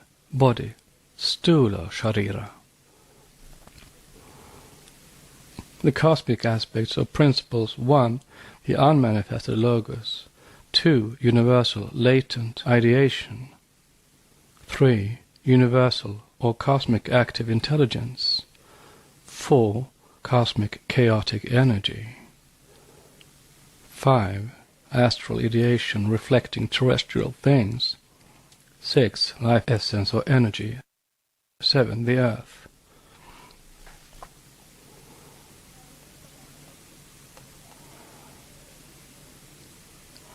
As an additional demonstration of the statement, let the reader turn to scientific works: Ararat, the Mount of Descent; Hor Jared, Hatto mentions it out of composition by Aret. Editor of Moses Chiarensis says, "By this, they say, is signified the first place of descent of the ark." Ryan's Annals, Volume 4, pages 5, 6, and 15. Cosmic Aspects, Notes 2. Universal Latent Ideation. The Advaita Vedantic philosophy classifies this as the highest trinity, or rather the trinitarian aspect of Chinmatra, Parabrahman, explained by them as the bare potentiality of prajna, the power or the capacity that gives rise to perception, Chidakasam, the infinite field or plane of universal consciousness, and Asat, Mula Prakriti, or undifferentiated matter. See Personal and Impersonal God in 5 Years of Theosophy. 3. Universal Cosmic Active Intelligence. Note, differentiated matter existing in the solar system, that does not touch the whole cosmos, in 7 different conditions, and prajna, or the capacity of perception, existing likewise in 7 different aspects corresponding to the 7 conditions of matter. There must necessarily be 7 states of consciousness in man, and according to the greater or smaller development of these states, the system of religions and philosophies were schemed out. End of note. Under Berg, mountain, Noxus of Ararat. Ararat for Arath, earth, Aramaic reduplication. Here it is seen that Nok and Hatto make use of the same equivalent in Arath, with the meaning of earth. Note, in Source of Measures, page 65, the author explains, note that in Hebrew, Jared, the father of Enoch, is construed to be the amount of descent, and it is said to be the same with Ararat, on which the cubical structure of Noah, or foundation measure, rested, Jared. The root derivations are the same with those of Ararat, of acre, of earth. As by Hebrew metrology, Jared is literally in British YRD. Hence in Jared is to be found literally our English word yard, and also Yah or Jehovah is rod. It is noteworthy that the son of Jared, meaning Enoch, lived 365 years, and it is said of him by rabbinical commentators that the year period of 365 days was discovered by him, thus bringing again time and distance values together, that is, year time descended by coordination, through the Yod or Yared, who thus was its father in or through Enoch, and truly enough, 1296 equals yard or Yared, by 4 equals 5184. The characteristic value of the solar day in thirds, which, as stated, may be styled the parent numerically of the solar year, from the same source, page 65. This, however, by the astronomical and numerical Kabbalistic methods. Esoterically, Jared is the 3rd race and Enoch the 4th. But as he is taken away alive, he symbolizes also the elect saved in the 4th, while Noah is the 5th from the beginning, the family saved from waters, eternally and physically. End of note. On Spirit of the Earth, Jehovah. Note, represented as the jealous, angry, turbulent, and ever-active God, revengeful, and kind only to his chosen people when propitiated by them. End of note. Mount Ararat. Note, Noah and his 3 sons are the collective symbol of this quaternary in many and various applications, Han being the chaotic principle. End of note. Noah thus symbolizing both the root Manu and the seed Manu, or the power which developed the planetary chain and our Earth, and the seed race, the 5th, which was saved, where the last sub-races of the 4th perished, Vaivashvata Manu. The number 7 will be seen to recur at every step. It is he, Noah, who represents, as Jehovah's permutation, the septenary host of the Elohim, and is thus the father or creator, the preserver of all animal life.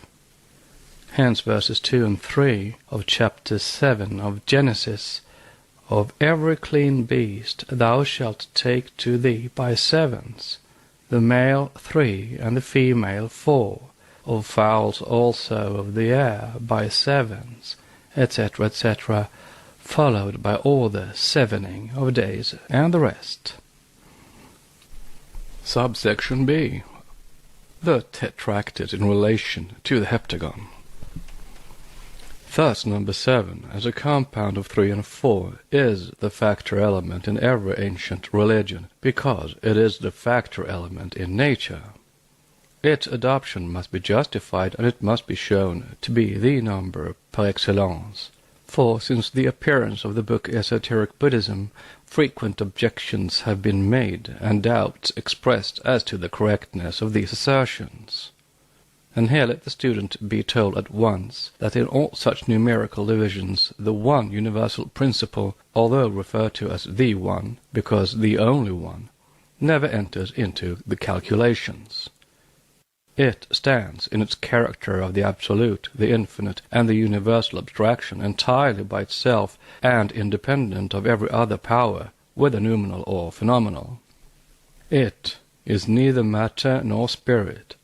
It is neither ego nor non-ego, and it is neither object nor subject, says the author of Personal and Impersonal God, and adds, quote, in the language of Hindu philosophers, it is the original and eternal combination of Purusha, spirit, and Prakriti, matter.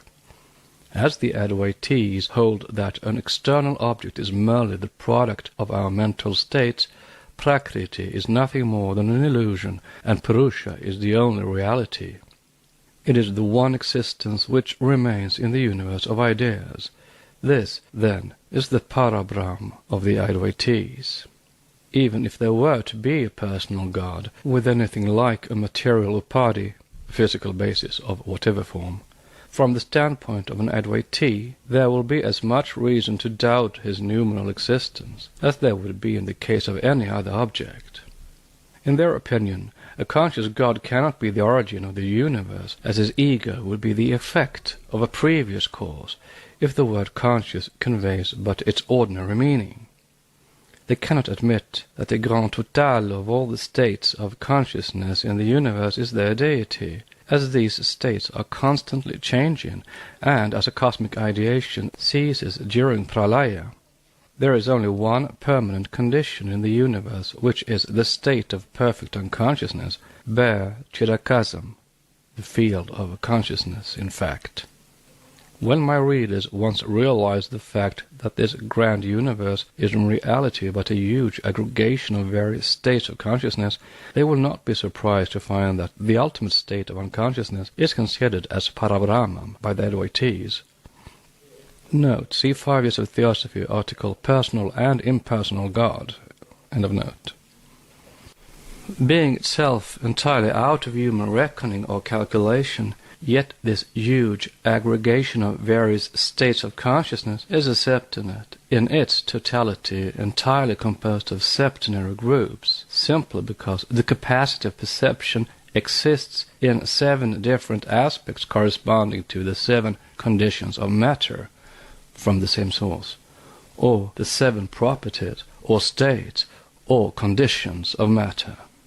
And therefore, number 1 down to number 7 begins in the esoteric calculations with the first manifested principle, which is number 1 if we commence from the above, and the 7th when reckoning from below, or from the lowest principle. The tetrad is esteemed in the Kabbalah, as it was by Pythagoras, the most perfect, or rather sacred number, because it emanated from the 1, the first manifested unit, or rather the 3 in 1. Yet the latter has been ever impersonal, sexless, incomprehensible, though within the possibility of the higher mental perceptions.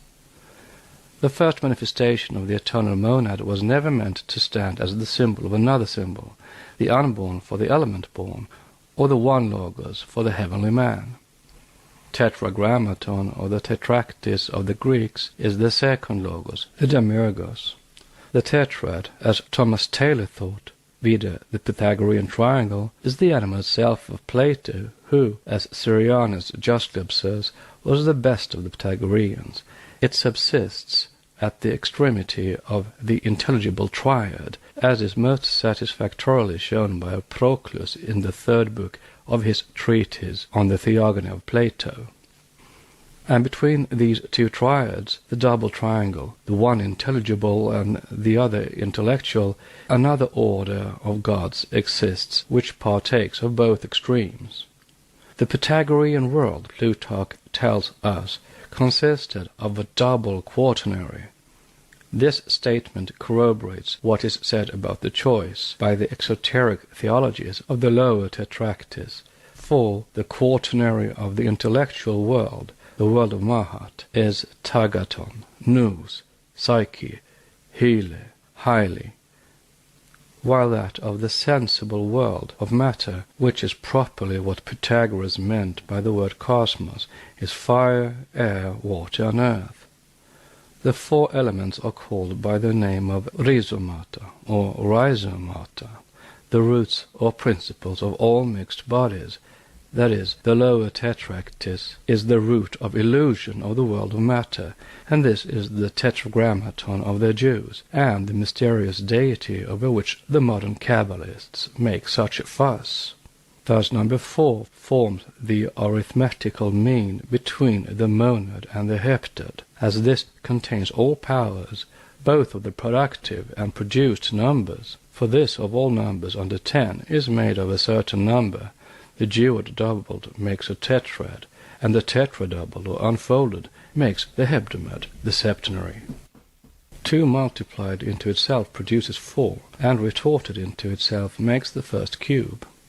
This first cube is a fertile number, the ground of multitude and variety, constituted of 2 and 4, depending on the monad, the 7th. Thus, the 2 principles of temporal things, the pyramis and cube, form and matter, flow from one fountain, the tetragon on earth, the monad in heaven." Unquote. See Reuchlin, Kabbalah 1, Chapter 2. Here Reuchlin, the great authority on the Kabbalah, shows the cube to be matter, whereas the pyramid or the triad is form. With the Hermetians, the number 4 becomes the symbol of truth only when amplified into a cube, which unfolded makes 7, as symbolizing the male and female elements and the elements of life.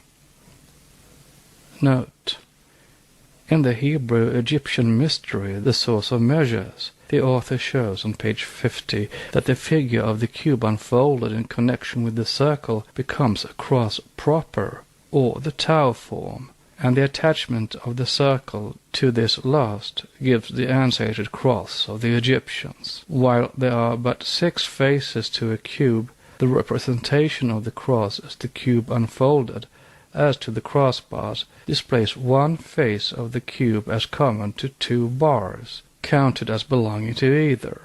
That is, once counted horizontally and once vertically. 4 for the upright and 3 for the crossbar, making 7 in all.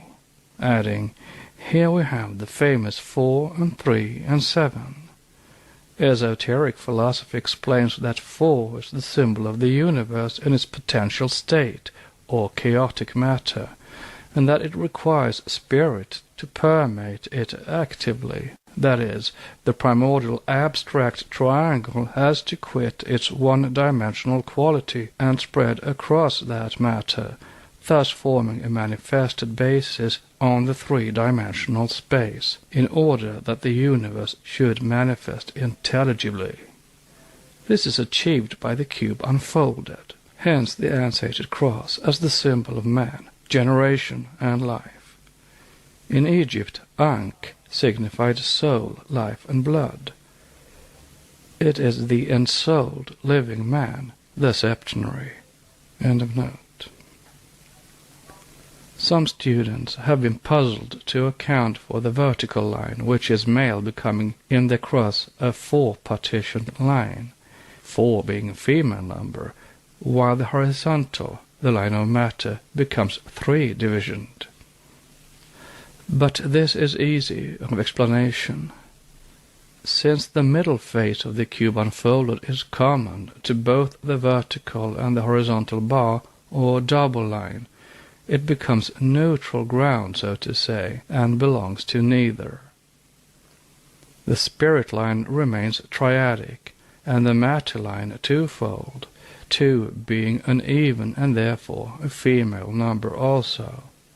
Moreover, according to Theon, the Pythagoreans gave the name of harmony to the tetractys because it is a diatessaron in sesquitertia, were of opinion that the division of the canon of monochord was made by the tetractys in the duad, triad, and tetrad, for it comprehends a sesquitertia, a sesquialtra, a double, a triple, and a quadruple portion, the section of which is 27. In the ancient musical notation, the tetrachord consisted of 3 degrees or intervals, and 4 terms of sounds called by the Greeks diatessaron, and by us a 4th. Moreover, the quaternary, though an even, therefore a female, infernal number, varied according to its form. This is shown by Stanley in Pythagoras, page 61. The 4 was called by the Pythagoreans the keykeeper of nature, but in union with the 3, which made it 7, it became the most perfect and harmonious number, nature herself. The 4 was the masculine of feminine form when forming the cross, and 7 is the master of the moon, for this planet is forced to alter her appearance every 7 days.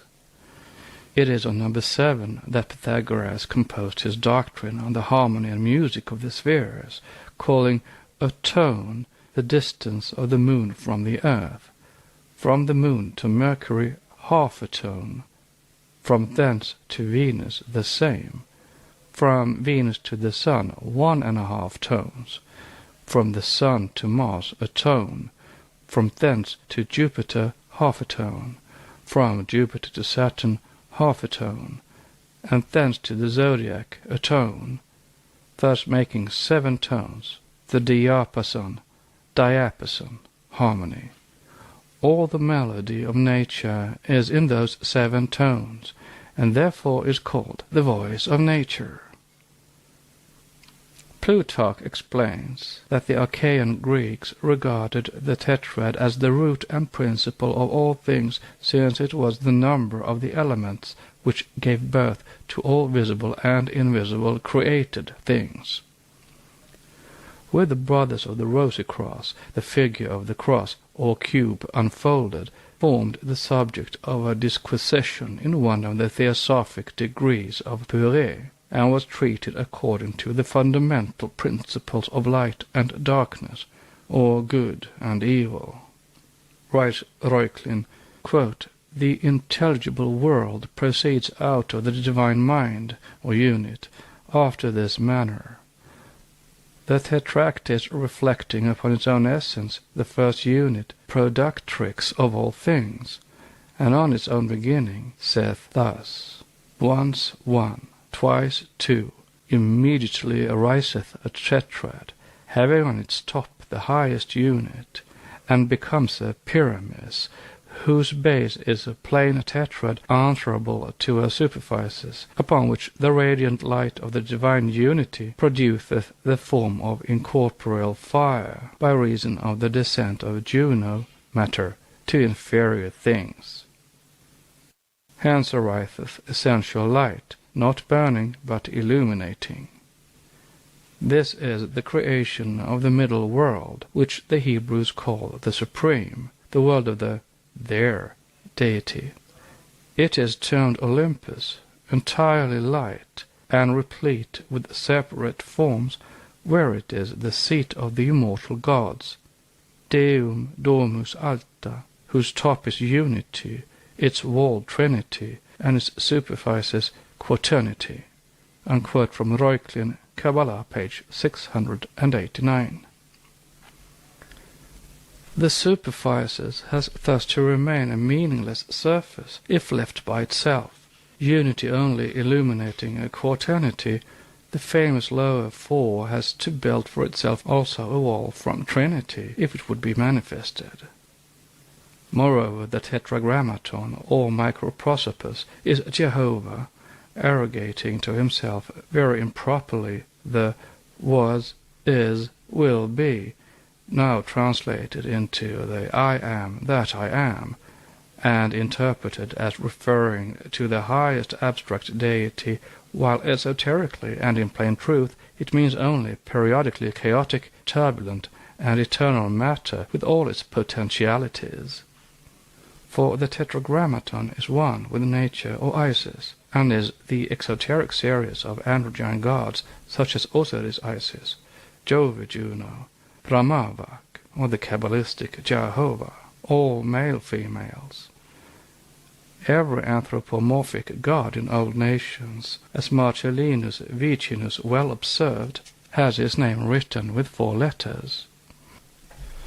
Thus with the Egyptians he was Teut, the Arabs Allah, the Persians Sire, the Magi Orosi, the Mahometans Abdi, the Greeks Theos, the ancient Turks Esar, the Latins Deus, to which J. Lorenzo Anina adds the German Gott, the Sarmatian Buu, etc., etc. The monad being 1, an odd number, the ancients therefore called the odd the only perfect numbers, and selfishly perhaps, yet as a fact, considered them all masculine and perfect, applicable to the celestial gods, while even numbers such as 2, 4, 6, and especially 8 as being female were regarded as imperfect, and given only to the terrestrial and infernal deities. In his 8th Ecloge, Virgil records the fact by saying, Numero Deus impare gaudet, unequal numbers please the gods. But number 7, the heptagon, the Pythagoreans considered to be a religious and perfect number.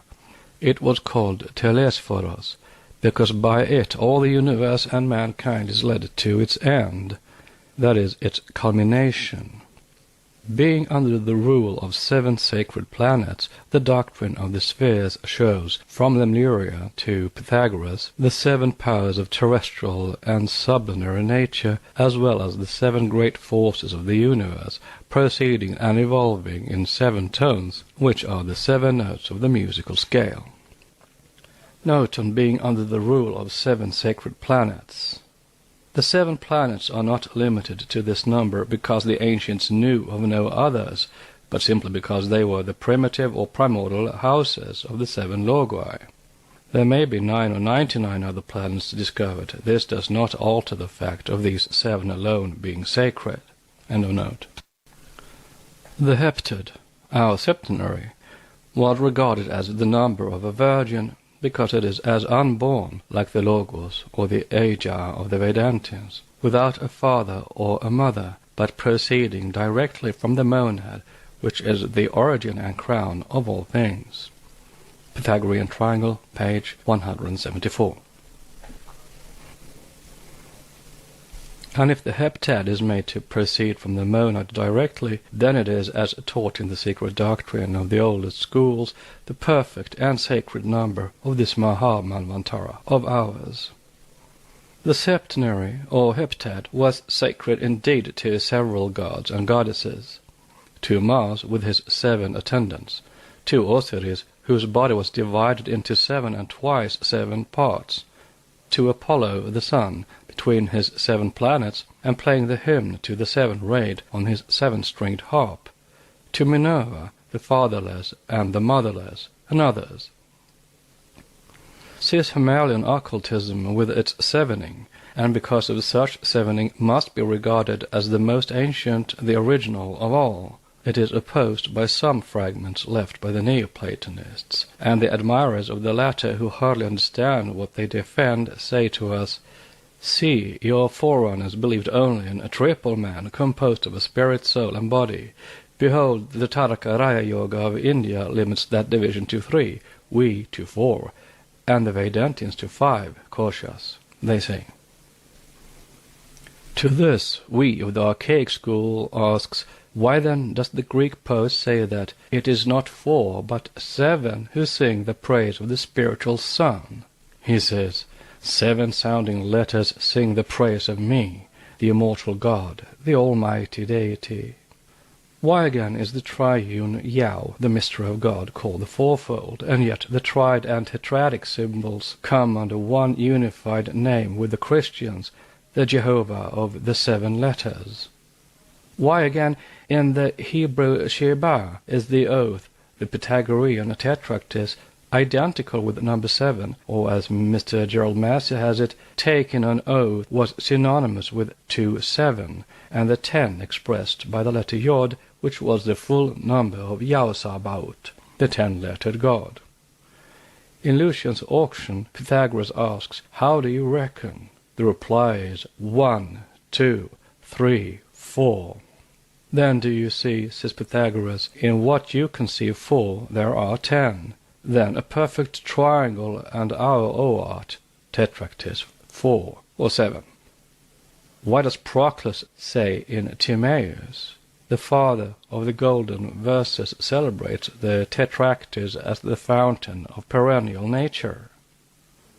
Simply because those Western Kabbalists who quote the exoteric proofs against us have no idea of the real esoteric meaning, because all the ancient cosmologies, the oldest cosmographies of the 2 most ancient people of the 5th root race, the Hindu-Aryans and the Egyptians, adding to them the early Chinese races, the remnants of the 4th or Atlantean race, based the whole of their mysteries on number 10, the high triangle standing for the invisible and metaphysical world, the lower 3 and 4, or the septennate, for the physical realm. It is not the Jewish Bible that brought number 7 into prominence. Hesiod used the words, the 7th is the sacred day, before the Sabbath of, quote, Moses, unquote, was ever heard of. The use of number 7 was never confined to any one nation. This is well testified by the 7 vases in the Temple of the Sun, near the ruins of Babylon in Upper Egypt.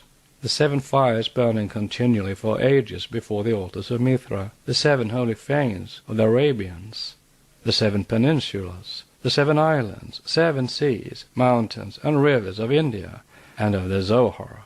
See Ibn Gibril. The Jewish Sephiroth of the 7 splendors, the 7 Gothic deities, the 7 worlds of the Chaldeans and their 7 spirits, the 7 constellations mentioned by Hesiod and Homer, and all the interminable 7s which the Orientalists find in every manuscript they discover. What we have to say finally is this. Enough has been brought forward to show why the human principles were and are divided in the esoteric schools into 7. Make it 4, and it will either leave man minus his lower terrestrial elements, or, if viewed from a physical standpoint, make of him a soulless animal. The quaternary must be the higher or the lower, the celestial or terrestrial tetractys, to become comprehensible according to the teachings of the esoteric ancient school. Man must be regarded as a septenary. This was so well understood that even the so-called Christian Gnostics had adopted this time-honored system. Read a section on the 7 souls. This remained for a long time secret, as though suspected no manuscripts of that time spoke of it clearly enough to satisfy the skeptic. But there comes to our rescue the literary curiosity of our age, the oldest and best preserved gospel of the Gnostics, Pistis Sophia. To make the proof absolutely complete, we shall quote from an authority, C.W. King, the only archaeologist who had a faint glimmer of this elaborate doctrine, and the best writer of the day on the Gnostics and their gems. According to this extraordinary piece of religious literature, a true Gnostic fossil, a human entity, is a septenary ray from the One, just as our school teaches. Note: the 7 centers of energy evolved or rendered objective by the action of Fohat upon the one element, or in fact the 7th principle of the 7 elements which exist throughout manifested cosmos. We may here point out that they are in truth the Sephiroth of the Kabbalists, the 7 gifts of the Holy Ghost in the Christian system, And in a mystical sense, the 7 children or sons of the Devaki killed before the birth of Krishna by Kamsa. Our 7 principles symbolize all of these. We have to part or separate from them before we reach the Krishna or Christ state, that of a Jivan Mukta, and center ourselves entirely in the highest, the 7th or the One. End of note. It is composed of 7 elements, 4 of which are borrowed from the 4 Kabbalistical manifested worlds. Thus, from Asia it gets the nephesh, or seat of the physical appetites, vital breath also. From Jaira, the ruach, or seat of the passions, within brackets, question mark, exclamation mark. From Bria, the neshama, and from Aziluth it obtains the chaya, or principle of spiritual life, from King. This looks like an adaptation of the Platonic theory of the soul's obtaining its respective faculties from the planets in its downward progress through their spheres. But the Pistis Sophia, with its accustomed boldness, puts this theory into a much more poetical shape. The inner man is similarly made up of 4 constituents, but these are supplied by the rebellious aeons of the spheres, being the power, a particle of the divine light, divine particula ore, yet left in themselves. The soul, the 5th, formed out of the tears of their eyes and the sweat of their torments, the agrimimon preumpatos, counterfeit of the spirit, seemingly answering to our conscience, the 6th, and lastly the moira, fate, karmic ego, whose business it is to lead the man to the end appointed for him. If he hath to die by the fire, to lead him into the fire. If he hath to die by a wild beast, to lead him unto the wild beasts, etc. The 7th. Notes. Note on Muira, fate. Muira is destiny, not fate in this case, as it is an appellation, not a proper noun. See Wolf's translation in Odyssey 22, 413. But Muira, the goddess of fate, is a deity who, like Ira, gives to all their portion of good and evil, and is therefore karma, vide little. By this abbreviation, however, the subject to destiny or karma is meant, the self or ego, and that which is reborn. Nor is anguditimon, nor is antimimon preumpatos our conscience, but our buddhi, nor is it again the counterfeit of spirit, but modelled after, or a counterpart of the spirit, which buddhi is as the vehicle of Atma. End of note. Subsection C. The septenary element in the Vedas. It corroborates the occult teaching concerning the 7 globes and the 7 races. We have to go to the very source of historical information if we would bring our best evidence to testify to the facts enunciated. For, though entirely allegorical, the Rig Vedic hymns are nonetheless suggestive. The 7 rays of Surya, the sun, are made therein parallel to the 7 worlds of every planetary chain, to the 7 rivers of heaven and earth, the former being the 7 creative hosts, and the latter the 7 men, or primitive human groups. The 7 ancient rishis, the progenitors of all that lives and breathes on earth, are the 7 friends of Agni, his 7 horses or 7 heads. The human race has sprung from fire and water, it is allegorically stated, fashioned by the fathers or the ancestor sacrifices from Agni. For Agni, the Ashwins, the Adityas, are all synonymous with that sacrificer, or the fathers variously called Pitar, Pitris, fathers, Angirases, the Sadyas, divine sacrifices, the most occult of all. They are called Devaputra Rishaya, or the sons of God. Note, Professor Roth in Peter's Lexicon defines the Agnirases as an intermediate race of higher beings between gods and men, while Professor Weber, according to his invariable custom of modernizing and anthropomorphizing the divine, sees in them the original priests of the religion, which was common to the Aryan Hindus and Persians. Roth is right. Angira was one of the names of the Dhyanis, or Devas instructors, Gurudeva, of the late third, the fourth, and even of the fifth race initiates. End of note. The sacrifices, moreover, are collectively the one sacrificer, the father of the gods, Vishvakarman, who performed the great Sarvameda ceremony and ended by sacrificing himself. See Rig Vedic hymns. In these hymns the heavenly man is called Purusha, the man, from whom Viraj was born, and from Viraj the mortal man.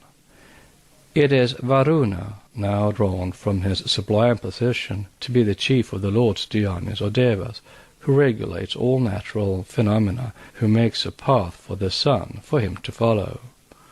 The 7 rivers of the sky, the descending creative gods, and the 7 rivers of the earth, the 7 primitive mankinds, are under his control, as will be seen.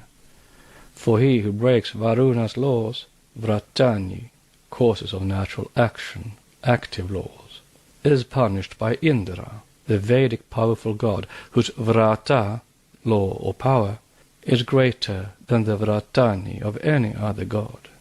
Thus Rig Veda, the oldest of all the known ancient records, may be shown to corroborate the occult teachings in almost every respect. Its hymns, the records written by the earliest initiates of the fifth, our race, concerning the primordial teachings, speak of the 7 races, 2 still to come, allegorizing them by the 7 streams, and of the 5 races, Panka Kristaya, which have already inhabited this world, on the 5 regions, Panka Pradika, as also of the 3 continents that were. Note: 3 submerged or otherwise destroyed continents, the first continent of the first race prevailing to the last and existing to this day, are described in the occult doctrine: the Hyperborean, the Lemurian, adopting the name now known in science, and the Atlantean. Most of Asia issued from under the waters after the destruction of Atlantis. Africa came still later, while Europe is the 5th and the latest, portions of the 2 Americas being far older. But of these more anon. The initiates who recorded the Vedas, or the rishis of our 5th race, wrote at a time when Atlantis had already gone down. Atlantis is the 4th continent that appeared, but the 3rd that disappeared. End of note. It is those scholars only who will master the secret meaning of the Purusha Sukta, in which the intuition of the modern Orientalist has chosen to see one of the very latest hymns of the Rig Veda, who may hope to understand how harmonious are its teachings and how corroborative of the esoteric doctrines. One must study in all the abstruseness of their metaphysical meaning the relations in it between the heavenly man, Purusha, sacrificed for the production of the universe and all in it, see Vishvakarman, and the terrestrial mortal man, before one realizes the hidden philosophy of this verse. Quote 15. He, man, Purusha or Vishvakarman, had 7 enclosing logs of fuel and thrice 7 layers of fuel. When the gods performed the sacrifice, they bound the man as victim. Unquote. And this relates to the 3 septenary primeval races, and shows the antiquity of the Vedas, who knew of no other, probably in this earliest oral teachings, and also to the 7 primeval groups of mankind, as Vishvakarman represents divine humanity collectively. Note: nor is this archaic teaching so very unscientific, since one of the greatest naturalists of the age, the late Professor Agassiz, admitted the multiplicity of the geographical origins of man and supported it to the end of his life. The unity of the human species was accepted by the illustrious professor of Cambridge, USA, in the same way as the occultists do, namely in the sense of their essential and original homogeneity and their origin from one and the same source. For example, Negroes, Aryans, Mongols, etc., have all originated in the same way and from the same ancestors. The latter were all of one essence, yet differentiated because belonging to 7 planes which differed in degree, though not in kind. That original physical difference was but little more accentuated by that of geographical and climatic conditions later on. This is not the theory of Agassiz, of course, but the esoteric version. It is fully discussed in the addenda in part 3. End of note. The same doctrine is found reflected in other old religions. It may and must have come down to us disfigured and misinterpreted, as in the case of the Parsis, who read it in their Vendidad and elsewhere without understanding the allusions they contain any better than the Orientalists do. Yet the doctrine is plainly mentioned in their old works. See the enumeration of the 7 spheres, not the Karshvara of the earth, as believed in Fargod 19:30. But see further on. Comparing the esoteric teaching with the interpretations by James Darmster, the Vendidad, edited by Professor Max Miller, one may see at a glance where the mistake is made, and the cause that produced it. The passage runs thus, quote, "The Indo-Iranian Asura, Ahura, was often conceived as 7-fold by the play of certain mythical, within brackets question mark, formulae, and the strength of certain mythical, within brackets question mark, numbers. The ancestors of the Indo-Iranians had been led to speak of 7 worlds, and the supreme god was often made 7-fold, as well as the worlds over which he ruled." Note: the 7 worlds are, as said, the 7 spheres of the chain, each presided over by one of the 7 great gods of every religion. When the latter became degraded and anthropomorphized, and the metaphysical ideas nearly forgotten, the synthesis, or the highest, the 7th, was separated from the rest, and that personification became the 8th god, whom monotheism tried to unify, but failed. In no exoteric religion is God really one, if analyzed metaphysically. End of note. Quote, "The 7 worlds became in Persia the 7 Karshvara of the earth. The earth is divided into 7 Karshvara, only one of which is known and accessible to man, the one on which we live, namely Hwanirata, which amounts to saying that there are 7 earths."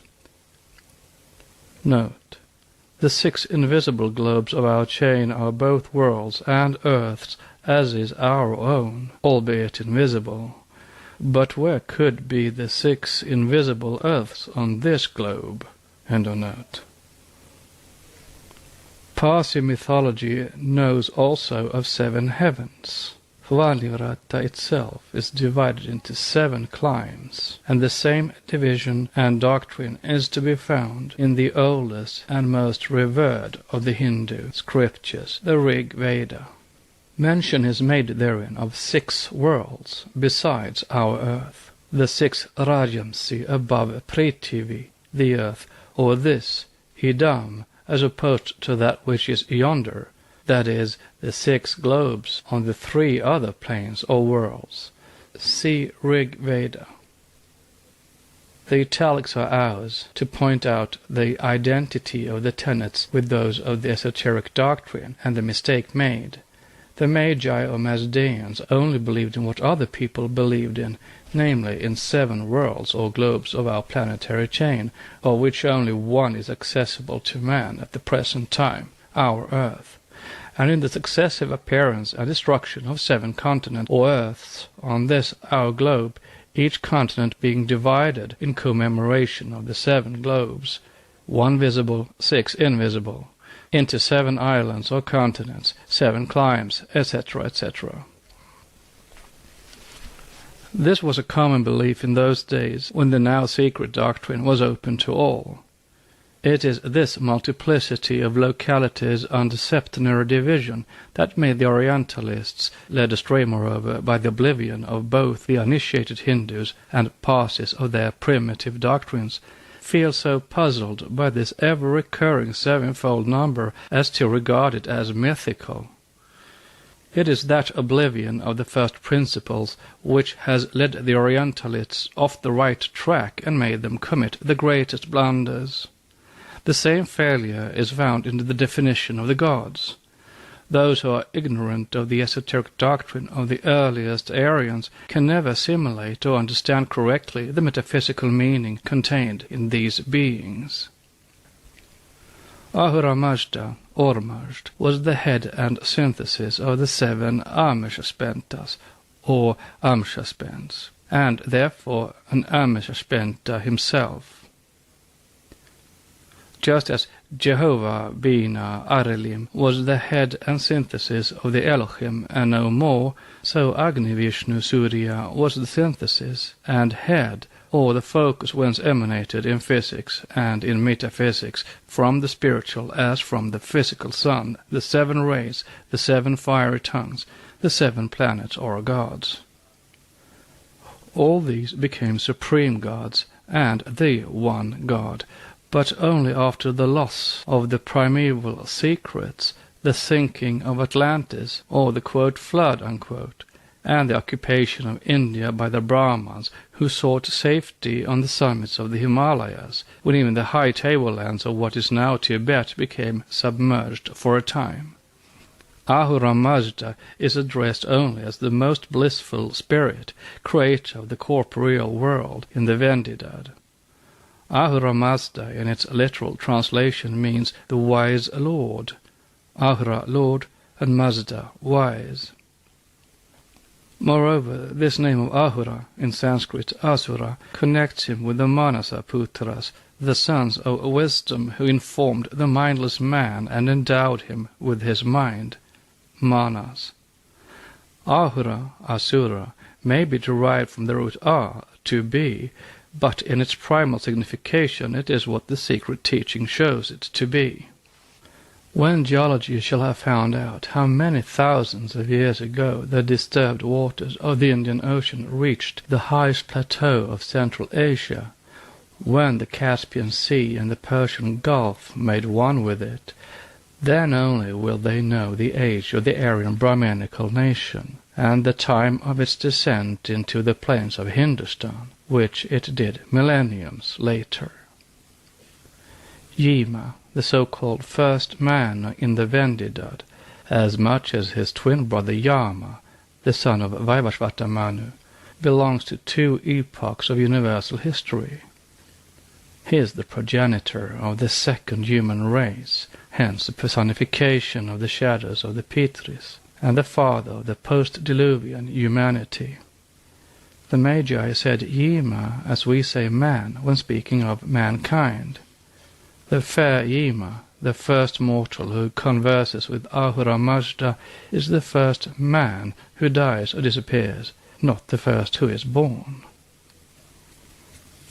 The son of Viksangat was like the son of Vaivashvata, the symbolical man who stood in esotericism as the representative of the first 3 races and the collective progenitor thereof. Of these races the first 2 never died, but only vanished, absorbed in their progeny, and the third knew death only towards its close, after the separation of the sexes and its fall into generation. Note: death came only after man had become a physical creature, vide super. The men of the first race and also the second dissolved and disappeared in their progeny. End of note. This is plainly alluded to in the second far god of the Vendidad. Yima refuses to become the bearer of the law of Ahura Mazda, saying, I was not born, I was not taught to be the preacher and the bearer of thy law. And then Ahura Mazda asks him to make his men increase and watch over his world. 3 and 4. He refuses to become the priest of Ahura Mazda, because he is his own priest and sacrificer. But he accepts the second proposal. He is made to answer, quote, Yes, I will rule and watch over thy world. There shall be, while I am king, neither cold wind nor hot wind, neither disease nor death, unquote. Then Ahura Mazda brings him a golden ring and a poniard, the emblems of sovereignty, and under the sway of Yima, quote, 300 winters passed away, and the earth was replenished with flocks and herds, with men and dogs and birds, and with red blazing fires, etc. And 300 winters mean 300 periods or cycles. Replenished, mark well, that is to say, all this had been on it before, and thus is proven the knowledge of the doctrine about the successive destructions of the world and its life cycles. Once the 300 winters were over, Ahura Mazda warns Yima that the earth is becoming too full, and men have nowhere to live. Then Yima steps forward, and with the help of the Spenta Aromaita, the female genius or spirit of the earth, makes that earth stretch out and become larger by 1/3, after which new herds and flocks of men appear upon it. Ahura Mazda warns him again, and Yima makes the earth by the same magic power to become larger by 2/3. 900 winters pass away, and Yima has to perform the ceremony for the 3rd time. The whole of this is allegorical. The 3 processes of stretching the earth refer to the 3 successive continents and races issuing one after and from the other, as explained more fully elsewhere. After the 3rd time, Ahura Mazda warns Yima in an assembly of celestial gods and excellent mortals that upon the material world the fatal winters are going to fall, and all life will perish. This is the old Mazdaean symbolism for the, quote, flood, unquote, and the coming cataclysm to Atlantis, which sweeps away every race in its turn.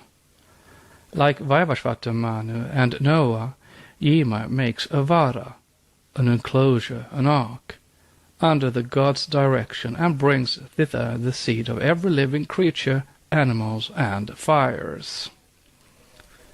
It is of this, quote, earth, unquote, or new continent, that Zarathustra became the lawgiver and ruler.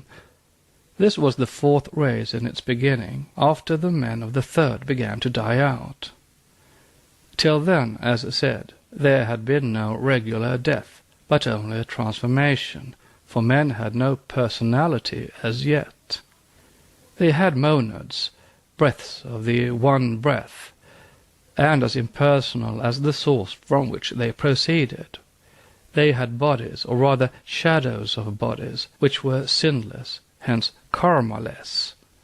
Therefore, as there was no kamaloka, least of all nirvana or even devakan, for the souls of men who had no personal egos, there could be no intermediate periods between the incarnations. Like the phoenix, primordial man resurrected out of his old into a new body. Each time, and with each new generation, he became more solid, more physically perfect, agreeably with the evolutionary law, which is the law of nature. Death came with a complete physical organism, and with it moral decay. This explanation shows one more old religion agreeing in its symbology with the universal doctrine. Elsewhere, the oldest Persian traditions, the relics of Mazdaism of the still older Magians, are given, and some of them explained. Mankind did not issue from one solitary couple, nor was there ever a first man, whether Adam or Yima, but a first mankind. It may or may not be meditated polygenism. Once that both creation, ex nihilo, an absurdity, and a superhuman creator or creators, a fact, are made away with by science, polygenism presents no more difficulties or inconveniences, rather fewer from a scientific point of view, than monogenism does. Nevertheless, it is as scientific as any other claim. For in his introduction to Knots and Gliddon's Types of Mankind, Agassiz declares his belief in an indefinite number of primordial races of men created separately, and remarks that, whilst in every zoological province animals are of different species, man, in spite of the diversity of his races, always forms one and the same human being." Unquote. Occultism defines and limits the number of primordial races to 7 because of the 7 progenitors, or prajapatis, the evolvers of beings. These are neither gods nor supernatural beings, but advanced spirits from another and lower planet, reborn on this one, and giving birth in their turn in the present round to present humanity. This doctrine is again corroborated by one of its echoes, the Gnostic. In their Anthropology and Genesis of Man, they taught that a certain company of 7 angels formed the first men, who were no better than senseless, gigantic, shadowy forms, a mere wriggling worm, within brackets, ! Writes Irenaeus, who takes as usual the metaphor for reality. Subsection D. The septenary in the esoteric works. We may now examine other ancient scriptures and see whether they contain the septenary classification, and if so, to what degree. As much, if not much more, even than in the Jewish Bible, scattered about in the thousands of Sanskrit texts, some still unopened, others yet unknown, as well as in all the Puranas, the numbers 7 and 49, 7 by 7, play a most prominent part. They are found from the 7 creations in chapter 1 down to the 7 rays of the sun at the final pralaya, which expand into 7 suns and absorb the material of the whole universe. Thus the Matsya Purana has, for the sake of promulgating the Vedas, Vishnu in the beginning of a kalpa related to Manu the story of Narasimha and the events of 7 kalpas.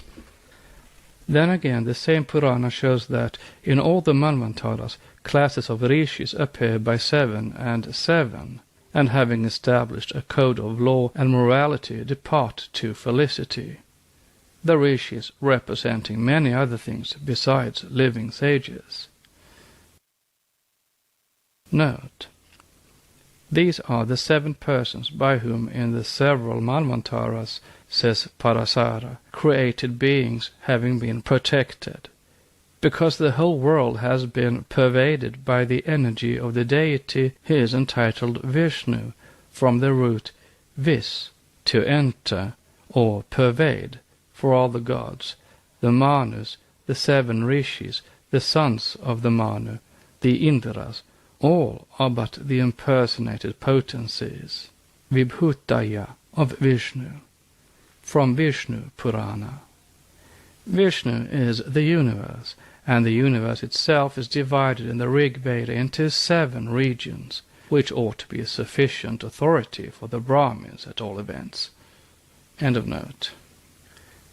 In hymn 19, verse 53 of Atharva Veda, Dr. Muir's translation, one reads, "The mysterious number is once more prominent in the no less mysterious Maruts."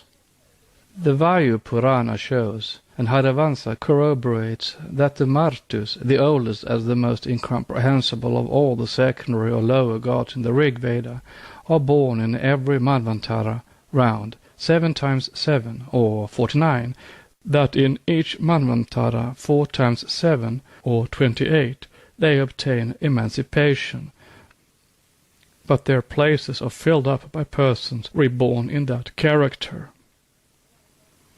What are the Maruts in their esoteric meaning, and who those persons reborn in that character? In the Rig and other Vedas, the Maruts are represented as the storm gods and the friends and allies of Indra. They are the sons of heaven and of earth. This led to an allegory that makes them the children of Shiva, the great patron of the yogis, the Mahayogi, the great ascetic, in whom is centered the highest perfection of austere penance and abstract meditation, by which the most unlimited powers are obtained, marvels and miracles are worked, the highest spiritual knowledge is acquired, and union with the great spirit of the universe is eventually gained. In the Rig Veda the name Shiva is unknown, but the god is called Rudra, which is a word used for Agni, the fire god, the Maruts being called therein his sons. In the Ramayana and the Puranas, their mother, Diti, the sister or complement of and a form of Aditi, anxious to obtain a son who would destroy Indra, is told by Kashyapa the sage that if with thoughts wholly pious and person entirely pure she carries the babe in her womb for 100 years, she will get such a son. But Indra foils her in the design. With his thunderbolt he divides the embryo in her womb into 7 portions, and then divides every such portion into 7 pieces again, which become the swift-moving deities, the Maruts. Note: in the Ramayana it is Balarama, Krishna's elder brother, who does it. End of note.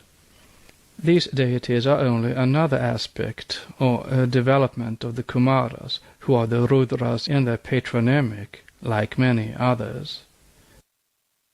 Note: with regard to the origin of Rudra, it is stated in several Puranas that his spiritual progeny, created in him by Brahma, was not confined to either the 7 Kumaras or the 711 Rudras, etc., but comprehends infinite numbers of beings in person and equipments like their virgin father. Alarmed at their fierceness, numbers, and immortality, Brahma desires his son Rudra to form creatures of a different and mortal nature. Rudra, refusing to create, desists, etc. Hence Rudra is the first rebel. See Linga, Vayu, Matsya, and other Puranas. End of note. Diti being Aditi, unless the contrary is proven to us, Aditi we say, or Akasha in her highest form, is the Egyptian 7-fold heaven. Every true occultist will understand what this means. Diti, we repeat, is the 6th principle of metaphysical nature, the Buddhi of Akasha.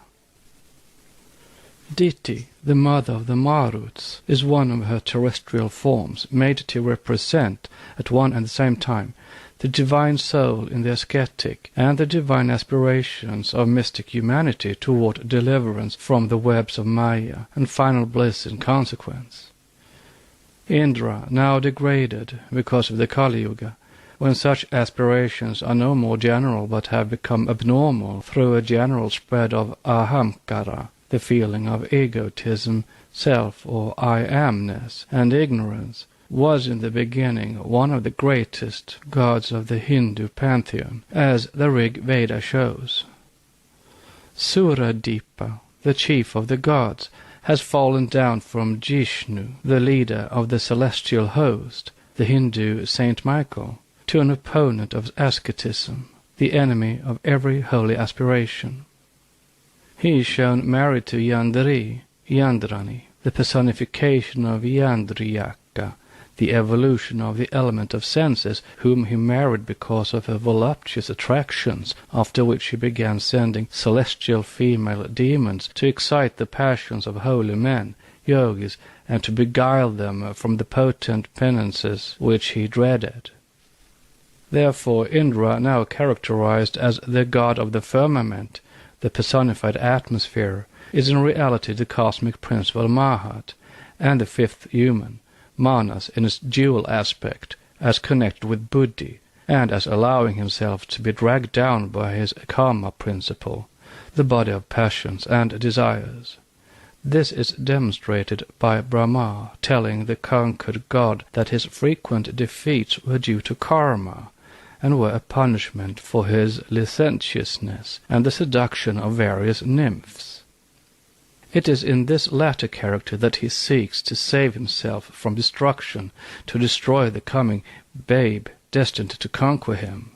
The babe, of course, allegorizing the divine and steady will of the yogi, determined to resist all such temptations and thus destroy the passions within his earthly personality.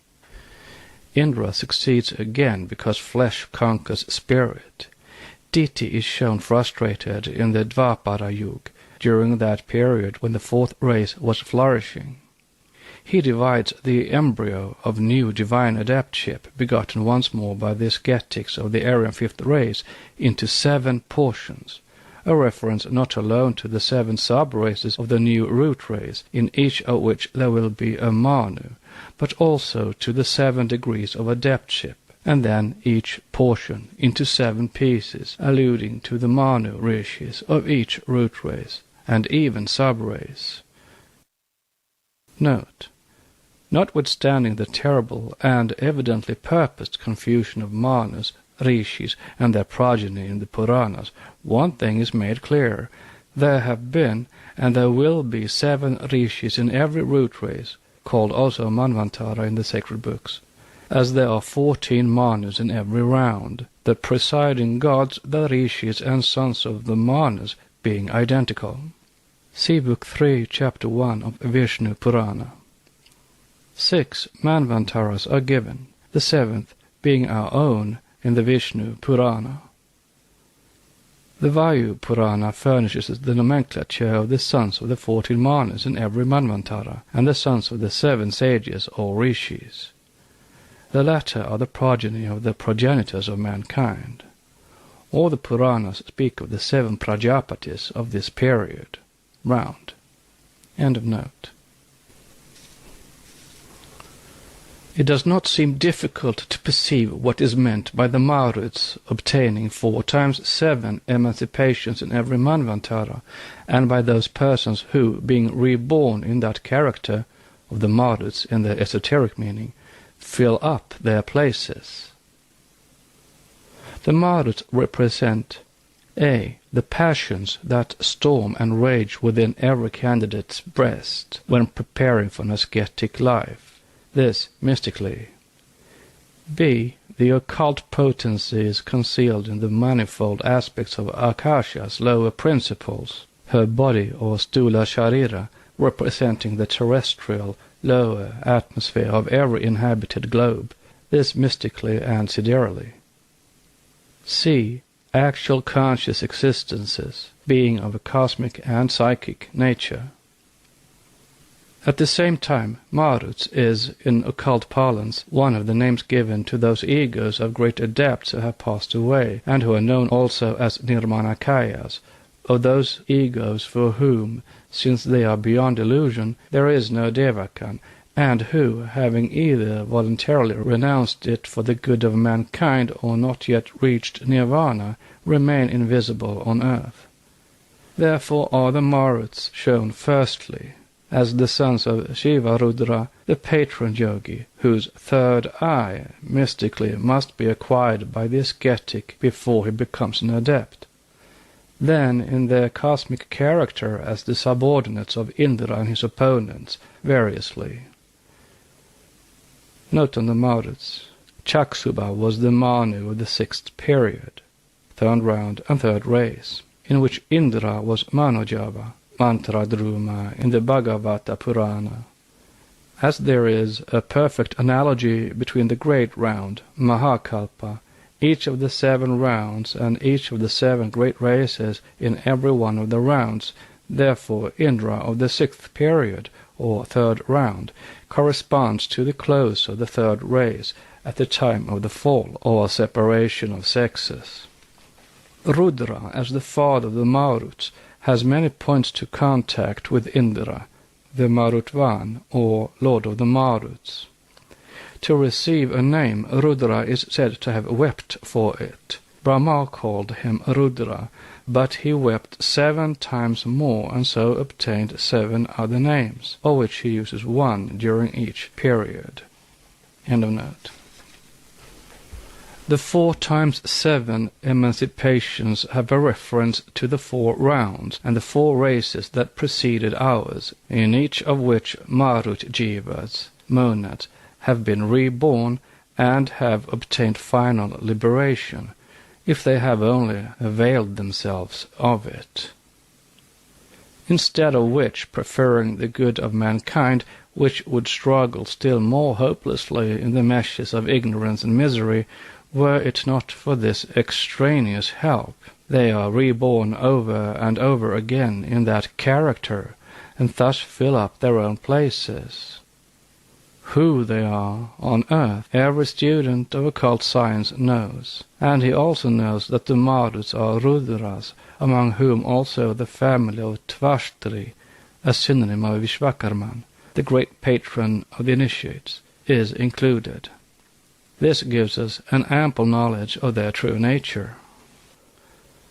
The same for the septenary division of cosmos and human principles. The Puranas, along with other sacred texts, teem with allusions to this. First of all, the mundane egg which contained Brahma, or the universe, was externally invested with 7 natural elements, at first loosely enumerated as water, air, fire, ether, and 3 secret elements, in Book 1. Then the world is said to be encompassed on every side by 7 elements, also within the egg, as explained. The universe is encompassed on every side above and below by the Andakataha, the shell of the egg of Brahma. Around the shell flows water, which is surrounded with fire, fire by air, air by ether, ether by the origin of the elements, ahamkara, the latter by universal mind, intellect in the texts. See Book 2, Chapter 7 of Vishnu Purana. It relates to spheres of being as much as to principles. Prithivi is not our earth, but the world, the solar system, and means the broad, the wide. In the Vedas, the greatest of all authorities, though needing the key to read it correctly, 3 terrestrial and 3 celestial earths are mentioned as having been called into existence simultaneously with Bhumi, our earth. We have often been told that 6, not 7, appears to be the number of spheres, principles, etc. We answer that there are in fact only 6 principles in man, since his body is no principle, but the covering, the shell thereof. So with the planetary chain. Speaking of which, esoterically, the earth, as well as the 7th, or rather 4th plane, one that stands as the 7th if we count from the first triple kingdom of the elementals that begin the formation, may be left out of consideration, being to us the only distinct body of the 7. The language of occultism is varied, but supposing that 3 earths only instead of 7 are meant in the Vedas, what are those 3, since we still know of but 1? Evidently there must be an occult meaning in the statement under consideration. Let us see. The earth that floats on the universal ocean of space, which Brahma divides in the Puranas into 7 zones, is Prithivi, the world divided into 7 principles, a cosmic division looking metaphysical enough, but in reality physical in its occult effects. Many kalpas later, our earth is mentioned, and, in its turn, is divided into 7 zones. See the Puranas, on that same law of analogy that guided ancient philosophers, after which one finds on it 7 continents, 7 isles, 7 oceans, 7 seas and rivers, 7 mountains, and 7 climates, etc., etc., etc. Note: in the Vishnu Purana, Book 2, Chapter 4, it is stated that the earth, with its continents, mountains, oceans, and exterior shell, is 50 crores, 500 millions, of yojanas in extent, to which the commentator remarks that this comprises the planetary spheres. For the diameter of the 7 zones and oceans, each ocean being of the same diameter as the content it encloses, and each successive continent being twice the diameter of that which precedes it, amounts to but 2 crores or 54 lakhs, etc. Whenever any contradictions in different Puranas occur, they have to be ascribed to differences of kalpas and the like. The like ought to read occult meaning, which explanation is withheld by the commentator who wrote for exoteric sectarian purposes and was misunderstood by the translator for various other reasons, the least of which is ignorance of the esoteric philosophy. End of note. Furthermore, it is not only in the Hindu scriptures and philosophy that one finds references to the seven earths, but in the Persian, Phoenician, Chaldean, and Egyptian cosmogonies, and even in rabbinical literature. The phoenix, called by the Hebrews Onik, from Phenok, Enoch, symbol of a secret cycle and initiation, and by the Turks Kerkes, lives 1,000 years, after which, kindling a flame, it is self-consumed. And then, reborn from itself, it lives another 1,000 years, up to 7 times 7. It lives another 1,000 years, up to 7 times 7, when comes the day of judgment. The phoenix, connected with the solar cycle of 600 years, with ciphers taken out, or with more added according to which cycle is meant, the Western cycle of the Greeks and other nations is a generic symbol for several kinds of cycles. Fuller details will be given in the section on kalpas and cycles.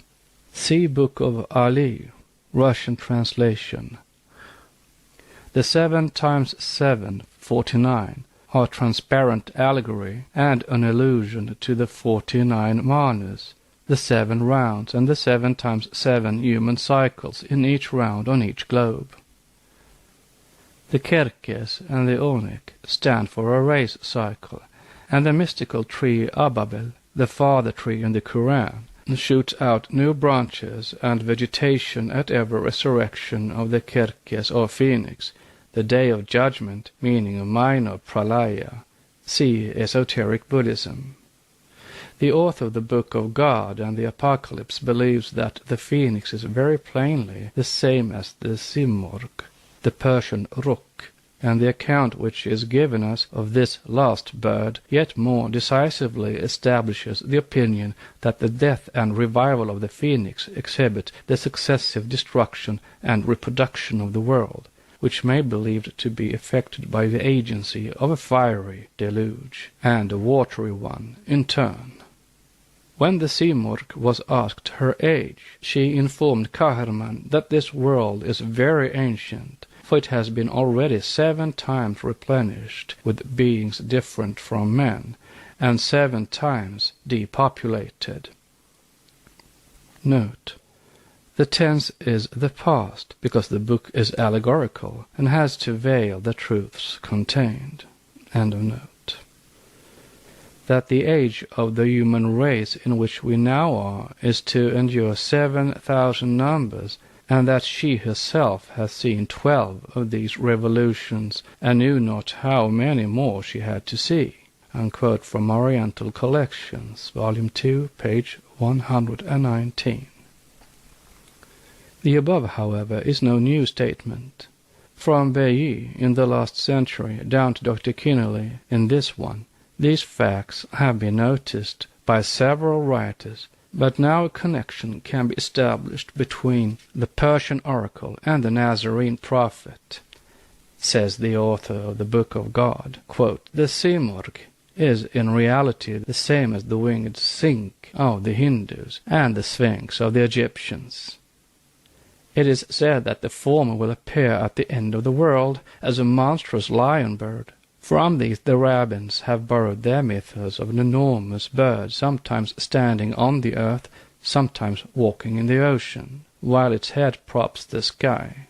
And with the symbol they have also adopted the doctrine to which it relates.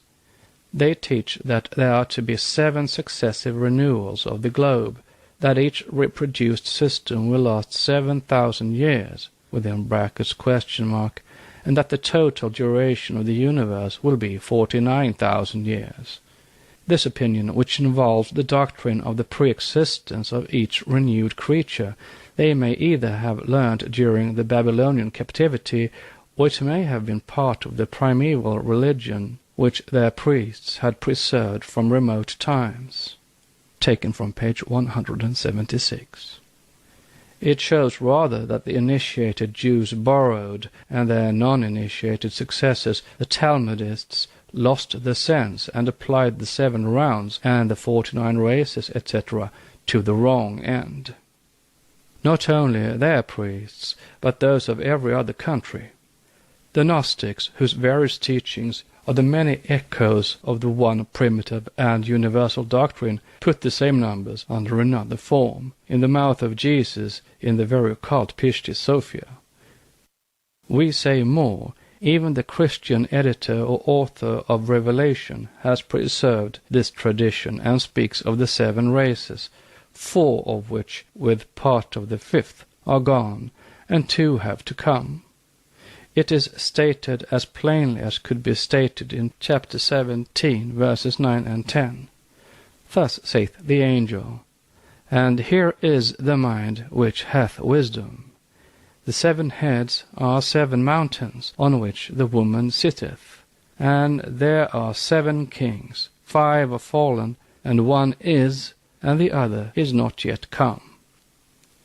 Who, acquainted in the least with the symbolical language of old, will fail to discern in the 5 kings that have fallen the 4 root races that were, and part of the 5th, the one that is, and in the other that is not yet come, the 6th and 7th coming root races, as also the sub-races of this our present race. Another still more forcible allusion to the 7 rounds and the 49 root races